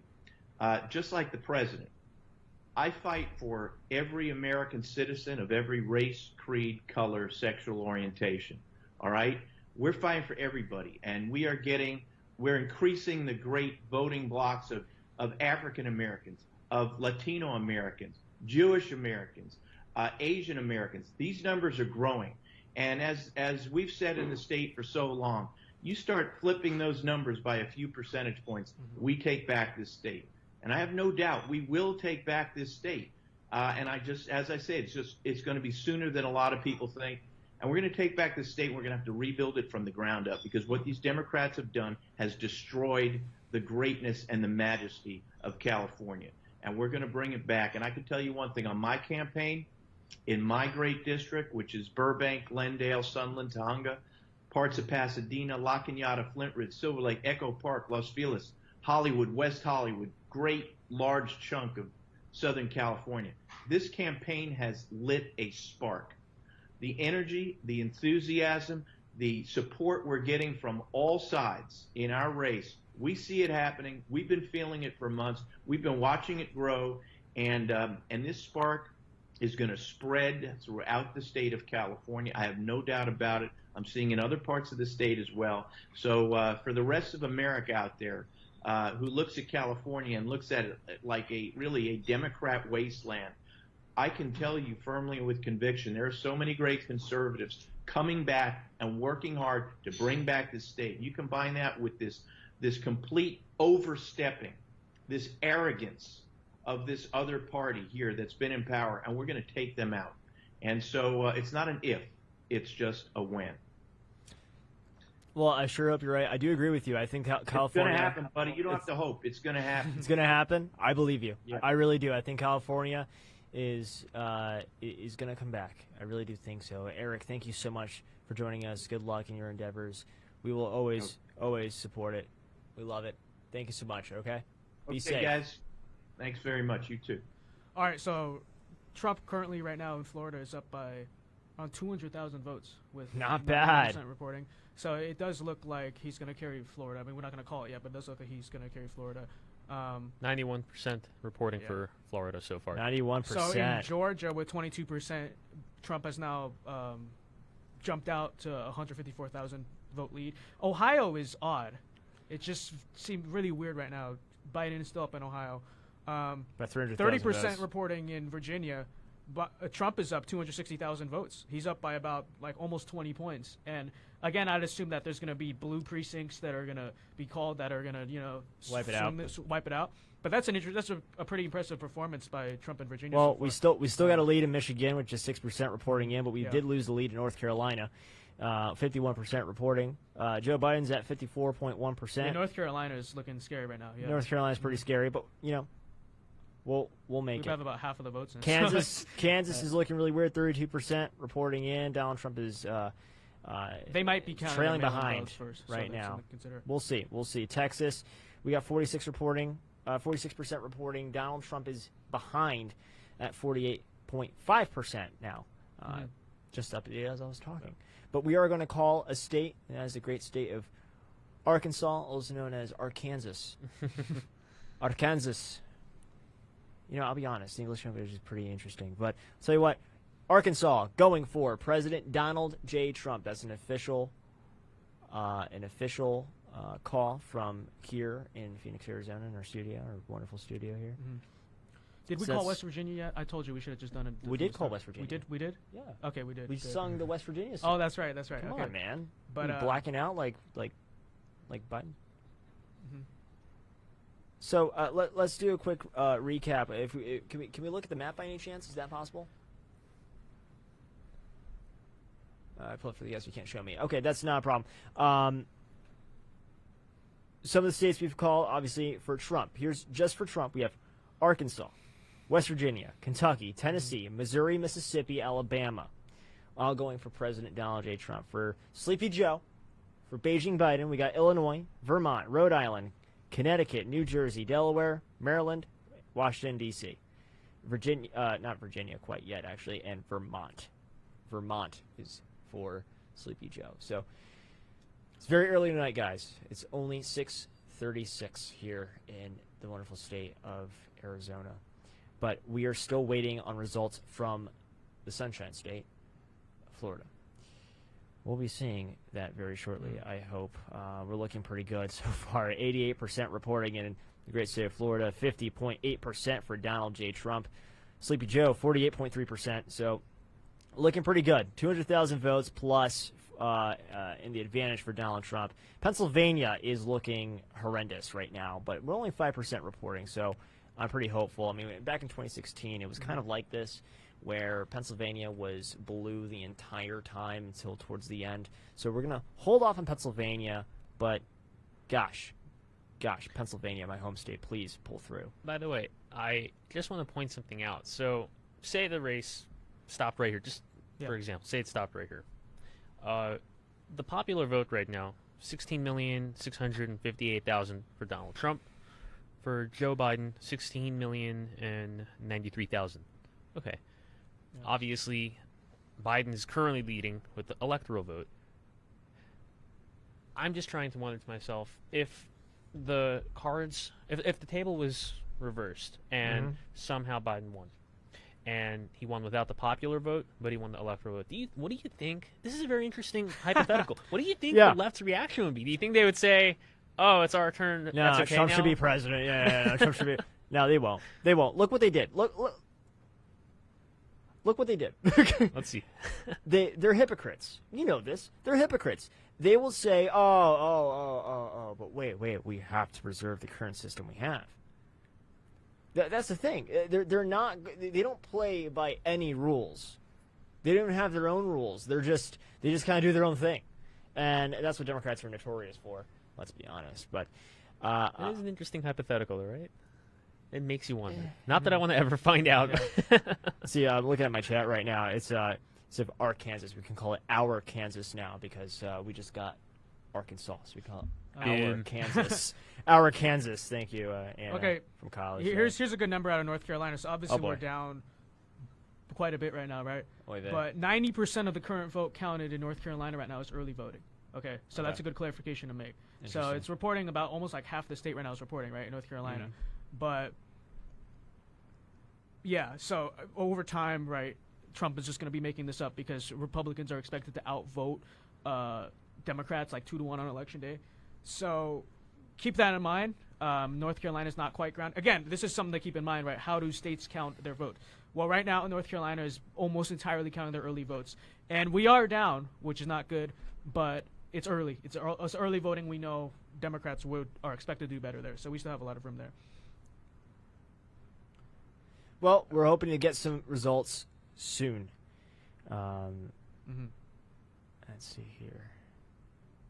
All right, let's see here. I just want to open this up real quick. Wow. Sorry. Yeah. All right. Ohio is really looking concerning. You know, because only about like 29% of the vote in Ohio is early vote. So, and Biden is killing Ohio for some odd reason, right? Because it went to Trump by 8 points in 2016. Oh, we're looking right now, 54% reporting in. Joe Biden is up. We expect the early voting, the amount of that's early voting to actually increase, not decrease. So Ohio it's a really interesting state.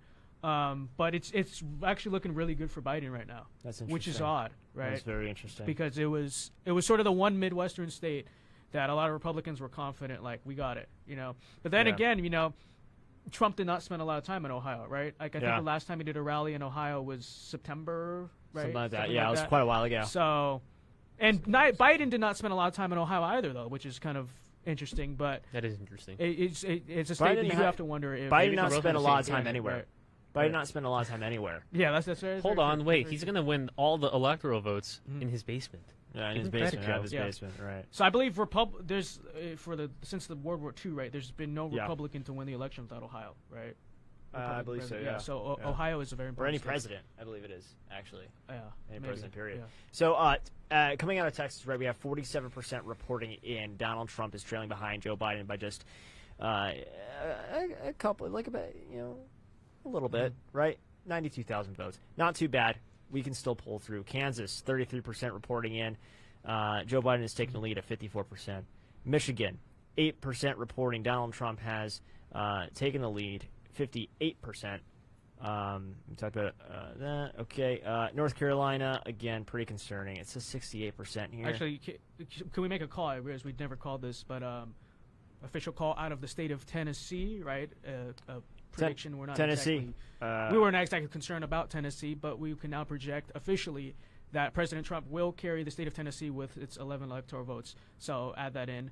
And I don't think we called Alabama either because CNN was saying that. I said Sweet Home Alabama. We did? Okay. So You're lagging behind, Vince. Right. You're lagging behind. Are you simping for Joe Biden? He's simping for Joe. I'm listening to CNN in one ear. That's why I don't fully hear you guys. Oh, I'm on Fox News, guys. Just letting you know who. Right. These guys are on CNN. I'm on Fox News. We might actually right now. switch because it sounds like Fox is calling faster. Fox is calling faster. It's a reverse of 2016, where Fox was lagging with results. Yeah. So We'll see. Okay, Michigan is. Oh God, Michigan actually might pull through. We'll see.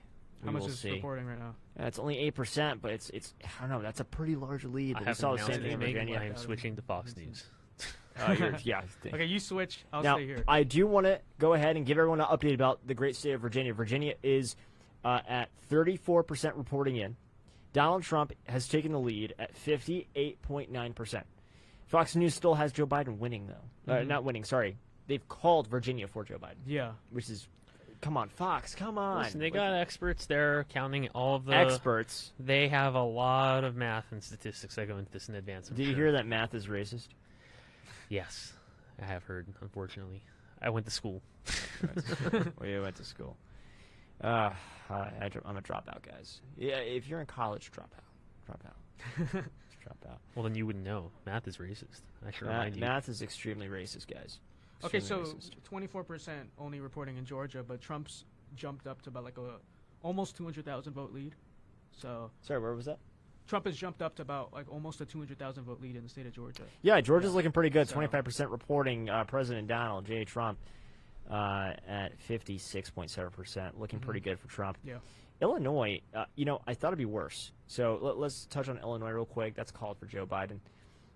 It's pretty obvious, but with 8% reporting, Donald Trump is at 40%. I expect it to be a lot lower than that. Well, you got to look at what counties are reporting. That's what's important. Like if Chicago is Chicago counted yet? What's the county in Chicago? I have no idea. Cook County is. Cook County is not even reporting. Okay, then you can expect that to be wiped out very quickly. But okay, let's see here. Let's go ahead. I want to see if CNN's website's working. Yeah, so we have reason. We're feeling pretty good about Florida. We're almost ready. With 91% reporting, Trump is still maintaining the 200,000 vote lead. So that's looking pretty good. Yeah, that's really the only state we have very conclusive. Like we're almost done counting. They're almost done. Yeah, we're almost done with that actually. So we know if it doesn't look like it, but if Biden just overtakes Trump in Florida, we can safely say the night's over. We're done. But it doesn't look like what's happening right now. So No, not Trump at is all. definitely Yeah, still we're in at the we're at 91% reporting in the state Mm-hmm. of Florida. Trump has a lead, 50.6% of the votes. Joe and we Biden. would only expect that to increase because it's the southern areas of the state that reported first, and now Yeah, the so Panhandle's far. coming in. So I would Wow. not expect that to change. But it's Yeah, looking, Miami it's looking good for Dade. Florida. Miami-Dade went for Biden. Broward County, obviously. Palm Beach went for Biden. It's interesting. It's really interesting, actually. So, yeah, Orange County, obviously, for Biden. Yeah, I mean, it's looking. But actually, pretty this good. isn't interesting. What was the margin for Biden in Miami-Dade? Miami-Dade? Yeah. It wasn't much. It wasn't much. So Biden got 54. Is it 100% reporting already? 89. 89. Okay. So yeah, Biden is only up by 9 points. Yeah. Yeah, about 9 points. That's about it. If that's a state, that's a county specifically that, in order for Democrats to win Florida, they typically have to blow out. And 9 points is decent size, but for that certain county, what they need, not what they didn't get what they wanted. Again, the Biden campaign, I don't think they cared that much about Florida. I mean, they know like, oh, if we win Florida, we got this. It's a done deal. But it's not a state they really expected to win. I mean, I know they spent a lot of time campaigning there, but it is looking right now like Florida is gonna go to Trump. We're Let's not get gonna call it another. yet, Let's but get it looks like another it's gonna go report to Trump. though. Let's get another report there from Texas. We have. Let's see here. The gap is narrowing between Sleepy Joe and President Trump. Biden's still in the lead at 49.4%. President Trump's at 49.2%. So not too bad. Not too bad so far. Kansas, what are you doing? What There are could be you a lot of doing? early voting reporting. That's possible. Yeah, I mean, we'll see. We'll see. But yeah, it's looking pretty good so far for Trump. In some states, it's looking surprisingly good. Let's go back to Ohio. Ohio's at 53% reporting. Joe Biden's at the lead at 54.9%. Yeah, Ohio's not looking good because not a lot of that's actually early vote. It's only about, I think they said 29% early vote right now. Well, we still have a couple of counties that Right. we're waiting on here. Marion County. But that's another state. I would say if they call it for Athens. Biden, it's done. And Yeah. you need Ohio to win, and you need Texas to win. Yeah, Texas is, Let's we're take still some waiting. right now. We're still Okay. waiting. We're still waiting. Texas, we're still, I Uh-huh. got you. But, yeah, I mean, according to CNN, I mean, the map's pretty empty, really. But, I mean, we should be seeing polls closing pretty soon, actually. Yep, So, pull it up. Obviously, let's go to North Dakota. Great state of North Dakota.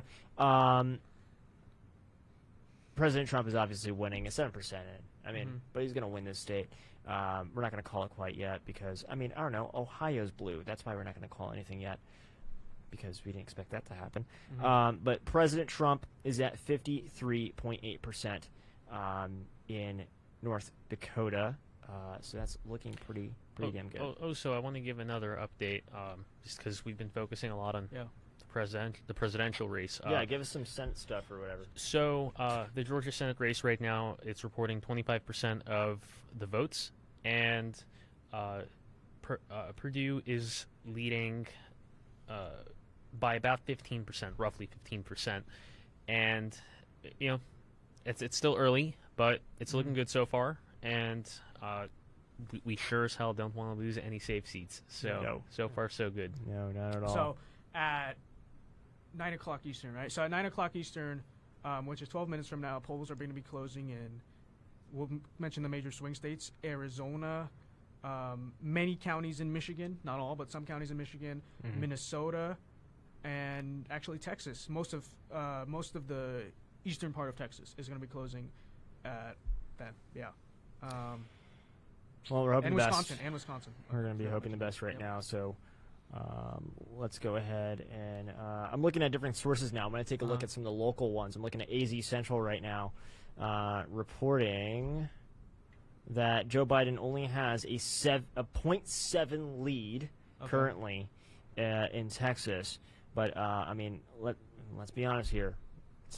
It's not looking too great for Joe Biden. We still have a lot of counties we have to be counting. A lot of that vote apparently is coming out of Dallas, which is sort of a Democrats. Yeah, it's gonna be blue. Whatever.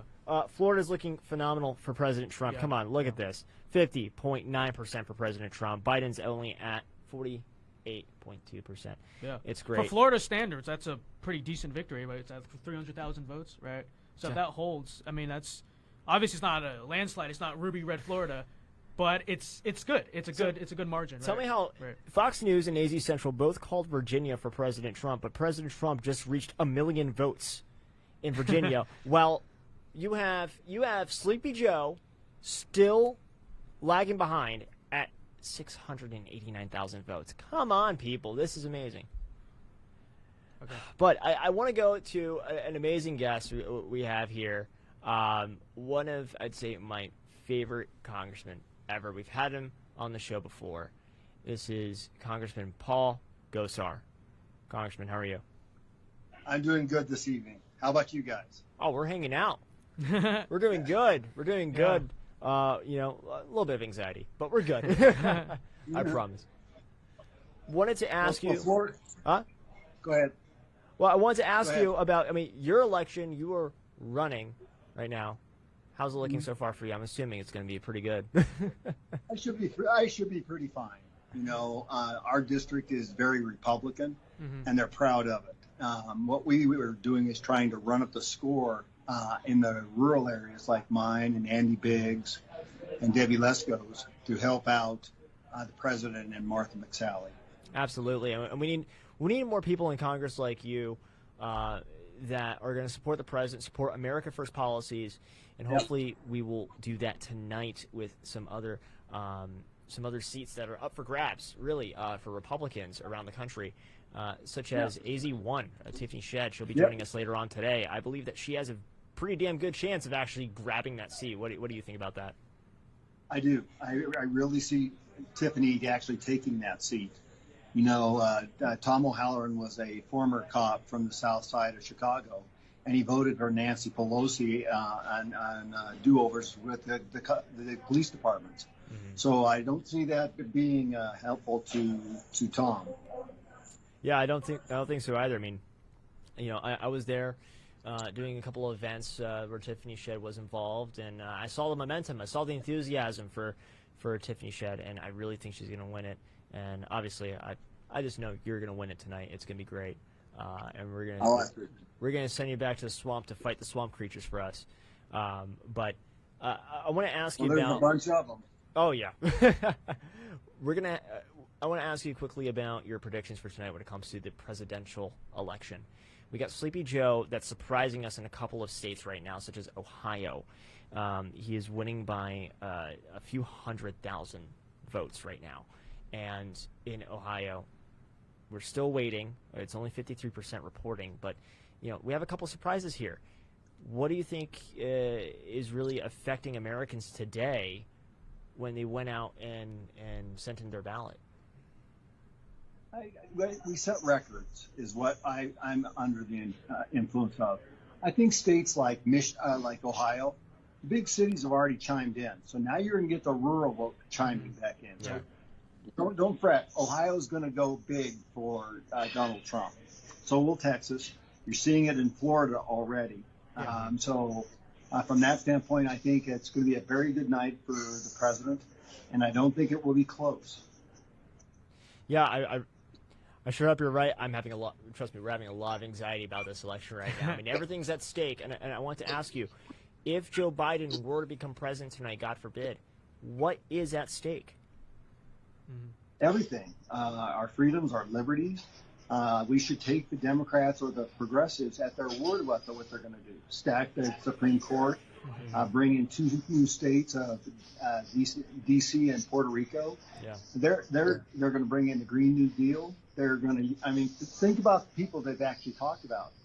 Governor Cuomo as the AG, Elizabeth Warren at Treasury, Pete Buttigieg at the Department of Secretary of Defense, AOC at Energy or Interior, Raul Grijalva at Interior.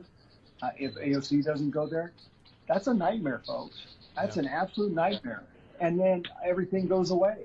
All the investigations that were started under Trump go away. Yeah, I agree with you. I mean, this is why this. I mean, I know every 4 years we always say this is the most important election in our lifetime. this is the most important election of our lifetime. We always say that every year, but I think this year it's a lot more different than usual. But Josh here has a question for you, Congressman. Yes, Josh. So thanks again for coming on, Congressman Gosar.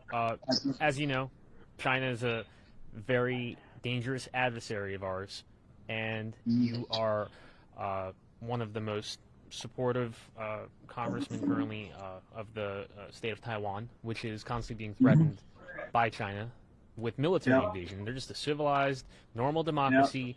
They don't mess with anyone. They don't get in anyone's business, but China wants to invade them, and they have land disputes with other countries, and we're living through this nightmare this entire year because of China. So if there's a Biden presidency, what do you think this spells out in terms of our international relations with China and just China's overall role in international politics? If Biden were to win, what do you think will happen? Well, I can tell you, Biden is part of the Carter Doctrine believers that, China, we give things to China, they'll be more like us. He's going to sell out Taiwan quicker than you can wink in time. Look at what he's done with the Communist Party. I mean, this was not, with this Hennings's company that was out of Michigan. It was a dual use, a civilian and military manufacturer. They had this anti-vibrating technology that our military wanted. So it was willful that the vice president and the president at the time, Barack Obama and Joe Biden, manipulated that sale through CFIUS without going through CFIUS, which is the oversight of that aspect. So this was willful aspects. And then when you're dealing with China, they're going right to the Chinese Communist Party. So you don't have to agree with me, but that it spells trouble for Taiwan. Congressman, I wanted to ask you specifically about this wonderful state that we're in. So obviously, it's been a very reliably Republican state over the years, but now you're starting to see it. The Democrats creep up a lot in this state. What do you think is the key to keeping this state great? Because it is a great state. I'm from California, but I love the state of Arizona. I especially love a lot of the laws and the way of life in the state of Arizona. So how do you think we don't California your Arizona? Well, I think we have to start educating people that are coming in. And that is listen, you're coming to our state for a reason, because we got good policies, low taxes, and kind of like the old billboard that said, listen, Californians welcome, bring your guns, leave your policies back, your politics behind. Yeah. And if you don't like that billboard, turn around and go home. Yeah. But it's also coming from Illinois, New York, Washington State, Oregon. And so we have to be more provocative in our conversation. Why is it important to be conservative? That you can win being a conservative. And small government is the answer, not big government. Freedom and liberties, that's what we're good at. Second Amendment ensures that we have a strong First Amendment, Fourth Amendment, and whatnot. So that's going to be a big key, is being pushy in regards to what we think Arizona should be like. I hope you're right. Best of luck, and best of luck to all Republicans in the state. I'm not from here, but I live in the state. So no, we gotta don't California my Arizona, please. We welcome Californians as long as they don't vote for the same policies as the reason why they're leaving California. But that's exactly right. Congressman, thank you so much. Best of luck to you tonight, and I will see you shortly. That sounds good. So hey, and Martha McSally will win. She will win. Thank you. Thank you, Congressman. All right, guys, we are looking at some. Polls close in 1 minute. Polls closing in 1 minute. Many states, yeah. What states? Many states. So main swing states: Arizona, some in Michigan, some in Texas, and all of Wisconsin will close. So these are now it's like it's starting to heat up. All right. Boy. Still, the vote count is definitely very slow tonight. But how's Florida looking? Florida is looking phenomenal. Oh my gosh, it's looking phenomenal. President Trump has widened the lead. Widened the lead. He's at 51.1% of the vote. Sleepy Joe, 48%. How much is reporting? 92%. 92%. All right, I don't know whether they're lagging the last 8%. They went really fast, and then now Last 8% keeps on freaking I lagging. personally think they're just trying to be extra responsible. Yeah. And especially after the election of 2000. Right, but I personally think Florida's in the bag. Mm-hmm. I said it. You think Florida's in the bag? I think so. Yeah, all right, I would agree so too. Let's just wait. Mm-hmm. I want at least 98% of votes. Okay. 98% of votes, and then we'll call. Okay. All right. We'll keep y'all. Mm-hmm. We'll keep y'all noted on everything. So okay? Ohio, it's like Biden. It's like what the hell? Biden has been outperforming Hillary, and Trump's been underperforming himself basically everywhere so far, at least in Ohio. So that's gonna be something to watch and something to talk about through the night, and then we're gonna have to sort of question why, like what happened there, because he was very popular for a generally swing state, very popular in 2016, and now you're seeing sort of the suburbs. You saw it in 2018, the suburbs sort of rejected Trump, and now you're sort of seeing that trend sort of hold. So it's gonna be interesting to talk about. CNN is now projecting in the state of New York. Okay. Yeah. No surprise to anyone. I mean, I know some people were very holding out. Please, no. Doesn't look like it's happening, at least to the best extent of our knowledge. We can now officially project that New York, the state of New York, will go to Joe Biden, ladies and gentlemen. So it's official call. State of New York. All right. Sleepy Joe. So I believe that puts Biden up with a slight lead in electoral college right now, right? That does, I believe. Yeah, it definitely does. Yeah. Let's look at New Hampshire for a little bit. Only 11% reporting. Donald Trump is down, 41.1%. South Dakota, Wyoming, they're in, and Colorado is in. Kansas is we're still fighting in Kansas, closing the gap a little bit. Texas is still fighting there as well a little bit. So Biden's lead is narrowing in North Carolina, which we expected because there's more, Yeah, it is. Wow. Election day voting. But Ohio is still like a great mystery. I don't know what the heck is going on in Ohio. So wait, 56% reporting. We're good. Virginia. That's probably been the biggest surprise. That's a very big lead Biden has in Ohio. It's not exactly like a marginal amount. So that's something a point of concern to watch. We'll see, man. We'll see. I have no idea what's going on in Ohio. In Texas, is Biden leads by 83,000 with 65% of the vote reporting. So Texas, I mean, I'm sure the rural counties probably come in second, right? Well, but we got like 4 states that just came in and we're calling. Okay. Immediately. So we're gonna call Nebraska for President Donald Trump. What about the district in Nebraska? Well, probably minus the district, right? Yeah. I forgot about the different districts. It's not even showing me on here. Wyoming for President Donald Trump. Okay, of course. Yeah, that's normal. North Dakota and South Dakota, all for President Donald J. Trump. So the vote count is going very slow tonight.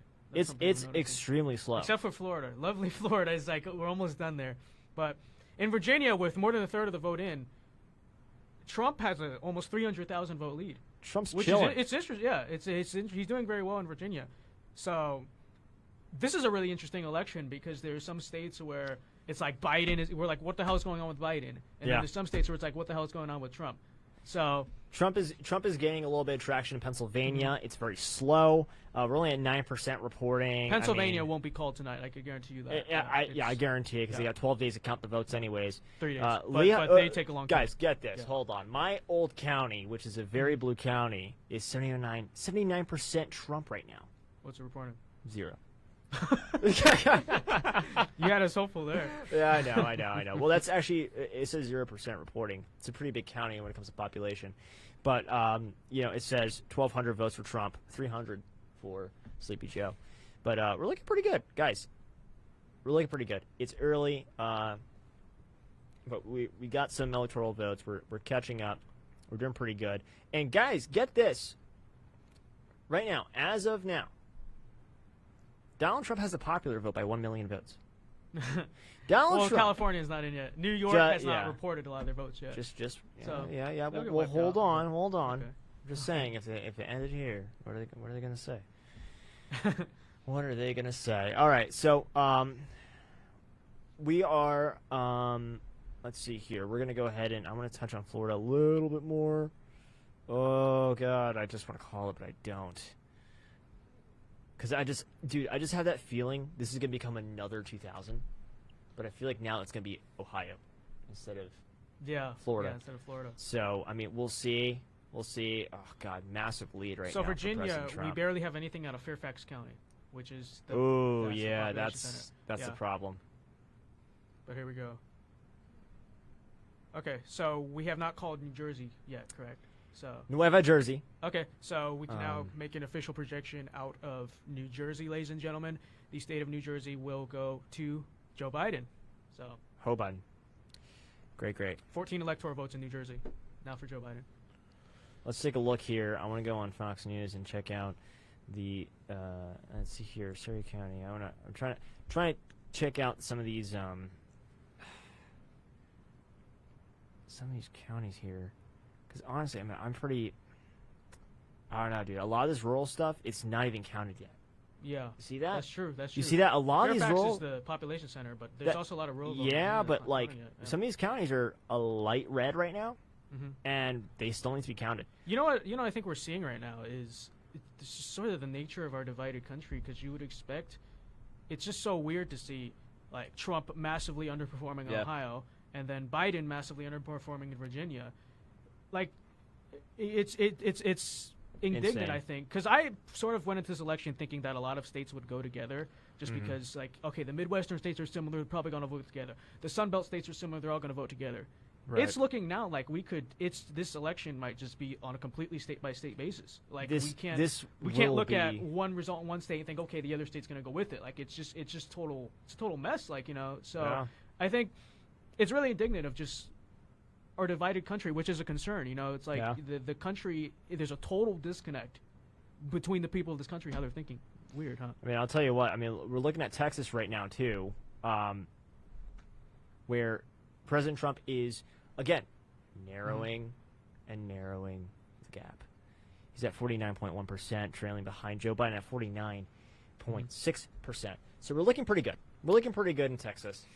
Over in Texas, so it should be good. And by the way, polls just closed in the state of Arizona. Polls just closed in the state of Arizona. Let's refresh and see if we got anything going. Probably not going to get anything out of that state yet, but yeah, I mean, we'll see. Yeah, no, this is coming down to a close election. Like, it's especially if we're to assume Trump wins it. It's a very close state. Yeah, I mean, this is guys, this is the weirdest election. Like. Honestly speaking. So, just to point out real quick, if we do hold the Sun Belt, which is not a guarantee, but it's more chance. So, if we hold Arizona, Texas, Georgia, Florida, and North Carolina, all we need is one Rust Belt state to win the election. So, that could be Pennsylvania. Well, this is assuming Maine's second district goes red, right? We either just Pennsylvania or Michigan or Wisconsin or Minnesota. Any of those states get us 270. So. What I would worry about right now is making sure we lock down the Sun Belt, because those Rust Belt results are not going to come out for a while. I mean, we got to watch Ohio, definitely. Like, Ohio, I guess you could count them in with the Sun Belt, because those are, like, must-win states for Trump. So if I were the Trump camp right now, I'd be most concerned about Ohio, because that's something weird's going on in Ohio, Ohio's the new Florida, I'm telling you. Ohio is the new Florida. So we're going to actually go ahead and make another call, guys. Another call. For the great state of Louisiana is going to go to President Donald J. Trump, 45th President of the United States. Donald J. Trump for Louisiana for Donald J. Trump. Yeah, so Ohio... It's looking pretty good. Biden is still holding it steady, like about around those... That is pretty steady. I mean, lead, in Ohio.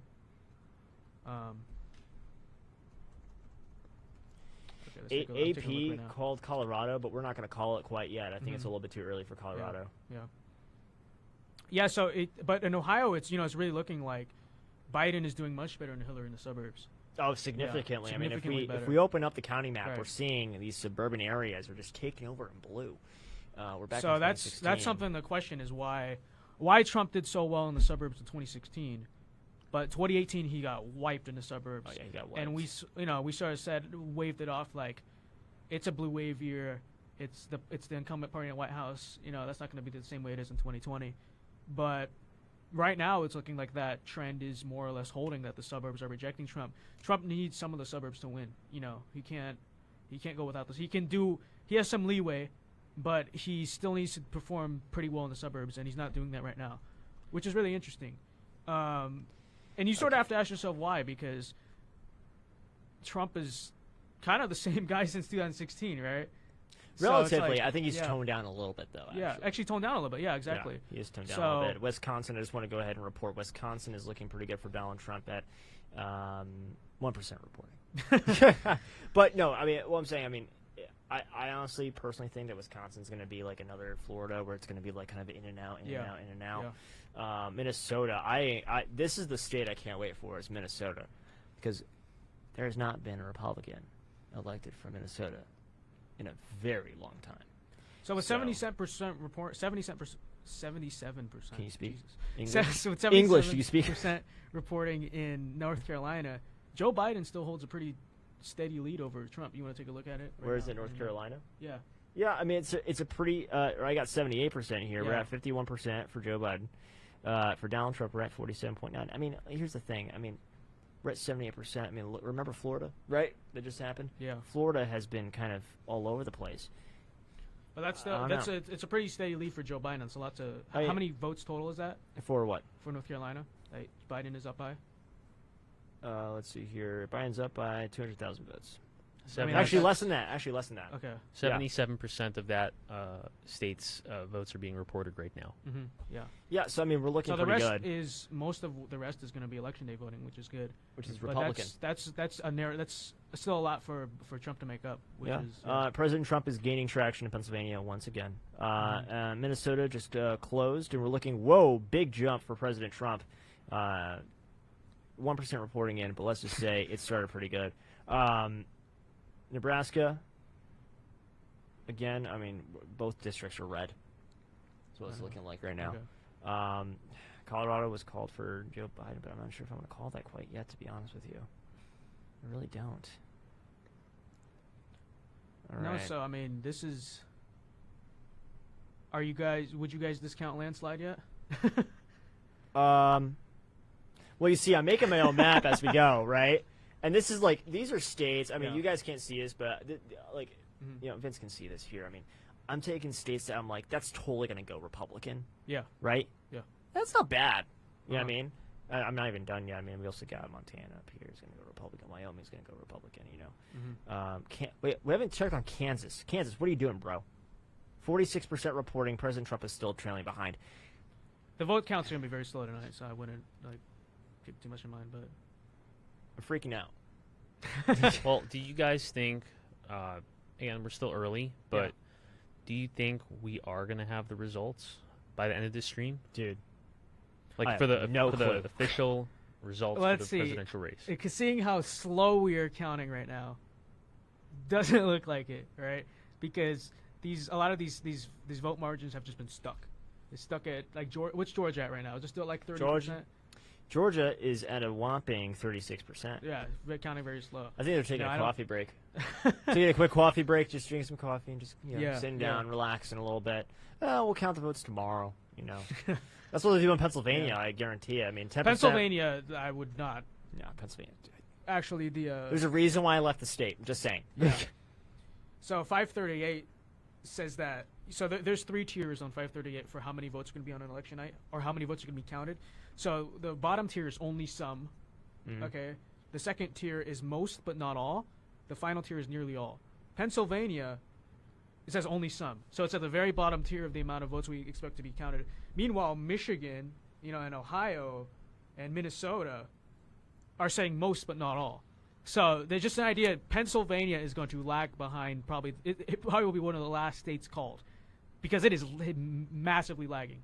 Oh yeah. And the voting system there is a mess. Tom Wolf is a mess. There's severe questions to be had in Pennsylvania, right?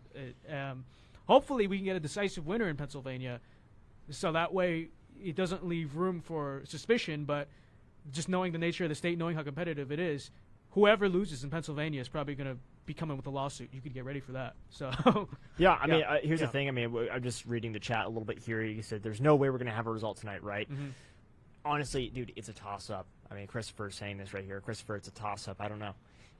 Because right now, I mean, we're getting some good reporting in certain states, but we're getting pretty crappy reporting in other states. It's really hard to tell. But, I mean, we'll see. We'll see. Just stay tuned. Hang out with us. We're going to be chilling here all night long. I mean, all night long. Some people in there don't want to be with us all night long, I bet. I know Abigail doesn't want to be with us all night long. Okay. Well,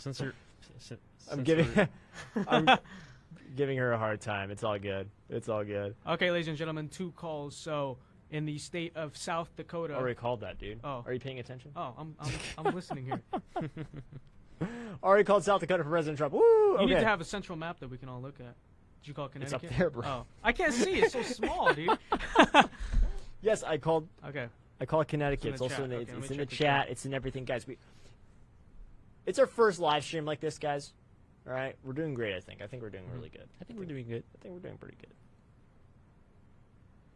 But let's go ahead and take let's take a quick break. Quick commercial break. We'll be back in a few. When we're back, we'll give you some results from some key states, such as Michigan and Wisconsin, Minnesota, all these great states. We're going to take a quick break. We'll be back in a few, okay? All right, guys. Can you just quickly...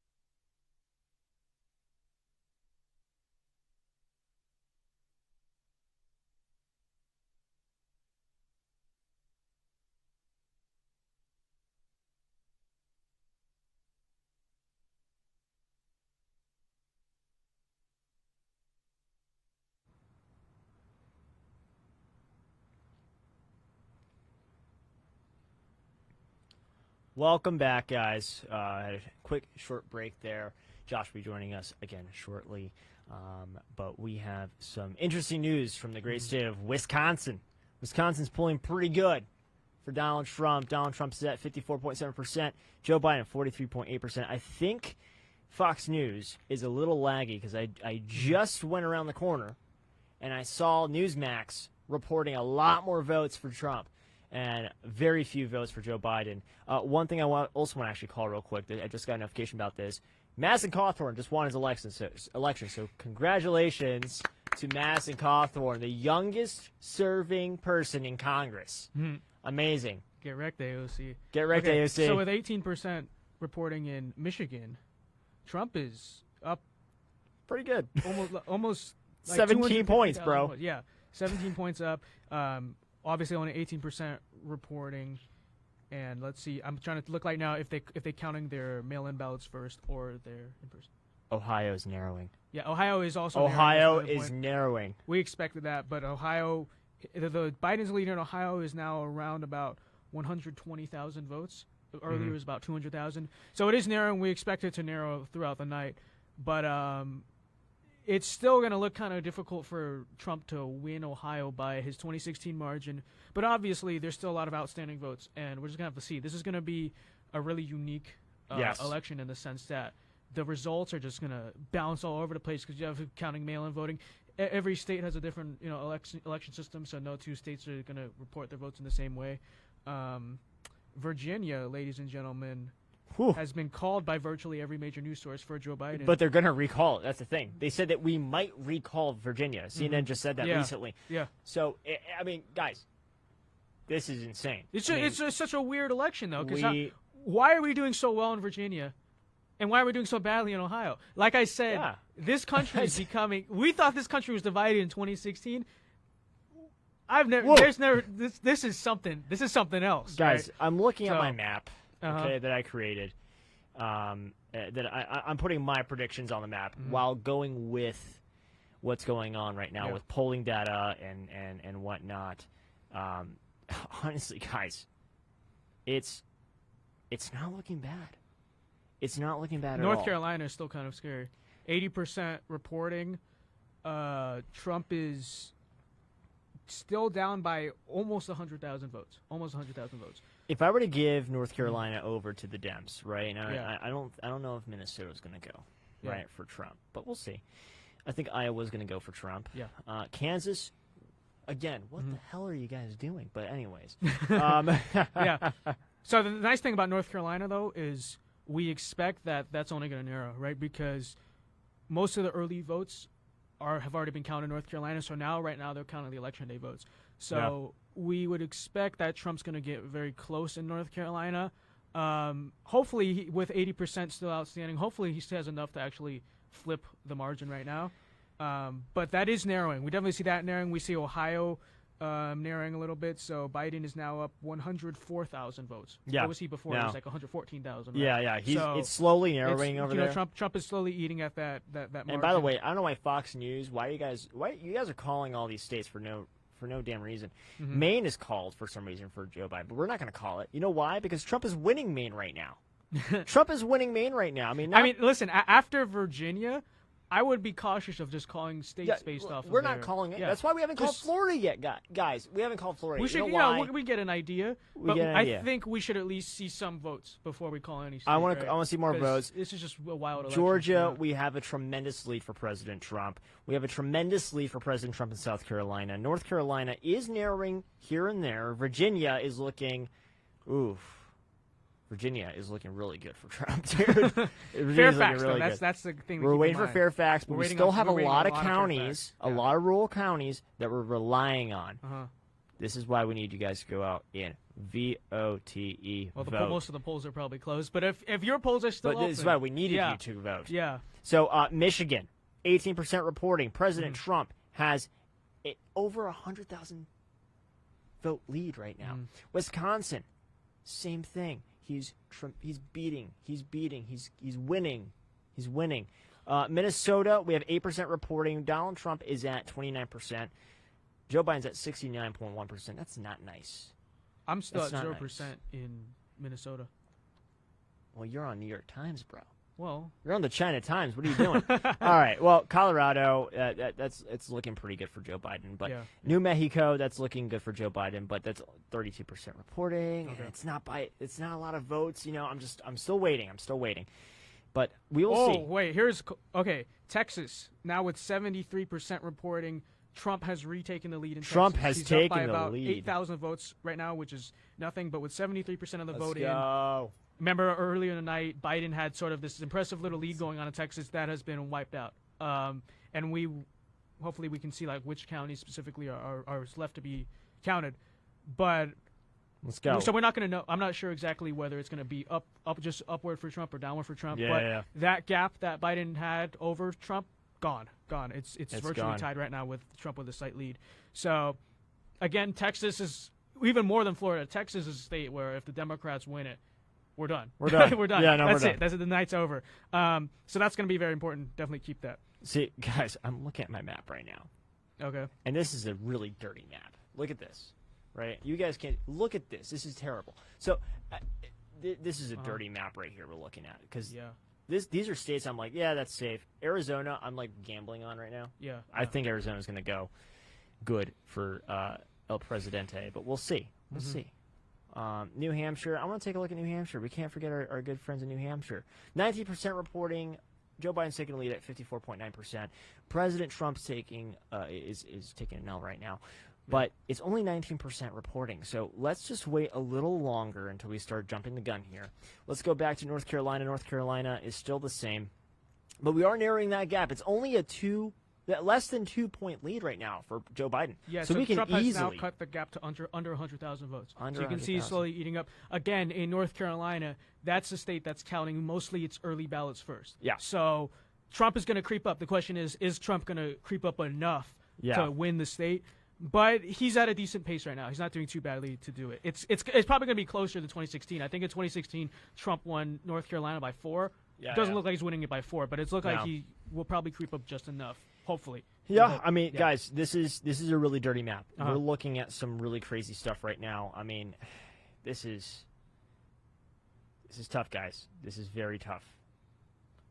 Virginia is just an interesting state, and this is the thing. I expect a lot of states to geographically similar to, those states stick with their voting trends, but you see more liberal voting trends in North Carolina and more conservative voting trends right up north in Virginia. It's all over the place. This election is all over the place. So here's the thing. Right. I need Kansas to pull through for me. And we are closing the gap in Kansas. Guys, you guys listen to me. Kansas, listen to me. Thank you. We're closing the gap. Joe Biden, 49.5%. Donald Trump is at 48.5%. So we're at a 1% difference right now, guys. Yeah. This isn't bad. This isn't bad. We can take back Kansas. And by the way, if we do indeed take back Kansas, we can win this thing. I'm looking at my map right now and what I think is going to happen. We can win this thing. What's scary, though, is if we take Kansas, we can also have a tie. It's a possibility. I didn't actually think that's going to happen, guys. But it's possible. It's actually very well possible because they take... Dude, this is what the map is. Can you guys see this? Producer Abigail, are you able to...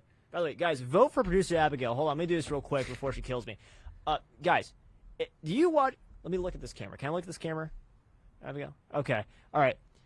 Guys, do you watch politics? Of course you do, because it's an amazing show. It's an amazing show. And what I need you to do is... Abigail, when's the vote? When's the vote? Dude, tomorrow at 1 p.m., what time zone? 1 p.m. Eastern. Tomorrow at 1 p.m. Eastern. Tomorrow, I need you to go out and vote. There's another election, and I would say it's probably the second most important election we've ever seen in our lives.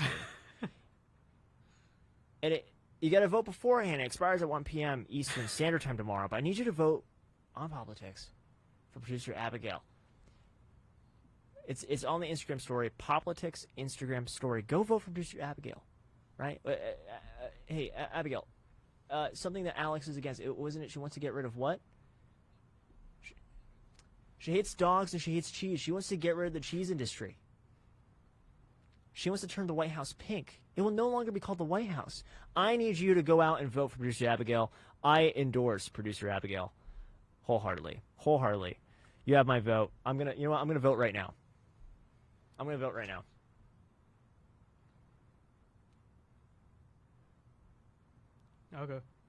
Okay. All right. So let me go on the politics Instagram real quick, guys. All right. Yeah. So Biden is now leading by 2.18% in Wisconsin, but that's very early. So it's just going to go back and forth. When we get around to about 50%, we'll have a better idea of what's going on. You guys see this? But this is on the story right now. In Ohio, get your phones out right now. I want you to vote for Abigail right now. Look, she's leading right now. Abigail is this is the election we should be commentating on, actually. Abigail's leading in the polls right now at 52% of the vote. Alex Clark. Wow, I'm out of it right now.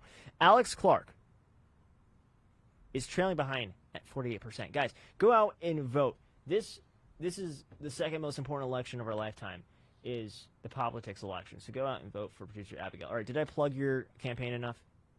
Did I do it? Satisfied? Outstanding. Great. All right. I had to do that. She told me on the break, you have to endorse me. All right, going back. What do we got? So Ohio, the gap continues to narrow. Biden now up by only about 74,000 votes in the state of Ohio, with 62% reporting. So it looks like Trump's just going to keep creeping up.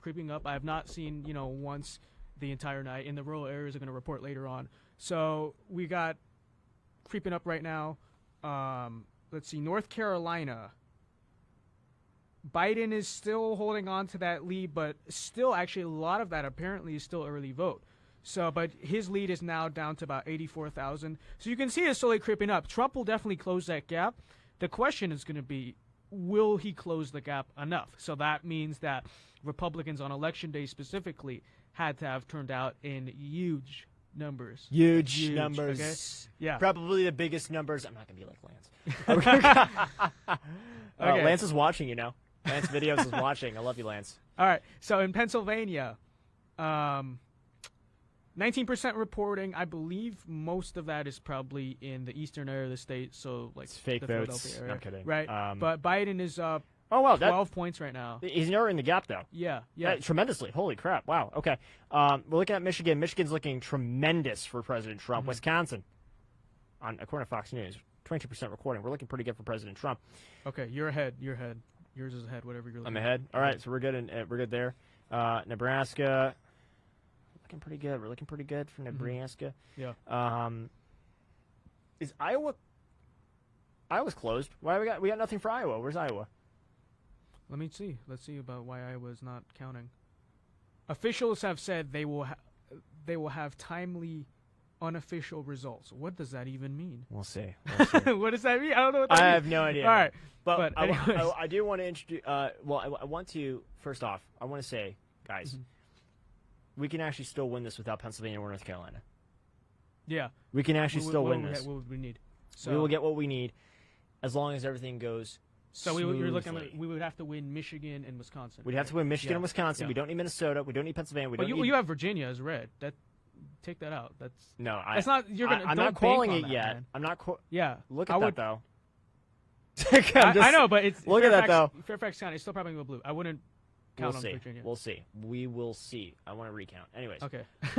We will see. We'll see we'll see if we can pull this through. I think we can. I think we absolutely can. So, hold on one second. So, I want to go ahead and introduce another amazing guest. We have so many amazing guests here, guys. You get the best on Cup of Joe and Vince Dow show, right? Mm-hmm. You get the best. And this is a great person I've come to know for a little bit now. She's great. She has great commentary. And that is Isabel Brown. Isabel, how are you? I am doing great, Joe and Vince. Thank you so much for having me on. And what an exciting election night it already has been. Oh, gosh, I'm panicking. You're excited? I'm panicking right now. Don't panic. Everyone's texting me saying they're breathing into a bag right now. To everyone listening, it's okay. We have to be very, very patient. I think in some of these swing states, it might come down to one county or just a handful of votes here and there. So it takes all of our time to count those votes before we can call it. Isabel, I want to interrupt.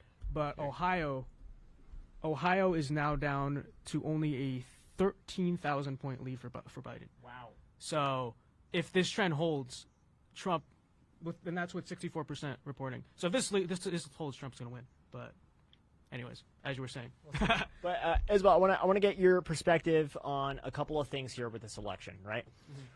We have some phenomenal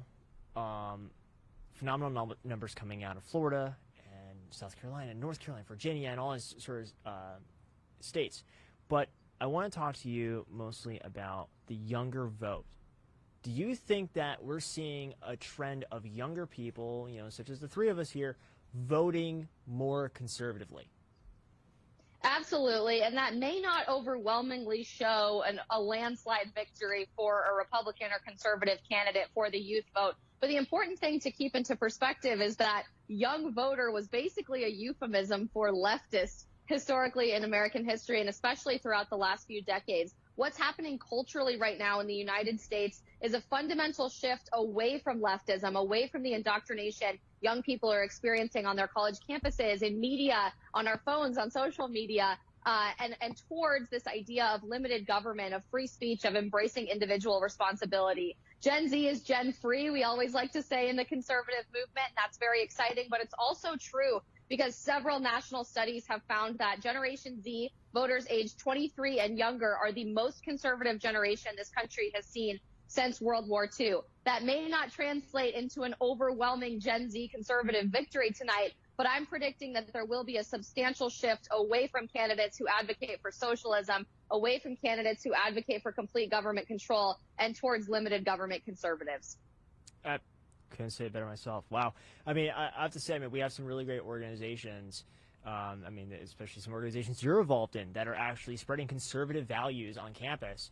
And I think that's doing a great deal. It opened my eyes back when I was in college, being involved in Turning Point USA. And I'll be honest, it really did open my eyes to conservative values. And I think that's happening. Turning Point USA, for example, is growing tremendously. And we're seeing more and more students getting involved and whatnot. But what about these heavy city areas, right? So here in Arizona, we got Phoenix, you go to Philadelphia and whatnot. We have a very young population there. A lot of big universities are there.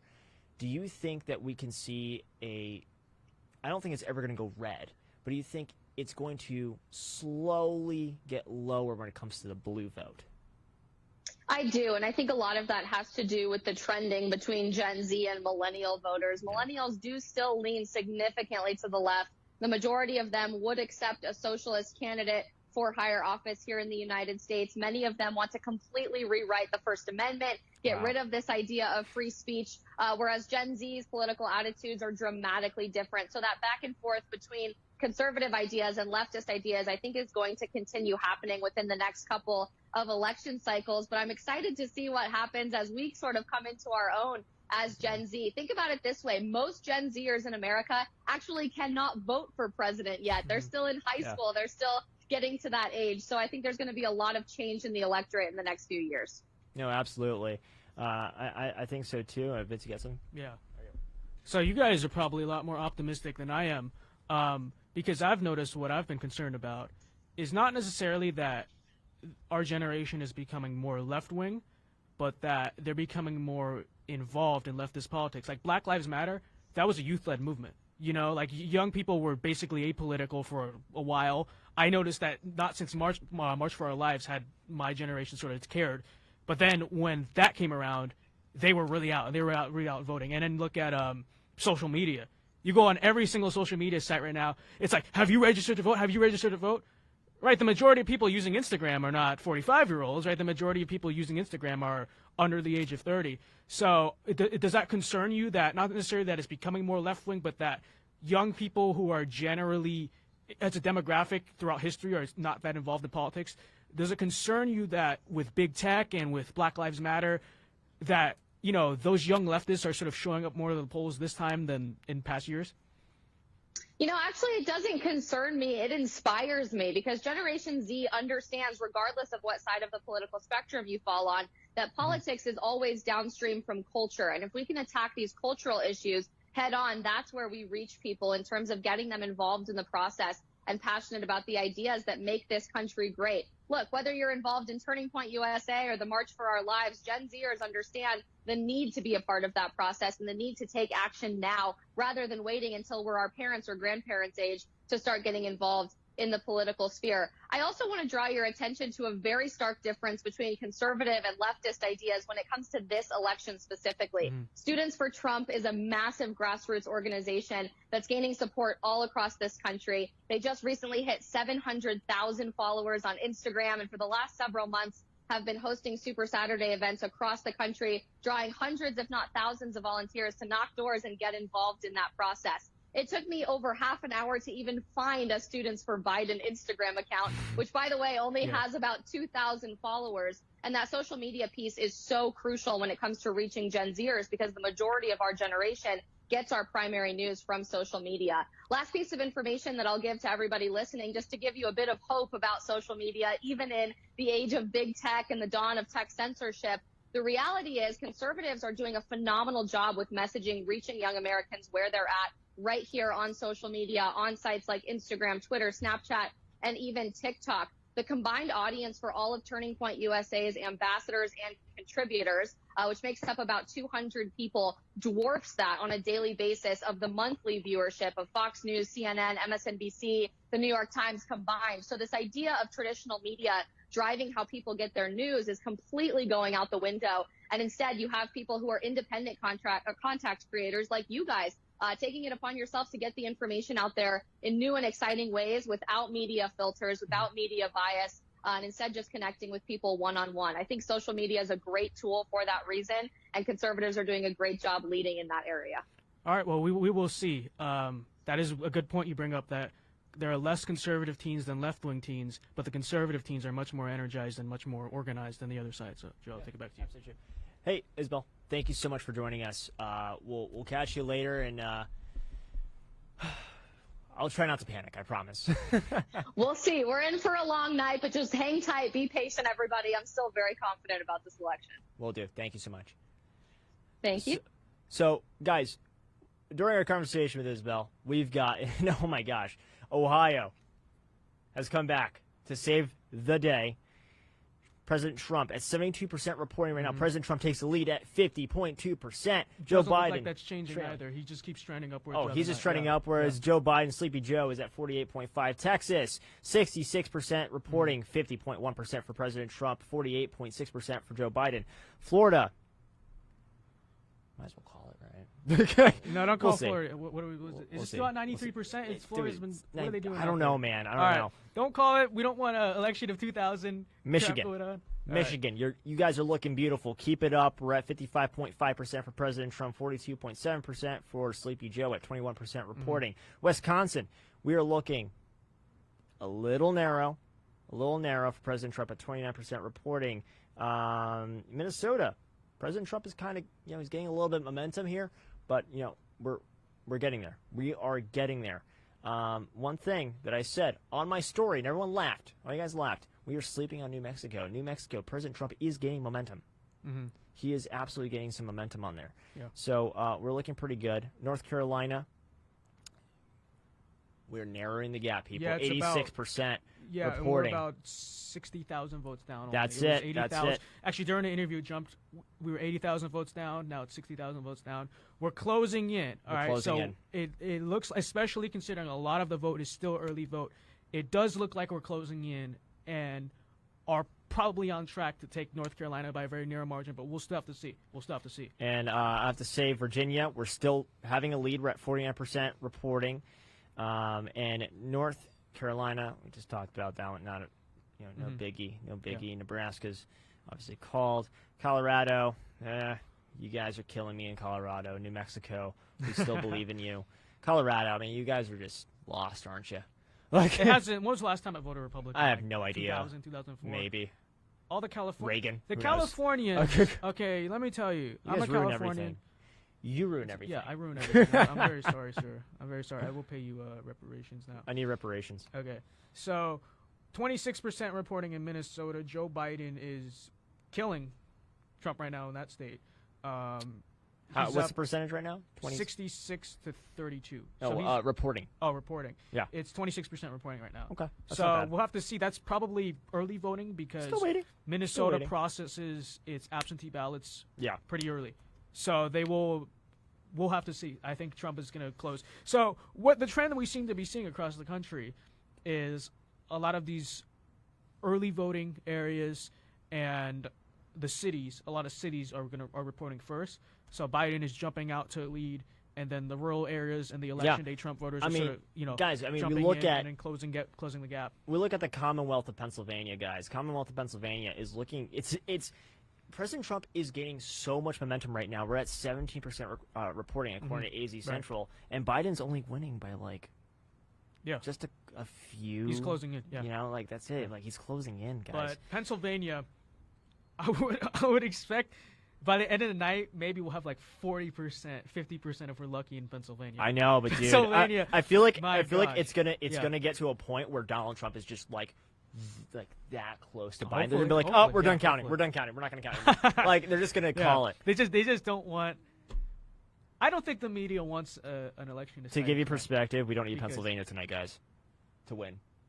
Yeah, as long as we win some of the other Rust Belt states, right? Yeah. So if this stays toss up, right? For me, fraud, like the terrible system in Pennsylvania aside, I think Pennsylvania. If that just taking that out of the equation, which it is in the equation, I would think that Pennsylvania is the best chance we have in the Rust Belt. Not because in 2016 it was very close. Yes. But what's happened in Philadelphia, and especially what Joe Biden has said about fracking. Mm-hmm. That affects Pennsylvania more than any of these other states, right?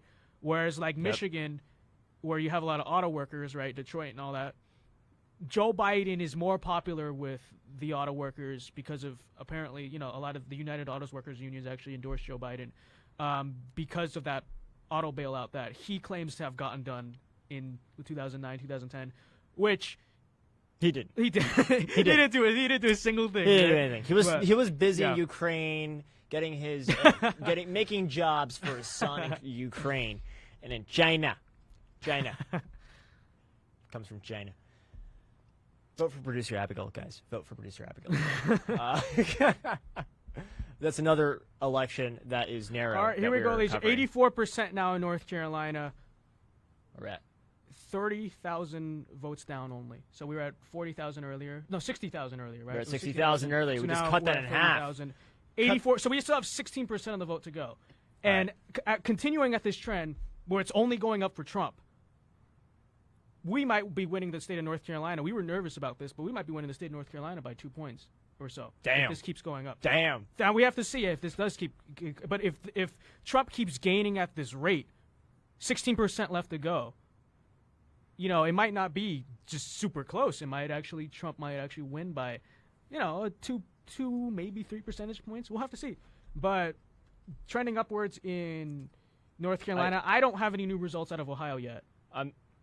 Let's hold that. I want to call a state officially. South Carolina. South Carolina reporting in right now. Make sure we give enough time for their producer.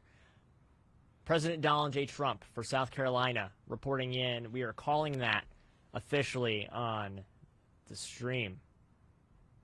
All right. So what is that? Let's see. What does that add Trump to? That adds Trump to 109. 109? To 129. Okay.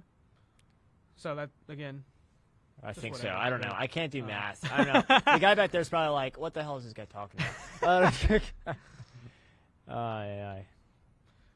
So let's see. Ohio, do you have any results out of Ohio? Ohio is 74% reporting, 50.6% for Donald Trump, 48.1% for Joe Biden. So Trump has now taken the lead in Ohio. Tremendously, by the way. He was losing by a lot. Yeah. So and now really he just took a tremendous lead in Ohio. Virginia, we're still looking phenomenal in Virginia, guys.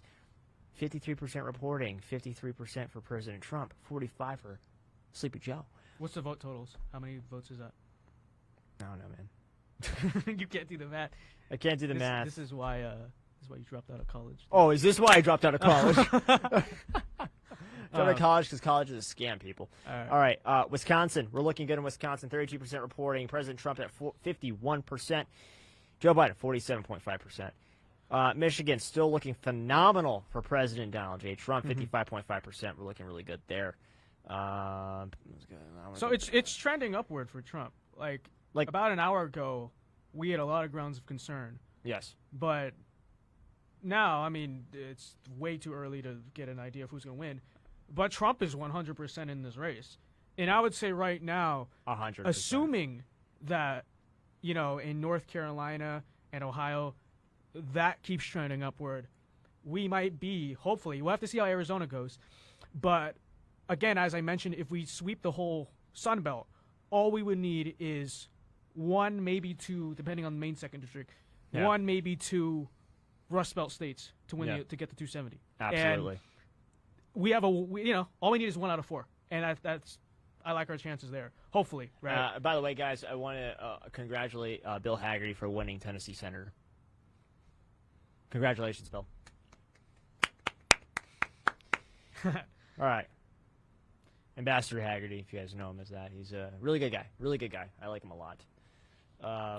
What website are you on? Because it's faster than mine. Fox News. Fox News. Yeah, okay. The best. This is a reverse of 2016. Why is Fox calling? That makes me nervous. Because when the right-wing sites call first. But Fox News also, I got a notification like half an hour ago. They've projected that the Democrats will keep the House of Representatives.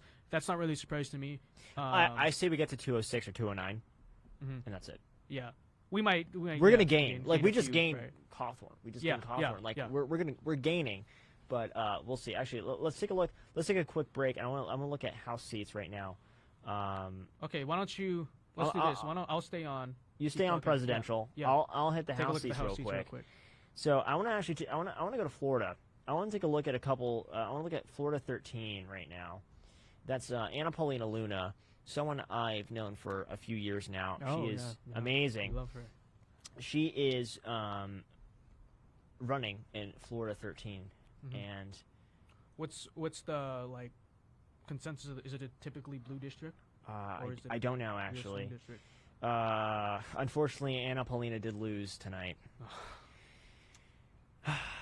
She's got not by a lot, though, and I'm going to give it to her. It was not by a lot. And was she running against a Democratic incumbent? Yes, I believe so. I believe so.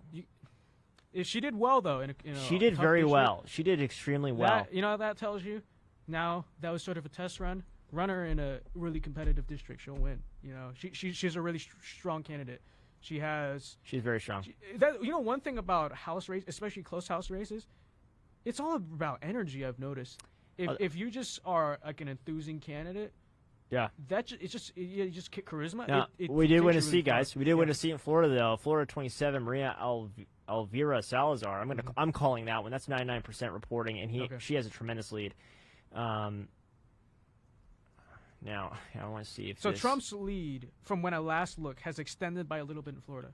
He's very nice. About 50,000 votes plus. So now he's up 51.3 to 47.8 over Biden with 91. Fox says 91% reporting. New York Times said like 93. Yeah. We're almost there. We're almost at the finish line, and it looks like we're safe in Florida. I'll let you guys know, Laura Loomer lost tremendously tonight. She bombed it. She got 38% of the vote. Wow. It is, Palm Beach County. That's a hard district. Right? Yeah. Also, I mean, if you get charged multiple times for trespassing and stuff, it's probably gonna be a hard time for you to run a freaking campaign.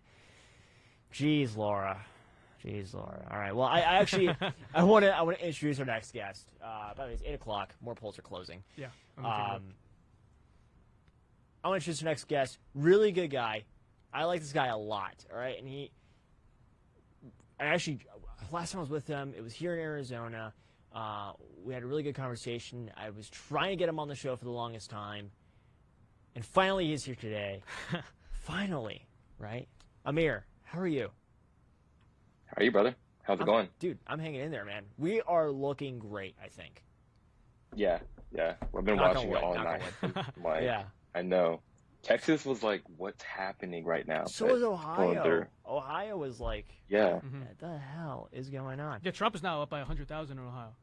Yeah, and Trump is up tremendously by 2% in Texas, and Trump's good. But I want to get your perspective. What are your thoughts right now? And maybe can we get some of your perspective on some of these states that the polls haven't even, or probably just closed now, or we're not even calling anything yet, like Arizona and Utah and Nevada. Right. Where do you think these states are going? I'm curious to how Nevada's going to play out, mainly because I feel like a lot of people from California have left LA over to Las Vegas area. Yeah. So I'm not sure if they're going to vote for what they fled or if they're waking up and they don't want to shut down Las Vegas. Yeah. Because really, it's like either you're shutting it down for Biden or you're opening it up for Trump. So I'm really curious how that's going to play out, and all the LA counties surrounding LA. I'm curious about that because I've been seeing a lot of Trump rallies out there. So I'm just, what's going to happen out there? Even though I know Cali's going to be blue, but yeah, Cali will be blue. But that is an interesting point. I'm actually curious to see the counties around LA to see, are those trending really deep red or at least leaning red or something? Because that's going to show a really good trend for California in the future, in future elections. So, I mean, I don't know, guys. We will see. Trump ahead, 382,000 in Florida right now. We can keep going. You're kidding. Yeah. Just wanted to All right, fine. Fine. I get it. Yeah, I think something else that's been interesting this night has been the Cuban and Venezuelan turnout in Florida. Oh, yeah. And I don't think the media has been paying a lot of attention to it, but it's funny that they're seeing this. They're seeing the socialism side of the left, and they're like saying, heck no, we're voting red. So that'll be interesting to see how the media portrays that the coming days, to see if they really report on that or not, because it's actually huge that these Hispanics see, like, no, we don't want our country to turn into what we fled. No, I see that too. Yeah. We're seeing a tremendous outcome for Latinos coming out for Trump right now. I was just I voted this morning, right? Yeah. And in front of me was a Latina woman, right? And she's there. She's telling me how none of her family members talk to her, right? And she was like, I'm a proud Latina and I love Trump. I'm like, wow, like this is like really prominent. Like I'm seeing more and more of it, of Latinos supporting Trump, and it's specifically we're seeing it in large margins in the Cuban community and the Venezuelan community, and I'd say probably even the Nicaraguan community. They're all coming out and they're saying, no, we fled this BS. We're not going to bring it back here to America. We came here for opportunity. We came here for freedom and liberty. We're not bringing that back. What about some other demographics? I mean, the Jewish vote, I mean, I'm just telling you, we're a lost cause. You don't even have to worry about us. We are just, I don't know what's wrong with my community. I'm trying to figure it out, guys. But it's the secular Jews. It's the secular. It is the secular Jews, but it's like, I don't know. It's more of a problem. But anyways, what about the Native American community is something I really want to look into eventually too, because you have a lot of Native Americans that are coming out for Trump, and we're going to see a very specific trend. What do you think about that? I think the Native Americans, they may pull out. I haven't looked too much in it, but I'd be curious to see how they are portraying this election so far. No, yeah. I mean, we'll take a look, especially in places like New Mexico, Colorado, Utah, and Arizona. We'll take a look and see. Arizona is actually starting to come in right now a little bit blue, but not tremendously blue. So I'll keep you guys updated on that. Here's Vince. Oh, we just lost. Oh, he just hit back. Never mind. So, Amir, one thing I've been thinking about is I feel like a lot of minority turnout that Democrats traditionally hold, like black turnout, Latino turnout, I feel like this election cycle, minorities will either turn out in less numbers or they'll turn out just in general, or they'll turn out more numbers for Republicans.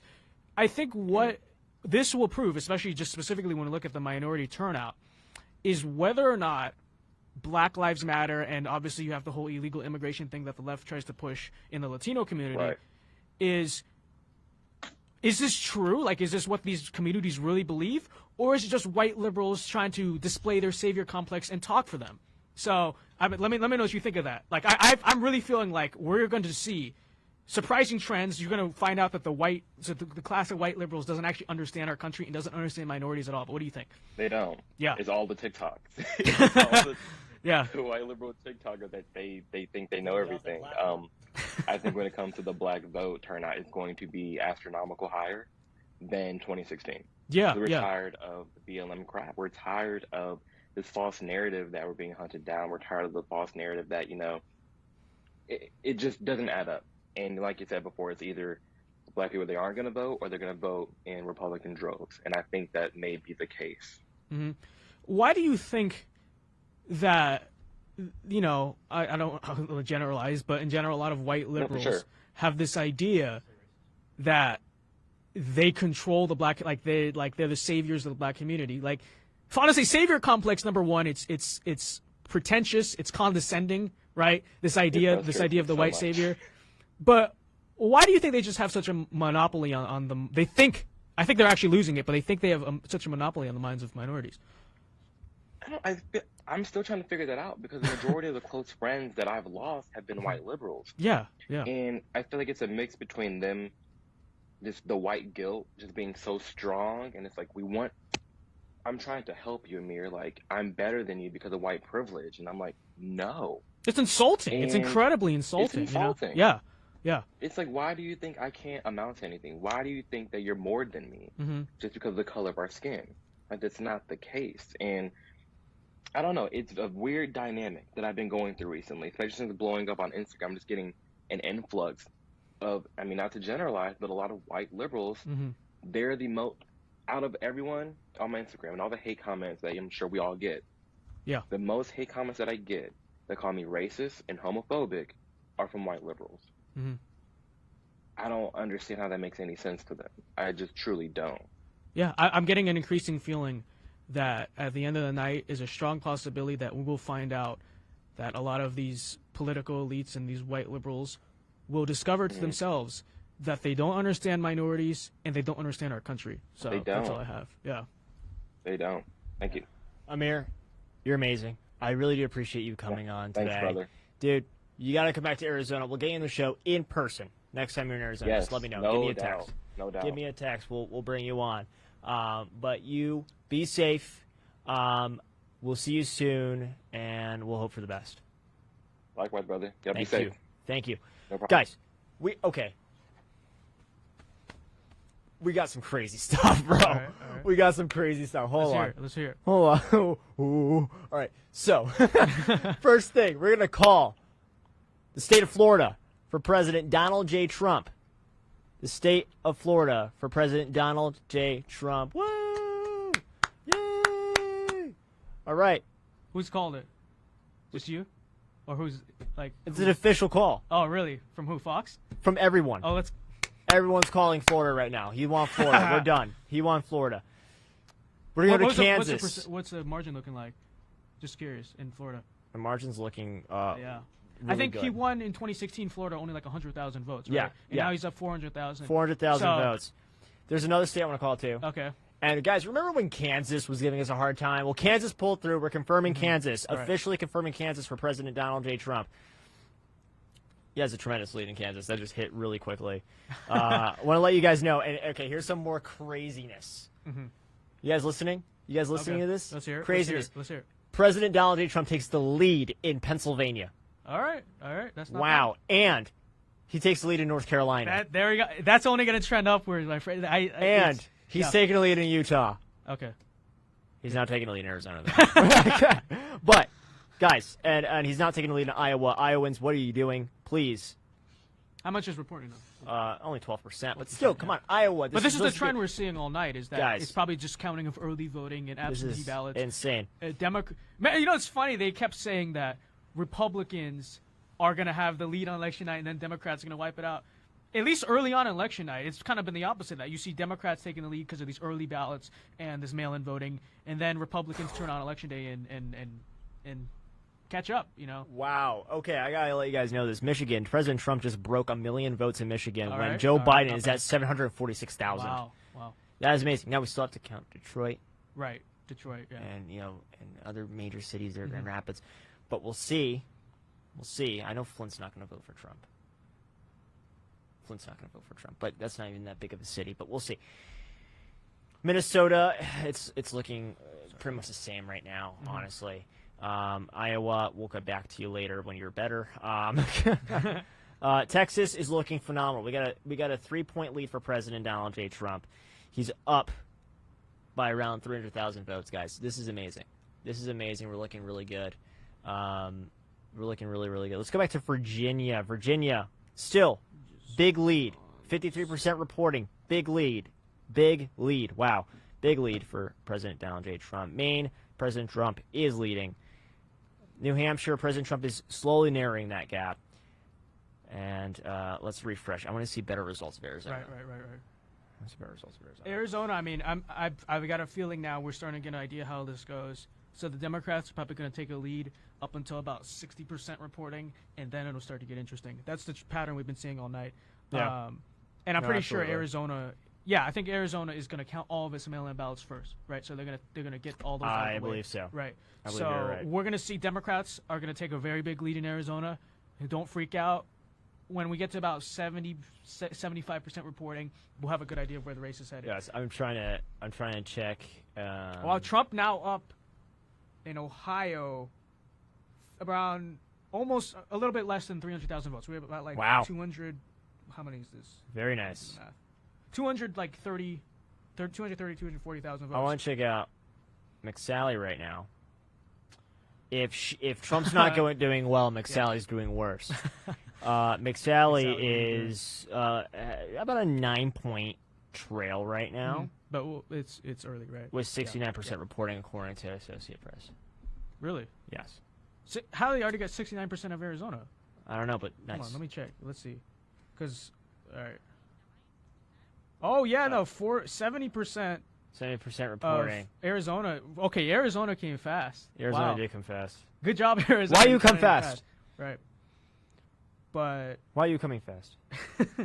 So Biden is up 54 to 44 right now over Trump, which with 70%, that's not a good margin you like to see. No, but you look at the votes though. Yeah, I mean, I don't know. We're still looking. You look at county. You look at the county, dude. We have 1 million people that are Republican in Maricopa County alone. Dude, I don't. Yeah, we're only at 656 votes Republican. Just wait. Montana. Hey, Abigail, what's going on with your state? Yeah, she said turning blue, but I doubt it'll go that way. It's a lot of Californians are moving out to Montana. That's a state a lot of people don't talk about, but I have. Yeah, well, but I have a lot. See, you don't need that many Californians to move out there to flip the state. President Trump just took a massive lead in Pennsylvania. What is it right now? Dude, 51% Trump, 46% Biden. How much is reporting yet? 29%. 29%. I'm at 29, yeah. That's going to come really slow. What is happening? We're seeing... Vince Dow, what is happening? Okay, so what we're seeing right now, early on, we saw a lot of mail-in ballots and early votes getting counted. We are now seeing the election day red tidal wave, right? And so in a lot of these states, important states, it looks like it's going to be enough. 90% reporting in North Carolina. Trump is up 0.6 points. Oh my that's God. Close. That's close. So that's damn still close. That's very close. Check Virginia. Virginia, with 54% reporting, Trump still has a lead. He has a good lead too, bro. 7.4 points, right? So that's in raw votes accounts for around 200,000, a little bit less than 200,000 votes. Virginia, we'd still expect that Fairfax County is going to come through for the Democrats. Well, go to counties. Go to counties. How do you go to counties here? Oh, just click. Check Fairfax. Okay, let's see. Fairfax County. Where the hell it is? Wow, Fairfax County is only light blue so far. It's not dark blue, which is what the Democrats were counting on. So Biden is up 99% reporting in Fairfax County, which is the major population center we're in fine. Virginia. Yeah. So Biden is up 96,000 to 882,000. So that's about 7 points. Now, Fairfax County would be a county that Biden wants to win by like 20. You know what I mean? 20, 30 points, right? So he's really lagging in Virginia, actually, because if 99% is now reporting in Fairfax County, then it's actually looking pretty good for Trump in, let me zoom out, in the state of Virginia. Now, the total count in Virginia is only 55%, so we'll have to see. I'm trying to look for like other counties that maybe we're missing in this case that are traditionally blue counties. But no, Virginia is a surprise. This is big. This is big, guys. Fairfax County has gone blue, but it has gone soft blue, it needs to go dark blue because there's a lot of rural areas in the state that are still those traditionally Republican that are areas. dark red. Right, right. Deep red. So they still have Virginia called for Biden. I'm very surprised they haven't uncalled that just to be recalled, right? Just to be safe. Dude. Because you don't want to look stupid. Recall it. For sure. Right. Recall it, Fox. And that, even if Trump doesn't win Virginia, it does show something, right? Because it has not gone red since Bush, right? 2004, I believe, right? That's the last time Virginia went red. Ever since then, it's been a pretty safe blue state for the Democrats. Yeah. What we're seeing now is, I think, because Ralph Northam, believe it or not, before he wore blackface and got caught for it, he was actually a pretty moderate guy. He was a pretty moderate Democrat. Now, until it was after birth. He feels like he has to make it up to the far left. Interesting question to ask yourself. In that process, has he abandoned a lot of moderate voters that are now like, oh, screw this? It's not so much that maybe they were traditionally Republicans, but the Democrats have scared them so far that it's like, I'm sort of a blue dog Democrat, but I'm stuck in the Republican Party because you guys have just left me behind. Yeah. You know what I mean? So even if Trump doesn't win Virginia, this was a very impressive showing because Virginia is a state that a lot of us had safe blue, right? Toward Election Day, I put it as likely blue just because I know it had a Republican legacy, just to be safe. But I still was pretty confident, like, oh it's going blue. It's right now up for grabs. I mean, it's not. Arizona is concerning. Arizona is concerning. Arizona, this is what I'm looking at right now, and this is what's making me sweat a little bit. It's because we're 71%, right? And Biden has a 9-point lead right now. So this is my main concern right now. Utah, check the counties. What counties? Utah's pretty safe. You see, I'm still waiting on Maricopa. Maricopa's blue right now, but I know there are more Republicans in Maricopa. Only 70% reporting, so I'm waiting on that. We don't have to fully win Maricopa, just to be very close. Yeah. No, we don't. Yeah, I mean Navajo. By the way, we're talking about Native American vote. Navajo is Trump right now, at least for now. Apache's not reporting quite yet. Greenlee's red. Gila County, Pinal County, Pima, Santa Cruz. Yeah, I mean, Yuma County is red, expected. Mojave County is red, expected. But I don't know, guys. I'm seeing a couple different possibilities happening here. I mean, Maricopa, I know, is going to be a pretty close one, but I know there are more Republicans in the state of Arizona than there are Democrats. As long as everyone here voted, we should be good to go. So, yeah. Wait, hold on, we're getting reports now. Hold on, yeah.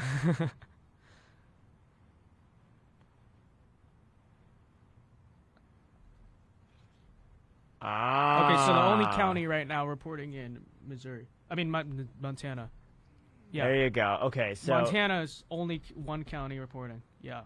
So okay, we got producer Abigail's prediction is that Montana will go red. It is blue right now, but the only reason why it's blue is because there's only one county that's kind of taken out. There's 3 counties right now that are reporting, and one of them is the major liberal city. So makes sense. The rest of the counties, and there's quite a lot of them, they haven't been reporting yet. So let's wait. Montana, give us some time. Give us some time. I will have faith in the great people of Montana. Okay. Ohio, Trump now up by a lot. 5.6. Yeah, 5.6 points in the state of Ohio. He's up by about about 250,000 votes or so. It's not bad at all. He's still up 55% reporting in Virginia. Guys, 80%. We might win Virginia tonight. We'll see. Yeah, wow. That's very surprising. North Carolina, we are widening that gap. Yeah, it is looking now like Donald Trump's going to carry this North Carolina. The great state of Georgia is only widening. Great state of Georgia, you guys are doing great over there. We have a huge gap. Let's see here. Texas, 3-point lead. Amazing. Let's see here. Iowa, 60% reporting. It's heavy Biden. It's going to go Trump. Believe me when I tell you this. This is probably early voting. 38% in Minnesota. We're getting shellacked. That's the one place we're getting shellacked. No. Because it's 38% reporting. Okay. I have faith in my people in Minnesota. After what they went through, I have faith in my people in Minnesota. Hopefully, yeah. At least a better turnout than 2016 is what I'm hoping for. Well, that's going to be hard because Trump won by the narrowest margin basically possible in 2016. It was like 20,000 votes in total. I don't know, man. So we don't need Minnesota to win. We don't. Right. We don't. Let's go back to my map. Yeah. Let's go back to my map here. Right. So we don't need Minnesota, right? But right now, okay, all the other Rust Belt states, Pennsylvania, Michigan, Wisconsin, and I guess you could say Ohio is technically a Rust Belt state too, right? All right now trending red, right? And some of these states, like Michigan, is only 35% reporting. Wisconsin, the polls are still open, and we're only reporting at 39%. There's a massive gap right now. But we are ahead in right Pennsylvania. now. There's a massive gap in Pennsylvania right Minnesota. now. Yeah. Minnesota is, but Wisconsin, huge gap. Michigan, huge gap. Ohio, huge gap. Pennsylvania, huge gap. North Carolina, we're getting that gap a little bit bigger. Great state of Virginia, big gap again. Georgia, big gap. I mean, guys, this is huge. Yeah. Like, we're looking at, wow. Gosh, man, if we were to win every single state that right now is trending, we get 311. We get 311. Well, I'm still waiting on Nevada. Nevada's toss-up. Actually, let's check in Arizona's New Hampshire. New Hampshire, they said was going to come lightning fast. It's coming lightning slow. Still 30%. Lightning slow. Lightning slow. Yeah, no, they're coming real slow. 32% reporting. They were like one of the first people to open. So I mean, to close. So what the hell? Maine's looking really great for Donnie, for the Big Donald. So that's not bad at all. It's not bad at all. All right. So hopefully we can close the gap in Arizona. That's like, for me, my best strategy for Trump getting to 270 is sort of like hold the Rust Belt on defense and then go on offense and just win one or two states in the Rust Belt. I mean hold the Sun Belt on defense. Yeah. And just go win one or two states in the Rust Belt. I mean, we got. So if we win like multiple states in the Rust Belt, we don't need Arizona, but it's nice because the Rust Belt is typically seen as more competitive. Yeah. It's harder. It's more of an uphill battle for Republicans to win. You'd want to keep the historically red state of Arizona. Hey, Andrew, can you pull up the map that we have created of the states that we've called real quick?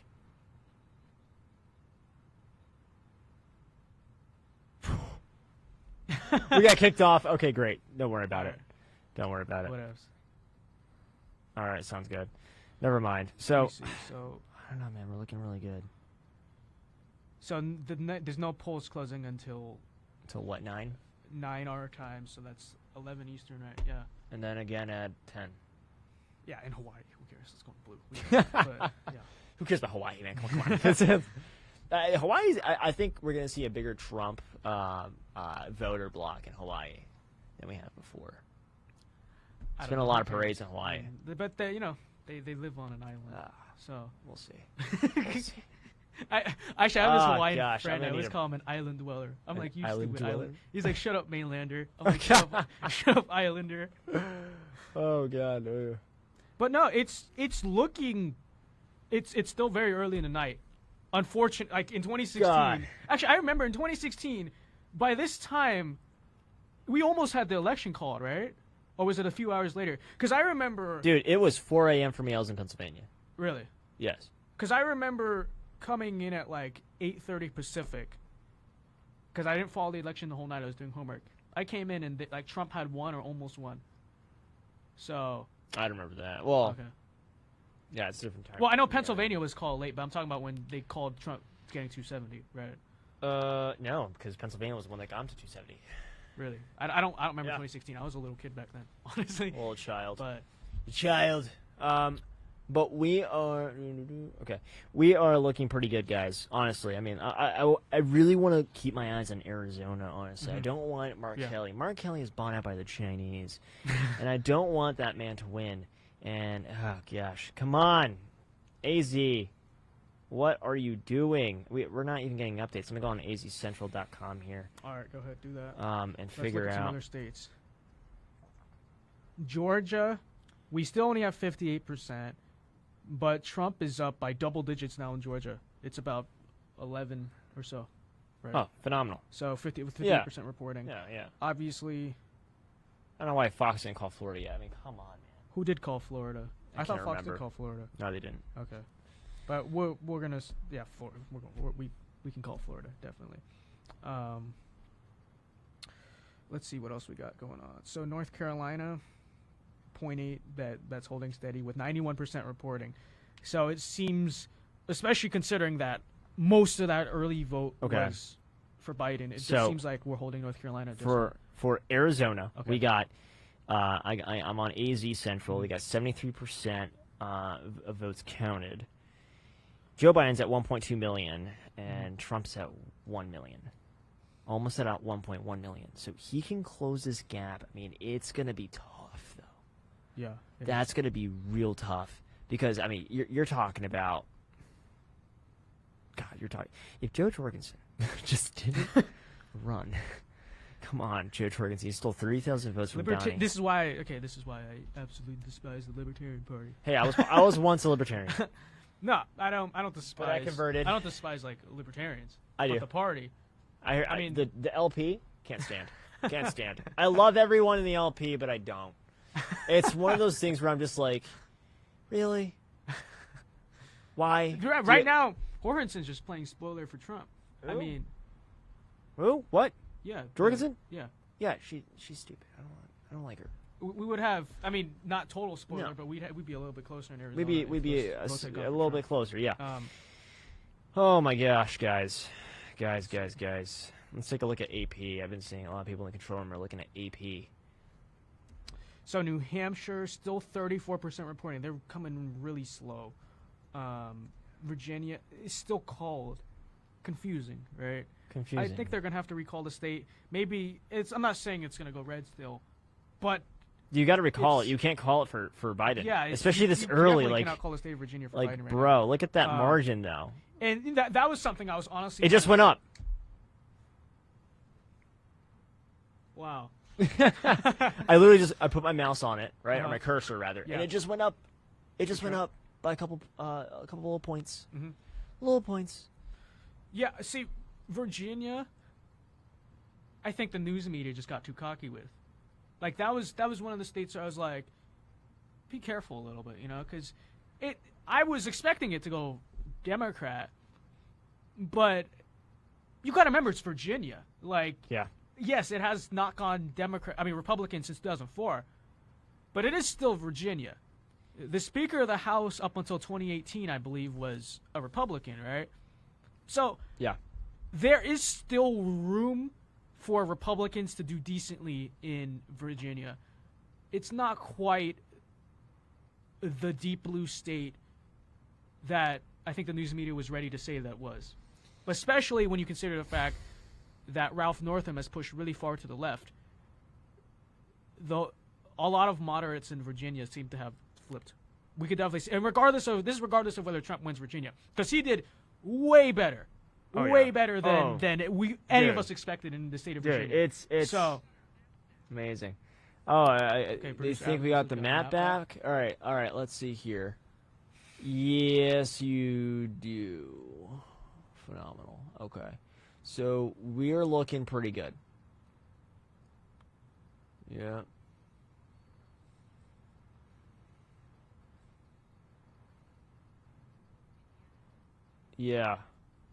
Yeah, that sounds good. That sounds good for me. Okay. Yeah, I mean, I'll be honest. I'm looking at this map right now of what we've called, and all the toss-up states are still toss-up states, right? Yeah, but then you got Florida is called. Florida's called, yep. Which is a phenomenal sign. And I'll be honest, man. I mean, I'm looking at trends right now, and it's looking pretty damn good. I think I might have gotten a little bit too nervous about Florida. Because he's now won, we're pretty much certain, by a bigger margin 2016 by a couple 100,000 votes. Yeah. So that is actually... Dude, we just widened the gap in Pennsylvania. Pennsylvania, be careful of Pennsylvania, because I bet you they're going to be counting the mail-in ballots second. When logic says, why don't you count the mail-in ballots first? That just makes sense, right? Okay, but, to give perspective, right? Philly County, where is it? Is reporting 22%. Okay. Lehigh County. So we have a long way. But you have a couple of them here in smaller counties that are reporting 100%. They're all red. They're deep red, right. Center County. So the Democrats still have a lot of room in Pennsylvania, it looks like. In Philadelphia, they do. Because Pennsylvania only 22% reporting. That's going to be a lot. Hopefully, what we could end up seeing is that, the riots and the chaos in Philadelphia, it just holds back enough Democrats from voting or being enthusiastic about Biden, just enough so that we can hold the state. That's going to be really crucial. We'll see, man. Yeah. I am nervous, and Montana is still not moving, Abigail. Still not moving. We'll see. I'll have patience, I promise. State's back in time, she said. All right. Stuff from the early 2000s, phenomenal. We got our guest just hopped in here. I want to introduce a really great guy. His name is Conservative Latino. How are you, Anthony sir? Cabasa, right. I'm doing good. Thank you guys so much for having me on. How are you? How are you? Yeah, so you're still in LA, right, for tonight? Yeah, I'm in Los Angeles, yeah. How's it, okay, well, I'll ask this question before we talk about the actual election. Have any stores been destroyed yet? Have you heard about any of that going on yet? Because I've heard helicopters and you heard helicopters, sirens, but so far nothing too crazy. Okay, let's hope. All right, because seeing what they did for the Dodgers and the Lakers winning, the World Championships, the election they're going to probably get pretty crazy if we're being completely honest. Yeah. I know they're already out there. I was looking at Black Lives Matter Los Angeles live stream. They're already out there. So they're ready, and LAPD has already issued a statement that they're ready to go. If anything were to happen or any kind of unrest, they're ready to respond. I think they got like a county-wide tactical alert to be on standby. So, my gosh. just in case the party of love and tolerance loses, Yeah, of course, right? Those silly Proud Boys are gonna go burn down this. Oh, okay, really? Are you serious? But yeah, so. I want to ask you a question. So, what we seem to be seeing, at least in Florida, which we've seen a lot of results out of already, it looks like it's called for Trump, right? Right. The Hispanic voters in Florida, which Hillary did decently well with in 2016, have really jumped ship. Especially the Cubans, but a lot of different Hispanics. What do you see there? And what do you think is causing it? And what do you because obviously Latinos are the fastest growing demographic group in America. How do you think going forward, how important is the Latino vote going to be, and how do we reach them? Because it seems like we're sort of starting to find something, right? So I'll give you the floor. Yeah, absolutely. So you're absolutely right. I think that a lot of the Latinos that maybe voted Democrat in 2016 jumped the ship because they see how far left the left has gone. This is something that I get a lot from first-time Republican voters, from first-time voters actually here in California. That have never voted before, never voted Republican, that voted for Donald Trump and voted for Republican state assembly, congressional districts, that they have seen that the left has just gone so far left. I think that maybe even 2016, Hillary Clinton was a lot more moderate. I don't think that she was as far left. She's an evil woman, don't get me wrong, but I don't think that the policies being presented at that time. The most progressive candidate was Bernie Sanders, and he ended up losing the nomination from the DNC. But I think that what that did was it emboldened a lot of progressives that you had a Bernie Sanders who was presenting so many socialist and progressive policies that it emboldened them, and their anger for Trump has been so much that they're just very outspoken about their policies and what they're trying to accomplish. So, you have sites like Black Lives Matter who have openly admitted that they're trained Marxists, that Marxism is their ideology. You can't hide that anymore. It's been recorded, it's documented. They try to take it down, but the internet's forever. And so what's happening in places like Florida and not just Florida, but like I just mentioned, California, is these Latinos that were once maybe okay, you know what, we'll continue to vote Democrat because they're kind of moderate, and sure, maybe I'm not for abortion, but they're not really pushing that, as opposed to now where they're like, yeah, third trimester abortion, sure, why not? Everyone can just get an abortion. And then not just that, but Joe Biden being asked, at one of his town halls by that lady that said that she had a son that was 8 years old and wanted to transition to a girl, saying would your administration allow for that? And he's like, yeah, of course. Of course we would allow that. So what people don't understand about the Latino and the Hispanic vote is that we're very naturally conservative. I'm from Mexican descent myself. My mother immigrated from Mexico, and a lot of Mexican nationals identify as Catholic or Christian. And so when we hear things like that we're trying to change the gender of children, of 8-year-olds, we're like, wait, what the heck? Like, where did this come from? It's almost like it came from left field, like pun intended, it came from left field. And so I think that moving forward, Republicans need to use that ammo that is being given by the grassroots left, the progressive left, and where they're trying to take this country, and use that to appeal and remind Latinos, hey, you are conservative. Hey, you are Christian. You are Catholic. Your vote matters. And if you do not vote, because it's no known secret that evangelicals just don't vote in this country, and I'm sure that it's a lot of Hispanic and Latinos that don't vote, they need to sell that message. They need to continue to bash it into these conservative in nature Hispanics and Latinos and saying, guys, the Democratic Party of 2008 is no more. What we are seeing in the Democratic Party today, it aligns more with what you guys fled. Just take a look at the policies, the same progressive speeches. You have the president of Venezuela, the dictator, saying that, my comrade Biden, talking about how him and Biden are buddies. This scared Florida voters that maybe in 2016 voted for a more moderate DNC than today, where we have Joe Biden just openly saying, yeah, we're just going to go ahead and pass all those progressive agendas. It's so interesting because despite all we heard in the 2016 cycle about how Trump hates Hispanics, some people said he wants to exterminate Latinos. I remember someone on, I believe it was MSNBC, literally came out and said he's trying to exterminate Latinos. And yeah, he actually did better with Latinos than, I believe, Mitt Romney and John McCain, a lot of other past Republicans. Do you think that trend continues? This election cycle, he's going to do surprisingly well, with all, not just Cubans, but all Hispanic groups? Yeah, I definitely do think that, I was reading this book. It's called The Hispanic Republican. And it talks about how historically the Latino vote has always voted about 1/3 for Republicans. So Republicans can almost always bet on a 1/3 of the vote of the Latino demographic. I think that what we will see is if Latinos this election, not necessarily, it maybe won't be 50% or 60% of Latinos that vote, because we need to understand that there's just a lot more Latinos voting this time around. Yeah. So maybe it'll still look like 35%, 30% of Latinos voting for Trump.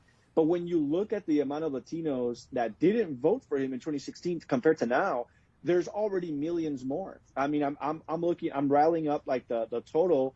And I mean, of course, I'm assuming that in these predominantly Hispanic counties that because they have more votes there, it's the Hispanics turning out, and a lot more of them are voting Republican now.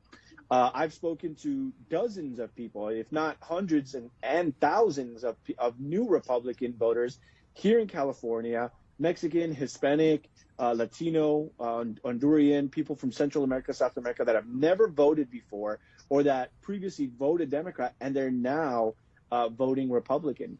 So I think that what we will see is, again, it might be a little bit higher. I'm hoping, hopefully in the 40% percentile, but we just need to remember that there's just a lot more Latinos voting on both sides. So again, we might not get that 40, 45%, even 50%, but we are getting millions more to show up at the polls. And to be honest, that's a step in the right direction. So one last thing I want to get your opinion on. So I'm also Latino. I have a Puerto Rican family.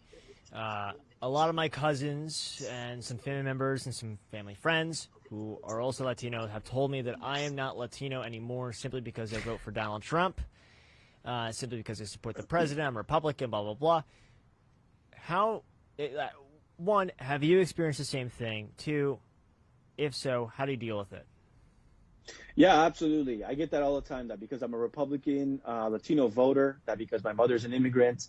I'm also half Puerto Rican. My dad's from Puerto Rico. Oh, wow. I get that all the time. You're not a real Latino. You're not a real Hispanic. And to be honest, it's one of those things that you just have to overcome as an individual. And I think that it helps that I'm a Christian, because I know that the Bible teaches us how we're always just going to be persecuted for standing up for our beliefs, our Christian morals and values. And I think that never in the history, at least since I've been alive, has our values and our morals been more on the ticket, on the presidential candidacy, and just representatives that are running with more Christian values and morals. And I think that it's just one of those things that Latinos have to wake up and realize, hey, it's not even so much that they're going to call you a sellout. It's just they're going to hate you anyways, because you stand up for, you're pro-life. You know, you defend the Constitution. You're a proud American. Just being a proud American enough is going to get you called a sellout. Because if you love America more than your home country, you're a sellout. But then why are we here then? Like, exactly. Why are we here if we're not going to love this country passionately? You know, and so it's just one of those things that I've learned to just kind of get over it. I used to kind of like argue with people back in like 2017, 18 when I was a brand new Republican. I'd argue with them and be like, no, I'm not a racist. No, that's not how I think. No, I'm still an ally to this. Now I'm just like, you know what, dude? It's been 3 years. You continue to call me the same you slander me in this.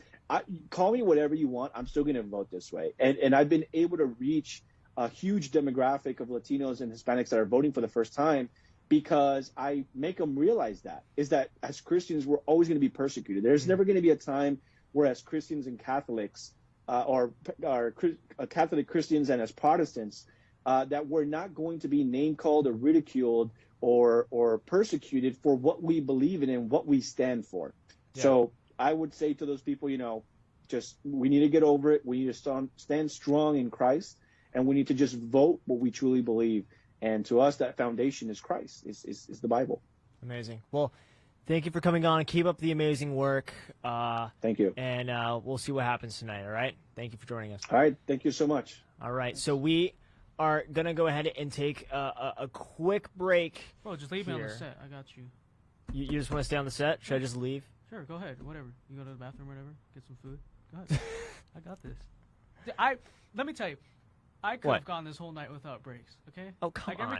I'm sure I'm an old man. Every okay, time you're like, oh, I want a break, I'm like, dude, let's just keep going, because I'm sure when we go to break, we lose viewers. We're taking a people break. Are like, I don't want to watch this Fine. stupid. All right. Okay. I'm going to step off. All right, get out of here. We're not Get out of here, Joe. Ladies and gentlemen, don't this go to is commercial now break. the Vince Dao Show. It's the Vince Dao Show. Get out of here.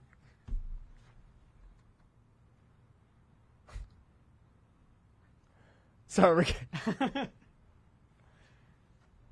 You can have my Starbucks sandwich. Taking a break. Right, Taking a break. Commercial break. We'll see you soon. We'll be back. We're going to have updates from Arizona, Nevada, Utah. It'll be great. Be back soon.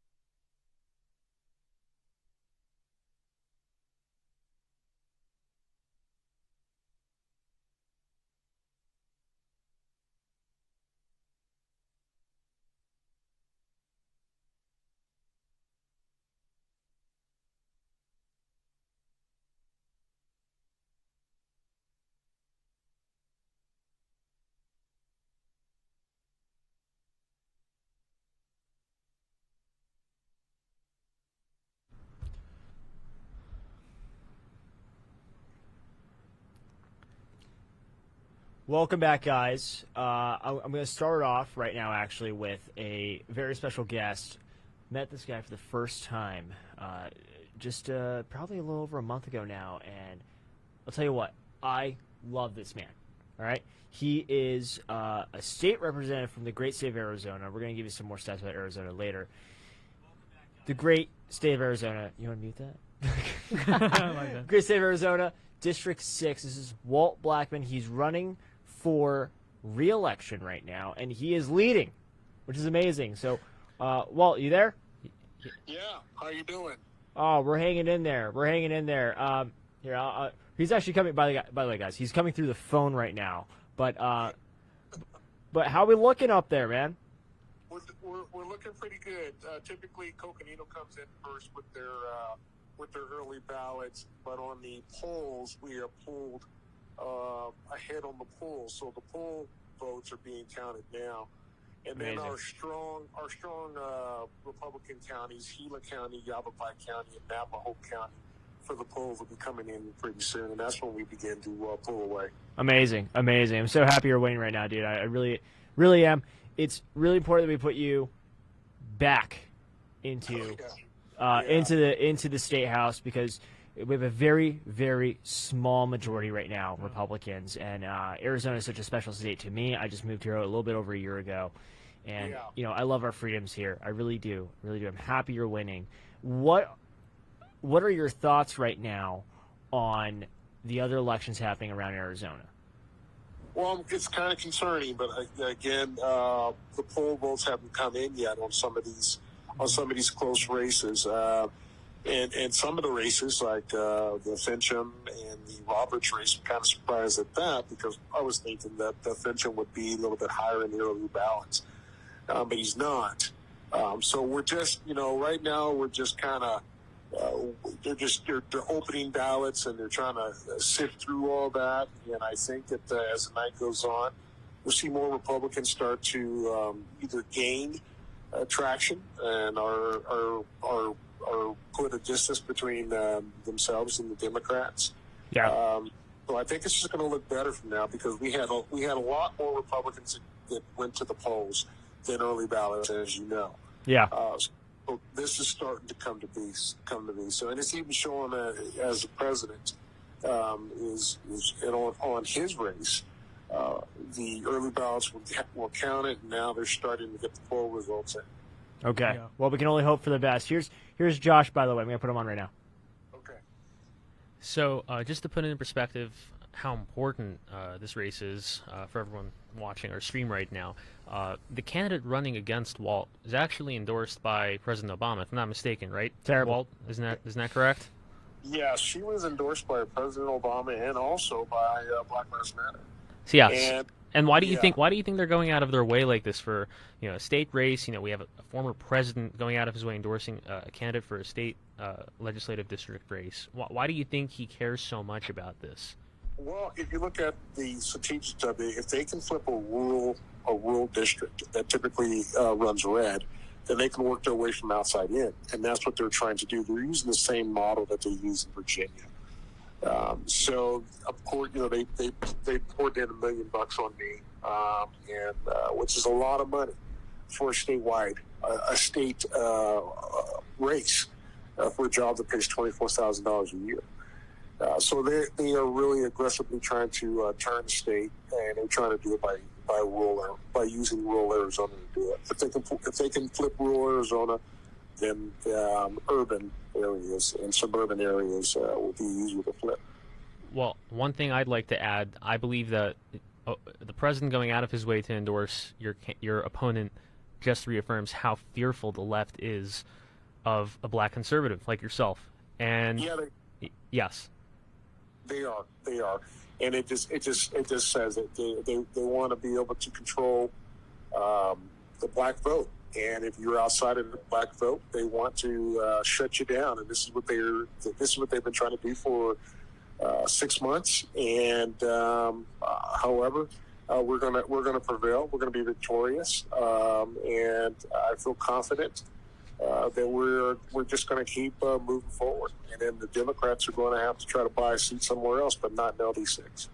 Absolutely, no. You're You're absolutely right. Just a moment here. Vince, did you have something that you wanted to ask Walt? Here, just a moment. We have our other co-host, Vince, over here. Well, so perhaps the thing I love best about Arizona, I'm from California. Sorry, I apologize. Okay, I know, I'm sorry. Some people have to be from there. But one thing I really appreciate about Arizona is the gun laws. Like, it is a complete freedom state. And yet it's concerning to me because I love this state so much. I love coming out here. It's concerning to me just how narrow that, tiny majority in our state house and how narrow the state's becoming. How much do you think you ensure that the Second Amendment in its purest form as a constitutional carry state survives in Arizona? Well, if we lose the House, then it won't survive. Yeah. It was a federal level, but we know the two bills that the Democrats are running, SB 1624 and 1625, will continue to push it through the House this time instead of the Senate, and they'll just run the table on their Second Amendment rights. That's why it's very important that these polls that we get accurate counts and we not only keep the majority but increase it. So that's it's. I just bought an AR, so I guess I'll be the first to go to jail because I'm not turning mine in.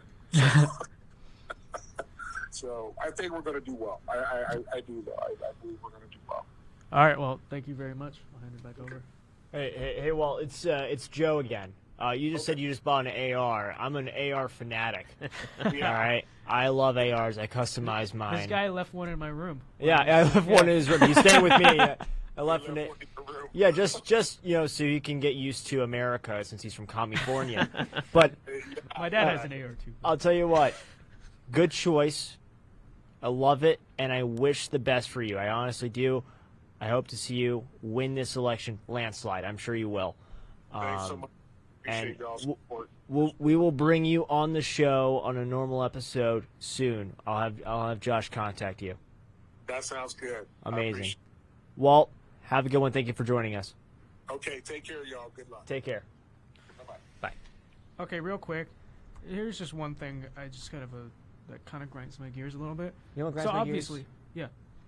Hello? Can you hear us now? Sorry, we just had to. What grinds your gears, Producer, Vince? are we good? Because I'll tell you what. Cool. I'll tell you what grinds my gears. What? You. Okay. You have a big forehead. Oh, we're gonna go to this now. We're going to this. Says the guy wearing a bandana. Anyways. Okay. Now, obviously, we all know how California is gonna go, right? Like, we know. But the fact that Fox News has called California with 0% reporting, like, we know it's gonna go blue. Yeah. But I prefer to see a little bit of the vote in, beforehand, right? Just so, we don't see any shenanigans. Because they might be making a really big mistake in Virginia right now. They still have Virginia called for Biden. 58% in. Trump has a 6-point lead there. Yeah. Right? And again, as I keep saying, I think Biden's probably going to make it up, but we don't know that. It's definitely not a race that you can call yet. You would think that at the very least, Biden has to take some type of lead in this race, which I don't think he's led in Virginia this entire night. At least lead a little bit before they can call this race, right? So, it's something I want to put out there. Now, the major news channels have called the state of New Hampshire for Biden, but Joe wants to hold off. We're not going to. Okay, I'll tell you why. I'll tell you exactly why we're not going to. Right? Hold on. Let me open up my map real quick. Here you go. Okay. The reason why is because they called New Hampshire with 50% reporting in when Trump is only down by like 8 points. Mm-hmm. What they're probably thinking is like maybe the blue counties haven't reported yet, so they just know they're kind of insured. Let's see what it looks like. We're still waiting. Okay. We're still waiting. Here's the thing. I have faith. I don't know because New Hampshire's looking pretty decent for Trump, so we're still waiting. Arizona, I don't want to talk about it anymore. Montana's making a comeback. Producer Abigail was right. Okay, you were right. Vote for producer Abigail right now. Go on Politics and vote for her right now since she got that right. This is the kind of leadership we need, right? Is someone like her that will get these predictions correct. So she believes in her people. She's very strong with her people. Iowa is looking a little weird right now. That might be our next Ohio, but Ohio is looking phenomenal. Virginia, still phenomenal, 58% reporting in. North Carolina, phenomenal, 94% reporting in. We might be calling that pretty soon. Georgia, phenomenal. Pennsylvania. Pennsylvania is a state you should hold your horses on because I don't think they're counting their mail-in ballots first. Because they just like to mess around. You know? I don't know. Who knows how the hell they're counting? Let me tell you, the voting system in Pennsylvania is a mess. It is a mess. It is a mess. I know. It is just all over the place. Let's get about 78. Well, actually, we're not going to. Let's be honest. We're not going to have Pennsylvania. Probably not going to have Pennsylvania called tonight, but we don't need Pennsylvania. But we don't need Pennsylvania. That's true. Wisconsin, the state officials there believe that by early tomorrow morning in Eastern time, which will still probably be late at night for us, they should have the results all in. Okay, guys. You know it's. No, that's wrong. All right, I'm gonna officially call it 2 states right now. Okay. I'm gonna officially call it 2 states. What are the states I'm calling? I don't remember. We're gonna call the amazing state of Utah for President Donald J. Trump. Woo! Yay! Yeah, we need champagne. Okay. Arizona, learn something from Utah. Yeah, Arizona. What the hell? Come on. I still believe in my people, but. We'll see. Another state I would love to call, officially call, is the state of Lay's potato chips, and that is Idaho. President Donald J. Trump wins the potato land. We love it. We love it. I love it. Thank you to Lay's for sponsoring the show. They didn't sponsor. Mm-hmm. I promise they did not sponsor. So, let's see here. I gotta look at my schedule real quick. All right, cool. So, I don't want to talk about Arizona anymore.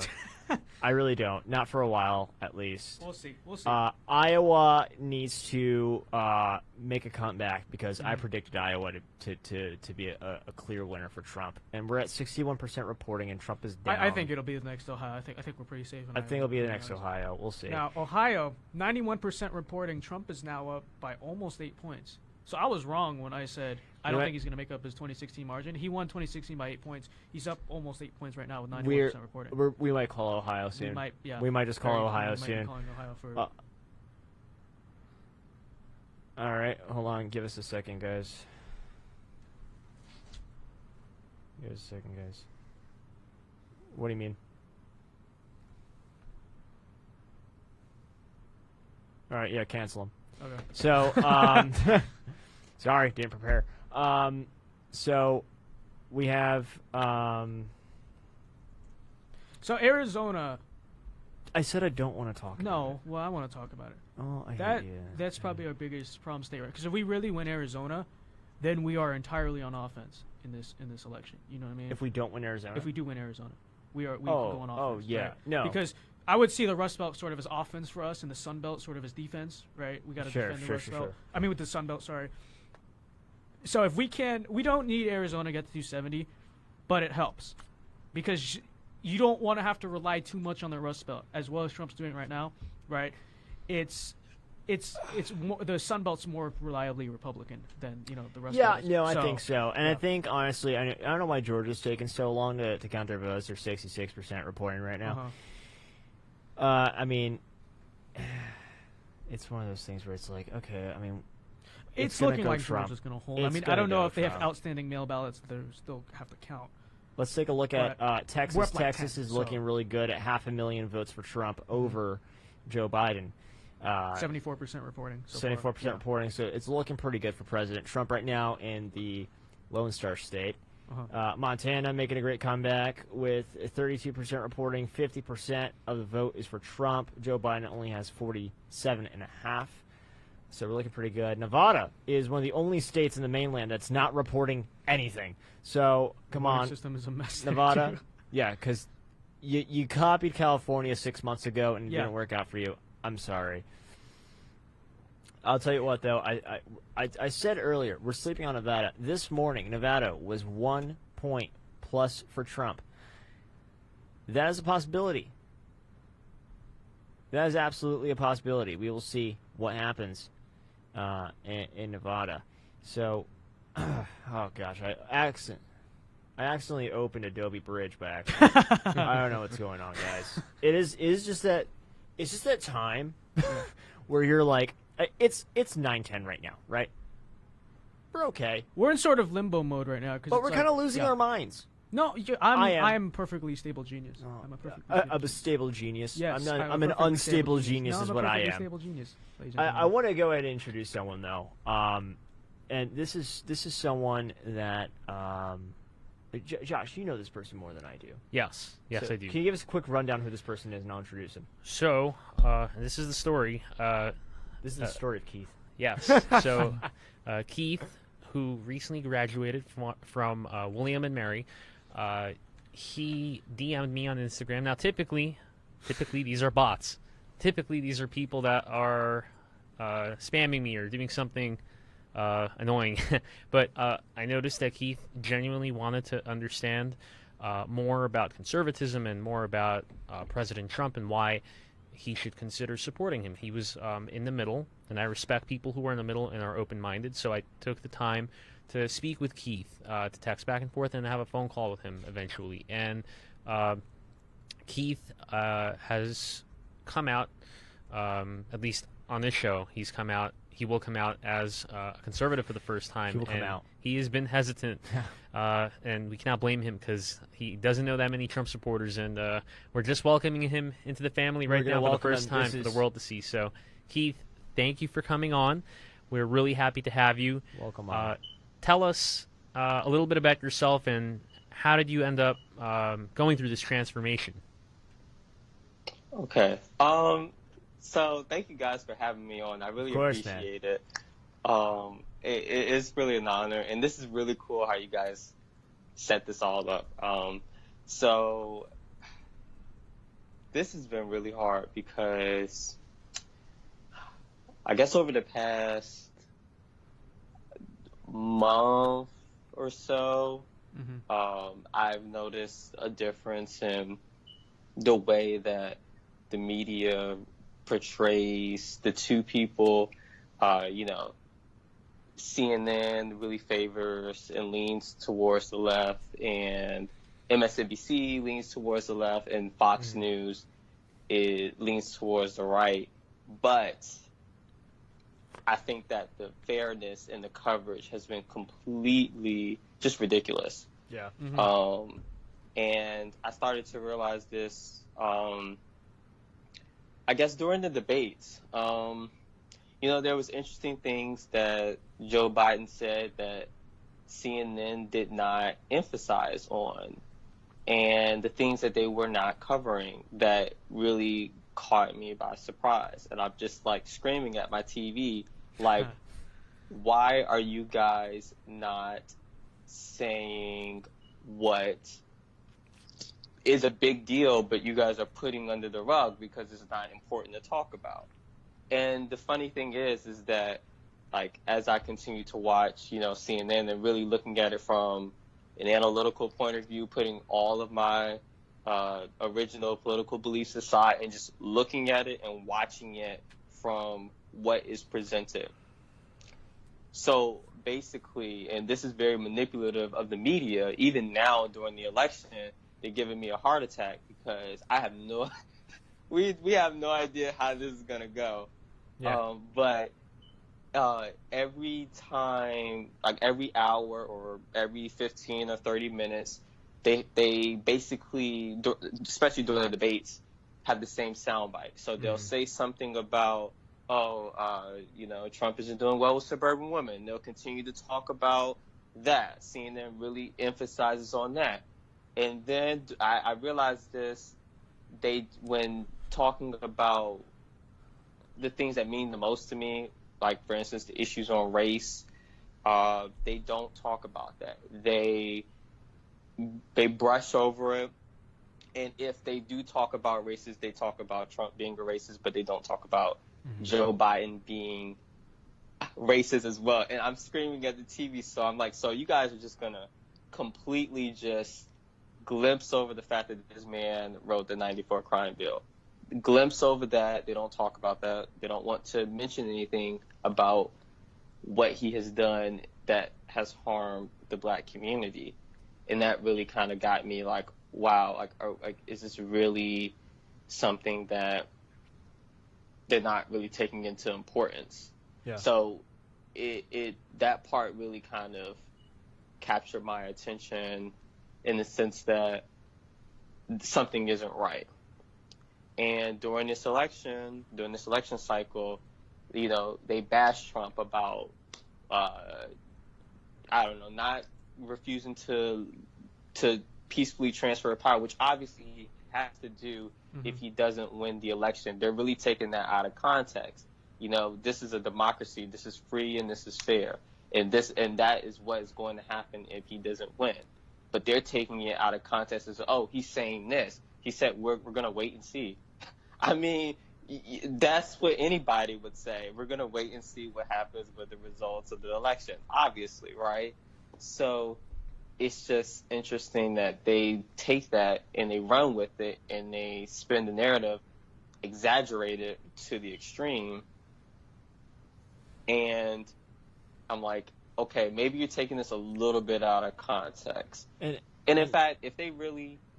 Go ahead. No, and I think a lot of people are starting to see what you're seeing, right? I think that this is happening, especially with younger people like, the four of us now.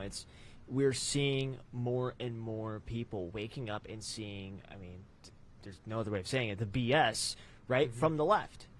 There's so much of it, and it's hard to avoid it now, unless you're being brainwashed by big tech and media. I think Vince has something to say. You bring up a great point, which is, channels like CNN, they've always been sort of liberal bias, but in the past 4 years, it's gotten progressively worse, and especially now this election season, to the point where, in my opinion, CNN is just, at this point, not even biased. It's intentionally disingenuous, right?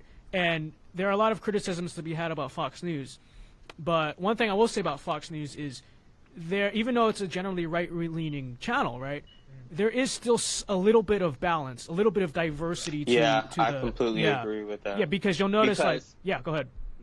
Go ahead. I was just going to say, because when I was watching the campaign, they would cover the Biden campaign, and they would cover the issues that maybe concerns voters about, fracking. They'll actually talk about fracking, and they'll talk about it with meat, and they'll talk about it with substance. And they will continue and elaborate on the comment. And whereas CNN, when asked about fracking, the commentators are like, oh, well, I don't think that's a big deal. This is not really going to come down to the issue of fracking, of whether or not Joe Biden's going to win. So they just kind of, brush it off. But Fox, like you said, they do in the morning time, at least. At night, then that's the opinion piece. But in the morning, I do see the clear balance in the structure that they present. Well, listen, welcome to the club. We will always welcome you. We welcome anyone that wants to join us and become people who love this country and people who want the best for this country, put Americans first, put you first, put your future family first, right? That's what we care about. We welcome you in. Of course, we welcome anyone in, right? We welcome if we welcome this guy in, we welcome anyone in. So, but thank you for joining us. Stay strong, and we'll bring you on later, okay? Yeah. Thank All right. you. Thanks again for joining us, Keith. So, what an amazing story. We got a guy that opened up and joined us, and he joined the side that loves Americans, that loves America, and I love it when that happens, and we're seeing more and more of that, guys. We're seeing a lot more of that, and I'm really, really loving it. I'm really loving it. I really think we have this powerful movement in our country that is here to stay. And that movement, what that is a movement of nationalism. And not nationalism in a bad way. Nationalism in a sense that, I love this country. And I'm not afraid to say it. And I want the best for this country. And I don't want to be like Europe. I don't want to be like Asia. I don't want to be like Canada. I want to be American. And there's nothing wrong with that, right? America is the most diverse country in the world. We are the best country in the world. We have the best economy in the world. We have the best system. in the world. And it's time that we start noticing that, and it's happening. We're seeing it. Look at some organizations like Turning Point USA and Students for Trump and YAL and many other ones, right? Yeah. They're growing every single day, and I'll tell you what, dude, it's not stopping. It's not slowing down. And it's phenomenal. Phenomenal. I've heard a lot of people say, and this is regardless of how the election results turn out tonight. I've heard a lot of people say that Trump has sort of, the Trump era and Trump and Make America Great Again has sort of outcasted like a lot of certain groups that Republicans need to win in the future. But I don't see it. You know, for as much as people said in 2016, especially, I mean, black votes, he did pretty abysmally. But, you know, Hispanic votes, he actually did better than the past two, right, Republican candidates. And I've noticed ever since 2016, you have a lot more of these groups that Republicans generally struggle with. There is now a conversation. I mean, there's now a open conversation in a lot of these communities, you know, that would have never been had before. And the conversation might not be winning at the moment, you know, our side of the dialogue, but it's there. When was the last time you ever heard Republicans basically try to actually make the argument that, no, actually, we did more for the black community than the Democrats did, right? That's open. It's there. And the more it's just talked about, the more someone's going to hear it and come on board. So even if the opposition gets angrier because we are talking about it, don't conflate that with the actual numbers of what's going on. Right. And one thing you mentioned, you know, we've done more. And I'd say we've done more in a sense of not just an action of doing more when it comes to policy making. I think we've actually done more when it comes to the motivation behind said policy. Because if you look at the Civil Rights Act, which was signed by LBJ, right? LBJ is a Democrat, right? What did he say before signing the Civil Rights Act? The Negroes are getting uppity. We need to give them something to keep them in place. And we're going to have them voting for the next 100 years. Yeah. We're going to have them voting Democrat for the next 100 years. That's the motivation. That's their motivation to do stuff for the black community. No. You know what Republicans' motivation is? This is their motivation. Trump says, we have a problem in the community, and it's not their fault. We're going to help them out. We're going to give them a helping hand. We're going to put opportunity zones. We're going to put permanent funding on HBCUs. And we are going to lift up that community. And the same thing goes for the Latino community. And the same thing goes for the LGBT community. These communities have been brainwashed by the mainstream fake news media, and as well as the corrupt Democrat Party. And they are brainwashed to think that Democrats actually give a damn about them, and they don't. They don't. All they care about are votes. You'll see House candidates, or people in the House of Representatives that are Democrat, they will only see you once a year, right? And it's when they need your vote, right? Yeah. They won't see you anytime other than that. Senate candidates, they'll see you every 6 years. Presidents, they'll only see you every 4 years if they're Democrat. But President Trump, after he won the election in 2016, he had a thank you tour. He hit all of these places. And even after that, he did conferences. He did everything. So, you know, I'm just saying, President Trump, okay. Yeah. I think okay. he really opened actually the Republican Party and conservatism to a lot of new people. Most importantly, I would say, is like that Midwestern working class. You know, the blue wall that Hillary tried to hold. Win or lose the Rust Belt, there's now something there. It's competitive, right? It's something that Republicans can try for. Republicans can try for Michigan in future elections, you know, and Pennsylvania and those states. So that's just something to consider. Fox News is now projecting that Biden wins Arizona, which there's only 73% of the vote in, but he is up by like 8 points. We're not calling it. So we're not going to call it yet. We're not calling it. But Arizona, you let me down, man. And that definitely helps Biden a lot, because then so this basically guarantees almost that we're not going to have conclusive results by then tonight. Right, if Biden has won Arizona, because a lot of these Rust Belt states that are now going to decide the election, right, we won't have results in definitively. Michigan said it's going to take like till Friday probably to get their results in. Pennsylvania, we all know Pennsylvania. Wisconsin will be called by the end of the night, most likely.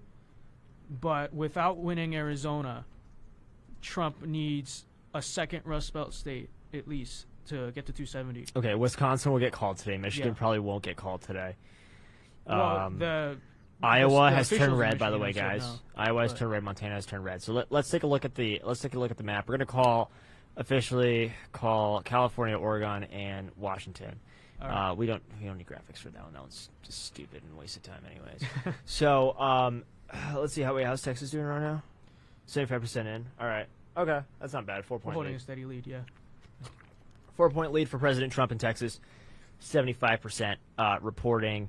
Georgia, 70% in. We're talking about a 10-point lead right now. It looks like we're going to hold Georgia. That's a lot for Biden. It looks like we're going to hold Georgia. It's a lot for Virginia, Biden. we got a 3-point lead in Virginia, 61% reporting. So it's starting to slip, right, from Trump. Just a tad, though. We're looking over in Ohio. We have a massive lead, 94% reporting. Pennsylvania, 49% reporting. Big lead for President Trump, double digits. Right. Michigan, 47% reporting. We have more, double-digit lead, 47% reporting. Wisconsin, we have a 5-point lead, roughly, 62% reporting. Minnesota, the gap is narrowing, 60% is in, and Joe Biden is leading at 55%. Montana, 33% is in, 50.9% for President Trump. Nevada is still 0% nothing. Reporting. Come on, that's why you don't change the voting system a few months before the election. Literally 6 months. Because it's ridiculous. Look at New York Times. When did polls here. close? 10 p.m. Eastern time. So that they closed a couple hours ago in Nevada, right? No, it closed at 8. 8, right? Our 8. time. So we nothing on New York Times. And it's blank. It's blank on the map. Dude, it's just blank right now. Ridiculous. It's the only state in the mainland that is. Besides Alaska and Hawaii, right? I said mainland. Oh, sorry. Come on, man. You listening? Nope, I'm not. I've tuned you out completely. Oh my god. So let me think. So now, Biden. We haven't called Arizona yet, but it's likely going to Biden. Unfortunate, because Arizona, you guys really let me down. But in that case, let's see. So Trump has to do better in the Rust Belt now. So the best strategy I had, the best look we would have had, is if we won Arizona, held the rest of the Sun Belt, get Maine 2nd District, and in that case we only need one Rust Belt state to win. Now we're going to need either 2 or to take Pennsylvania, right? That'll get us to 70, yeah. But we don't want to rely on Pennsylvania because it's the messiest voting state. It has the messiest voting system of all. Yeah. It's messy. So, if we wanted the results tonight, at least in Trump winning tonight, that's basically been thrown out the window because of Arizona. It's very unlikely. I mean, unless Michigan pulls off a miracle and actually gets all their votes in and Trump wins there, then that'll be, we can say that. But they have said unlikely. Their state officials there, so maybe they'll impress us. Yeah, but it's not. It's we looking have like yet to see. There's still plenty left. If we have a Trump win, it's probably not going to be tonight. It's going to be in the days to come. So if we, I'm creating a map right now to see. Yeah. I honestly think we're going to take all of this. But it looks like we are holding on to North Carolina, looking good. Georgia, we still have. It's only 70% in, but there's a lot that the Democrats have to make up. They're down by almost 10 points right now. So, in the last 30%, that's going to be a lot. We don't need it. We don't need more PA.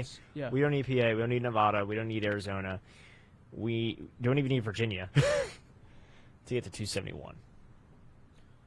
Which state did you? Okay, you have Michigan and Wisconsin. Michigan, Wisconsin. Yeah. Is what we so need. if we can win Michigan and Wisconsin tonight, we will be at 271. Which might not be a guaranteed actual electoral college victory because you never know, some freaking elector could go rogue. They're allowed to in some states, right? I don't know about that. That is news to me. Yeah, if there's some states that mandate that the electors have to vote like with the popular vote of the state. Isn't it their constitutional obligation though? Do states actually? No, the electors. The electors can decide who to vote for. They can totally go rogue. That would be a constitutional crisis. Yeah, it's only happened. It would be a constitutional crisis though if that happened. So it would be very atypical. Yeah, but we would assume probably if Trump did win, in the votes, and then some elector goes rogue, we'd probably expect that other ones, hopefully, that maybe they were from Democrat states, but they think it's immoral, and so they vote for Trump just to balance that out. But we never know. We don't want a 271 victory. I want at least 285-ish to play it safe. But we don't know that's going to be an option. We don't know. It's a close election. It's going to be a close election. But, losing Arizona. That hurts. Yeah. That hurt. Yeah. Oh, is weed legal in Arizona now? 207 passed. All right. Congratulations, potheads. Thank you. What? Thank you for the little. But that's just going to encourage more leftists to come into our state and ruin it. I'll tell you then, that does not. The hypothetical. Let's say Trump wins tonight. Yeah. Doesn't look good for Arizona in 2022, right? Because he'll be the incumbent. We'll see lower turnout for the incumbent party, and it's probably going to be another blue wave year if Trump wins in 2022. In 2022, if Trump wins tonight, probably going to be another blue wave year. So we could, and Doug Ducey, right? Oh, this Doug is his Ducey? last term, right? Yeah, he's done. He's terming out. So 2022. He's not going to have. There's be no incumbent advantage for the Republican, which makes it a lot tougher. And for a fact, Democrats are going to put a bunch, especially if Trump is president. Democrats are going to put a bunch of money into Arizona. So I'm skeptical. I'm really skeptical about AZ right now. I really am. You're holding out faith. Joe and I. This is just something that happened earlier this year. Yeah. Joe and I were at I believe it was a women's march. It was the women's march. The women's march. We were celebrating femininity or whatever. In front of the state capitol, and we didn't plan on doing this, but we ended up just improvising just to see what would happen. And to our surprise, we ended up uncovering voter registration fraud from a. I won't say the name of the group, but there was a Wait, you're not going to say the name of AZ Blue? He could say it. It's fine. I wasn't sure if you wanted to mention it or not. AZ Blue 2020 or something like that. We were posing as illegals. We'll just call him something stupid like AZ Blue 2020. Yeah, and we ended up asking him how we can register to vote even if we're illegals, and the guy was giving us instructions, the owner of this group, and he told us how we can get away with voting at the federal election. And how to be able to register even if we were illegals. He gave us instructions on this video, and for ourselves, we got to see firsthand how easy it is to manipulate the voting system in this state. And that was a little bit after I moved here, so I was quite appalled. And I do question, and I'm sure Trump questions. I question it. The results in this state too, because there is a lot of fraud. James O'Keefe was playing a big role. Yeah, the state. James O'Keefe was. He's got to get it within a closer margin to even have that argument, though. No, he'll do it. Because it's like Biden is up by. He'll use our video as evidence. Yeah, no, but that's exactly what I would hope. By the way, thanks to this guy that got viral, actually. Yeah. Well, we have to get the word out there because PolitiFact ended up going out of their way labeling it fake. Why? Why did that happen, Joe? Do you want to say why? All right, my yarmulke just fell. All right, well, it's right here. This means business. Thank you, guys. All right, PolitiFact, if you're watching this, but you're not, but if you're watching this, we got a problem. We got beef. But what I'm saying is they emailed me, asked me for a comment. They were going to fact check the video. They were saying that nothing was illegal about it. I said, well, what about the U.S. Code? Because it was clearly a violation of the U.S. Code. And what they did was they still said it was false. He said, oh, we're not going to use the U.S. Code. Therefore, fact check false, and completely false, by the way, which is BS. So I hate PolitiFact because he fact checked me. Just Google my name and Josh's name; you'll see us on their website. It's great. It's great. It's great. Yeah. You want to call the Senate race and call the Senate race? Yeah. In so Alabama, we won the Senate race in Alabama. Doug Jones is unseated, so we got. We just gained a Senate seat, people, but we also lost one in Arizona. Yeah. I don't want to talk about it. I don't talk about it. I do want to go ahead and also Tom Cotton won, by the way. Yeah. Congrats to Tom Cotton. I want to introduce a very special guest to the show. She's been on Cup of Joe before. She hasn't been on the show on the news set, though. She was back when we were in the apartment doing it super, like, Josh was in the other room, and it was terrible. So now we're in this fancy studio. She comes to join us again. Sofia Fisher, how are you? Thank you so much for having me on the show. Excited to be here. I mean, this is such an exciting time. Yeah. I mean, we have so many people coming out to support the president, and I really do think that we are going to see a win tonight, but a lot of uncertainty still, and with Pennsylvania especially, we have Philly calling lid tonight. I mean, this is crazy. I don't think this has ever happened. They are waiting until the morning to count the rest of the votes. This leaves Americans on their seats. I personally find it insulting. We deserve to know who the president is going to be tonight. But again, the president could still win without Pennsylvania. He's going to need to win Michigan. He's going to need to win Wisconsin. And I'm very confident that he will. I think so, too. I really do think so. I want to talk to you because when you were on the show, we talked about human trafficking a lot. And I want to ask you, I mean, in a, God forbid, Joe Biden presidency or Kamala Harris presidency, right? We know, side note, we know that Trump has been fighting human trafficking probably more than any other president we've seen. He's done a phenomenal job at it. In a Democrat in power, do you think that a lot of this fighting against human trafficking is going to go away? That's a great question, Joe. So what I do think is this. I know there's a lot of bipartisan support in wanting to fight and combat human trafficking, but in the history of American presidents, Donald Trump has done the most to fight human trafficking. And quite frankly, Joe Biden's platform for president, he hasn't really taken a strong stance on this issue, which is extremely disappointing. So not to say that there isn't bipartisan support, but it would be a shame to have Joe Biden in office, considering his track record with children. I mean, this is a man who you'll just see countless videos with his conduct. I mean, the way that he conducts himself with women and children, touching them inappropriately. I would be surprised if he were to come out strong against human trafficking, because this is a man who hasn't honestly taken that strong of a stance on it. So, again, bipartisan support is on both sides of the aisle here, but Trump is doing a lot to fight it, so it would be a shame. Yeah, no, I mean, I think there's a lot that, I mean, we need to know about when it comes to Joe Biden, about his stance on this. He hasn't really said much about it, so, I mean, we'll see. So what about, I mean, another thing we talked about was specifically also the border and how that also has to do a little bit. You said it's not as much when it comes to percentages, but it still is something, right? Do you think, I think it's a pretty easy answer, but Joe Biden's going to just completely get rid of security on the border to kind of open it up to any human trafficker that wants to come through? I think that's definitely possible. I mean, I think what you're hearing a lot from the left right now, and even Joe Biden, is this far left radicalism, right?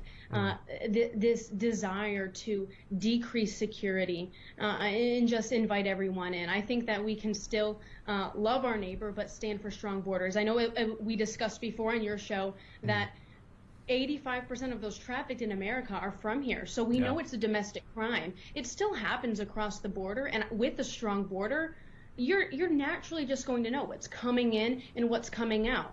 Human trafficking happens all the time there. And so, I mean, we even see in the debates recently too, coyotes. People thought this was ridiculous, right? So it was ridiculous. I mean, this is a term to describe people who are smuggling stuff across the border. And honestly, it's pathetic. The reaction from the left was pathetic. They think they know so much, but when President Trump actually uses a true term regarding illegal immigration, they're like, "Oh, is he talking about Wile E. Coyote?" I'm like, come on, this is the left, really? This is what we're up against? And they won Arizona. I'm sorry, I'm still pissed off about Arizona right now. I am too. I'm a little disappointed. However, I mean, there were other states such as Florida that were crucial. So Arizona It definitely is a blow. It's disappointing. Yeah. But I still have hope, again, if he wins and pulls through with Wisconsin and Michigan. Quite frankly, he could still lose Pennsylvania and still win, and that would put him at about 274. So it's going to be close. I know a lot of people were saying Trump's going to win in a landslide. I don't think that's going to be the case, but I do think that Donald Trump could win this election. Absolutely. Well, let's hope for the best. Maybe we'll have an answer tonight. Maybe not. Maybe we'll have an answer tomorrow, or in 12 days, or a month. We'll see. Yeah, we'll see. But thank you so much for joining us. We'll bring you back on the show soon, post-election. And, hope for the best. Awesome. Thanks for having me. All right. Of course. Thank you. All right, you guys. So what we got? Virginia looks like it's safely going blue. Like I said, I expected it to sort of creep up. So now with Fairfax County 100% reporting, it looks like they must have been counting some mail-in ballots after the regular ballots, right? But the final count in Fairfax County, Biden won 71-27, which that's what carries the state of Virginia, right? Because you look geographically at this map, a lot of these other blue counties, there's definitely more red counties in Virginia than blue counties, but obviously it's all about population, right? But a lot of these other blue counties that went blue, Almarble County is an exception. A lot of them were by decently close margins, but it's definitely Fairfax County, which is close to D.C., correct? Right. Yeah, that's pretty close. Yeah. Here's the thing. I'm still looking at red counties that are not being counted yet. Okay. So we'll see. Let's see. There's a few, but they're very small in population. That's the problem. Chesterfield County, I guess, is an exception. That has a pretty decently sized population, but they're 98% reporting already. So what are the votes at? Factor in. It's about 36,000 for Trump, about 21,000 for Biden. Oh, I'm talking about all of Virginia. No, all of Virginia. So Biden has about a little bit like about a 240,000 ish. Okay. All right. How's North Carolina? Lead. North Carolina still stuck at 94%, but we are still up 50.1 to 48.7. A little, like about an 80,000 vote lead in North Carolina right now. Again, North Carolina, the last ballots are probably going to be election day ballots, normal in-person election day ballots, because North Carolina is counting its early ballots first, right? Yeah. So it's looking like Trump is going to hold North Carolina. Ohio, I have no idea why it's not been called yet. 94% of the vote in. Trump is up by Newsmax called Ohio. 8.2 points. Okay, Newsmax has called Ohio. Do you want to call Ohio? Should we? Ohio, should that be called, guys? In the control room? Maybe not yet. We're not going to call it quite yet. All right, we're gonna wait. We'll hold out for a little bit. We'll hold it for a little bit there. So Trump has taken the lead in Iowa by about. He's up by about like 3.5 right now. That's not bad. Yeah. How's Minnesota doing? Minnesota. How's Minnesotans doing? With 66% in, we're still down by quite a bit. We're down by 11.4 points right now. All right. We have about a little bit less than 400. No, my mouth is wrong. A little bit less than 300,000 votes to make up. All right. Can you hit up PA? Check out Philly County. I want to see how much they actually counted there. Philly County is down. Down here. Right. Right. There. There we go. Yeah, so apparently, according to Sophia, they called a lid, so they're not even. That's just at 41. 41% in. And Biden is obviously crushing in Philadelphia, but yes. So that it just screwed up the whole state, quite frankly. Because Trump has a very big. I think this is what the hell they wanted.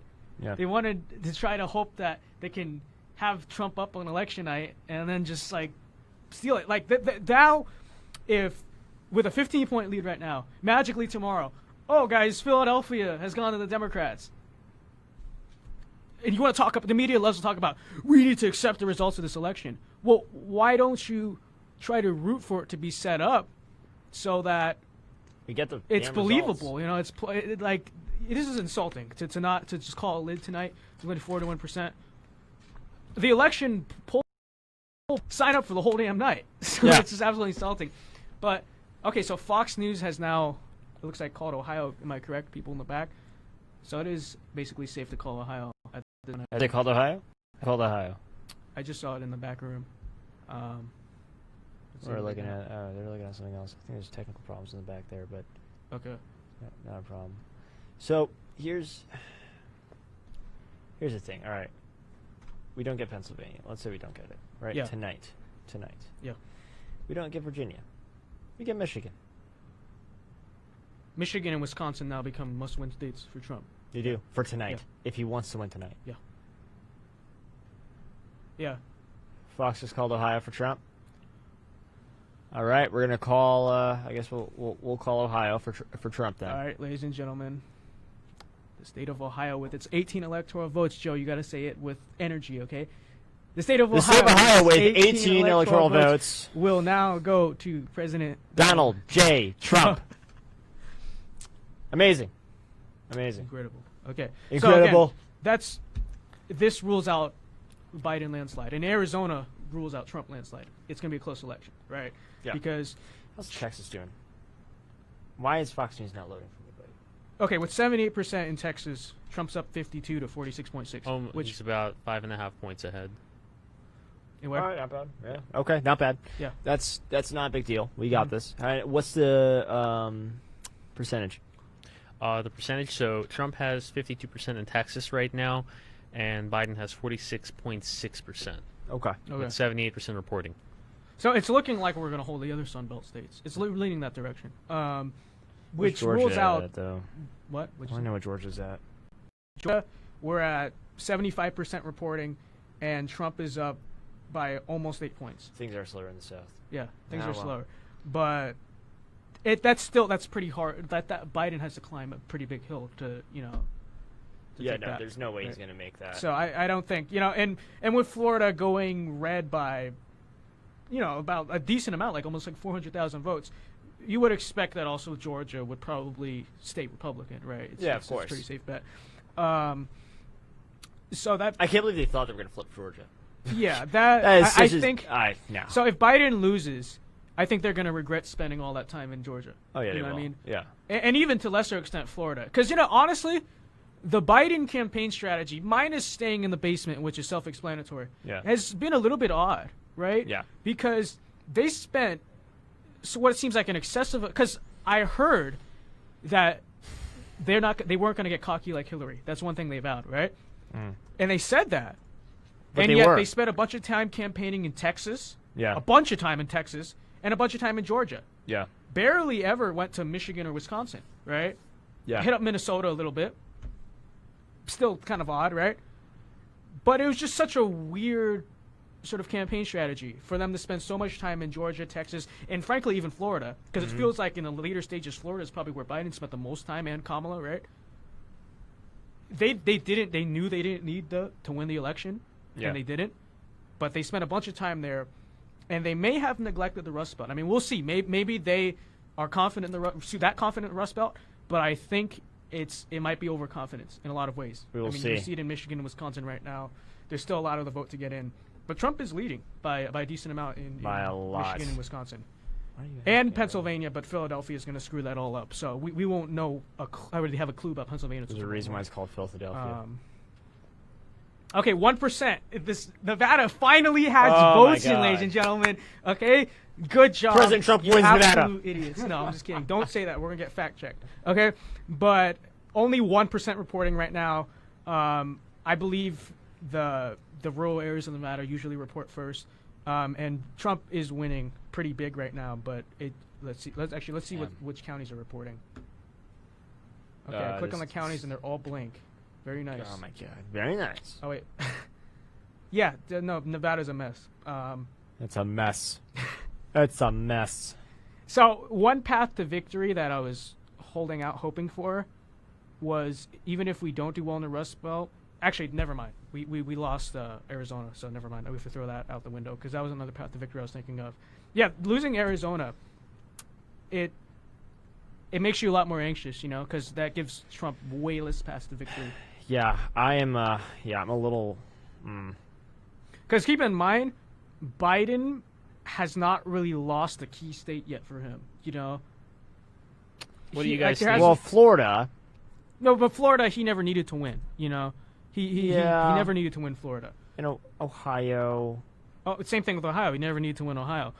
all Biden has to do is lock the must-win states for Biden are the Rust Belt states, right? Like Minnesota, Wisconsin, Michigan, Pennsylvania. We've yet to get any results in any of those, like if he wins race these. calls there. So Trump has Arizona. He doesn't even win if he wins Wisconsin, Michigan, and Pennsylvania. He doesn't even win. No, but you have Virginia red. That's why. Oh yeah, Virginia. Yeah, there you go. Yeah, I forgot about that. No, so that's the thing. Trump has lost Arizona, which was a pretty important state for him, right? Again, not a necessary state for Biden to win. So you can see, I mean, Democrats, they always complain about the Electoral College, but you can tell they have an obvious advantage still in the Electoral College, right? Because they just run up the score in California and New York. But we still have a long ways to go in this election, folks. Yeah, no. Unfortunately, because of Arizona, we probably won't get results tonight. That sucks. Yeah. Yeah. Thanks, Arizona. They let me down so hard right now. Oh my gosh. Let me ask you guys a question. Okay.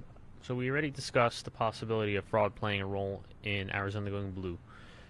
Would you also consider the exile of Californians into this state a leading reason for why it went blue? That has something to do with it. I honestly do think it's, I don't know, because we were at the rally, right? We went to Trump rallies. We went to, we went everywhere, right? Good year, yeah. Good year. We did Super Saturdays with Students for Trump. We did a lot of stuff, and it's like the momentum and enthusiasm was through the roof, and Harris and Biden were here like twice or three times. And they had like no one come to their stuff. No one came to their stuff, so that's why I don't understand at all how they won. By the way, by that much, right? We're talking about a 53.5. Like me personally, I think if Biden were to win Arizona, it would be down to a hair. Now, guys, but this is not. Let's wrong with this. also remember. I mean, yeah, it's called, but let's also remember, this is only 74% in. It's a lot of points. It's 200,000 votes off, right? Mm-hmm. All right, that's like a hard maybe, you know. But yeah, I mean, we'll see. You know what? Something else to consider is John McCain. We know, towards the end of his life, yeah, he was. Correct me if I'm wrong. He was very popular in the state of Arizona, right? I don't know. Extremely popular here. Well, he was popular here, but he definitely put a very big dent in the conservative movement in the state. Yeah, and the GOP. Yeah, because I'm sure there are some registered Republicans tonight who voted for Biden because of that McCain and it wasn't most of Republicans in the state, but in a state that's increasingly trending blue due to migration of Californians and people from all these other different states, that can be enough. You know what I mean? Yeah. To flip it. And these things happen throughout time, throughout different states, throughout the country. We're gonna see even traditionally blue states eventually become hard Republican. I think you're swing seeing states as well. This is why I think it's so important for Republicans to really become a working class party. Because think about it, you see Arizona has basically already trended blue, but you see Texas and Georgia also headed that, and North Carolina are sort of headed that direction, right? Mm. Our only path to survival in the future, assuming those trends continue, runs through the Rust Belt. We did in 2016, but we have to really establish, a permanent presence there and a permanent dominance there going forward. And, winning the Rust Belt's a lot different than winning the Sun Belt. You know what I mean? There's a reason. I don't think, frankly, any other Republican in 2016 would have really cracked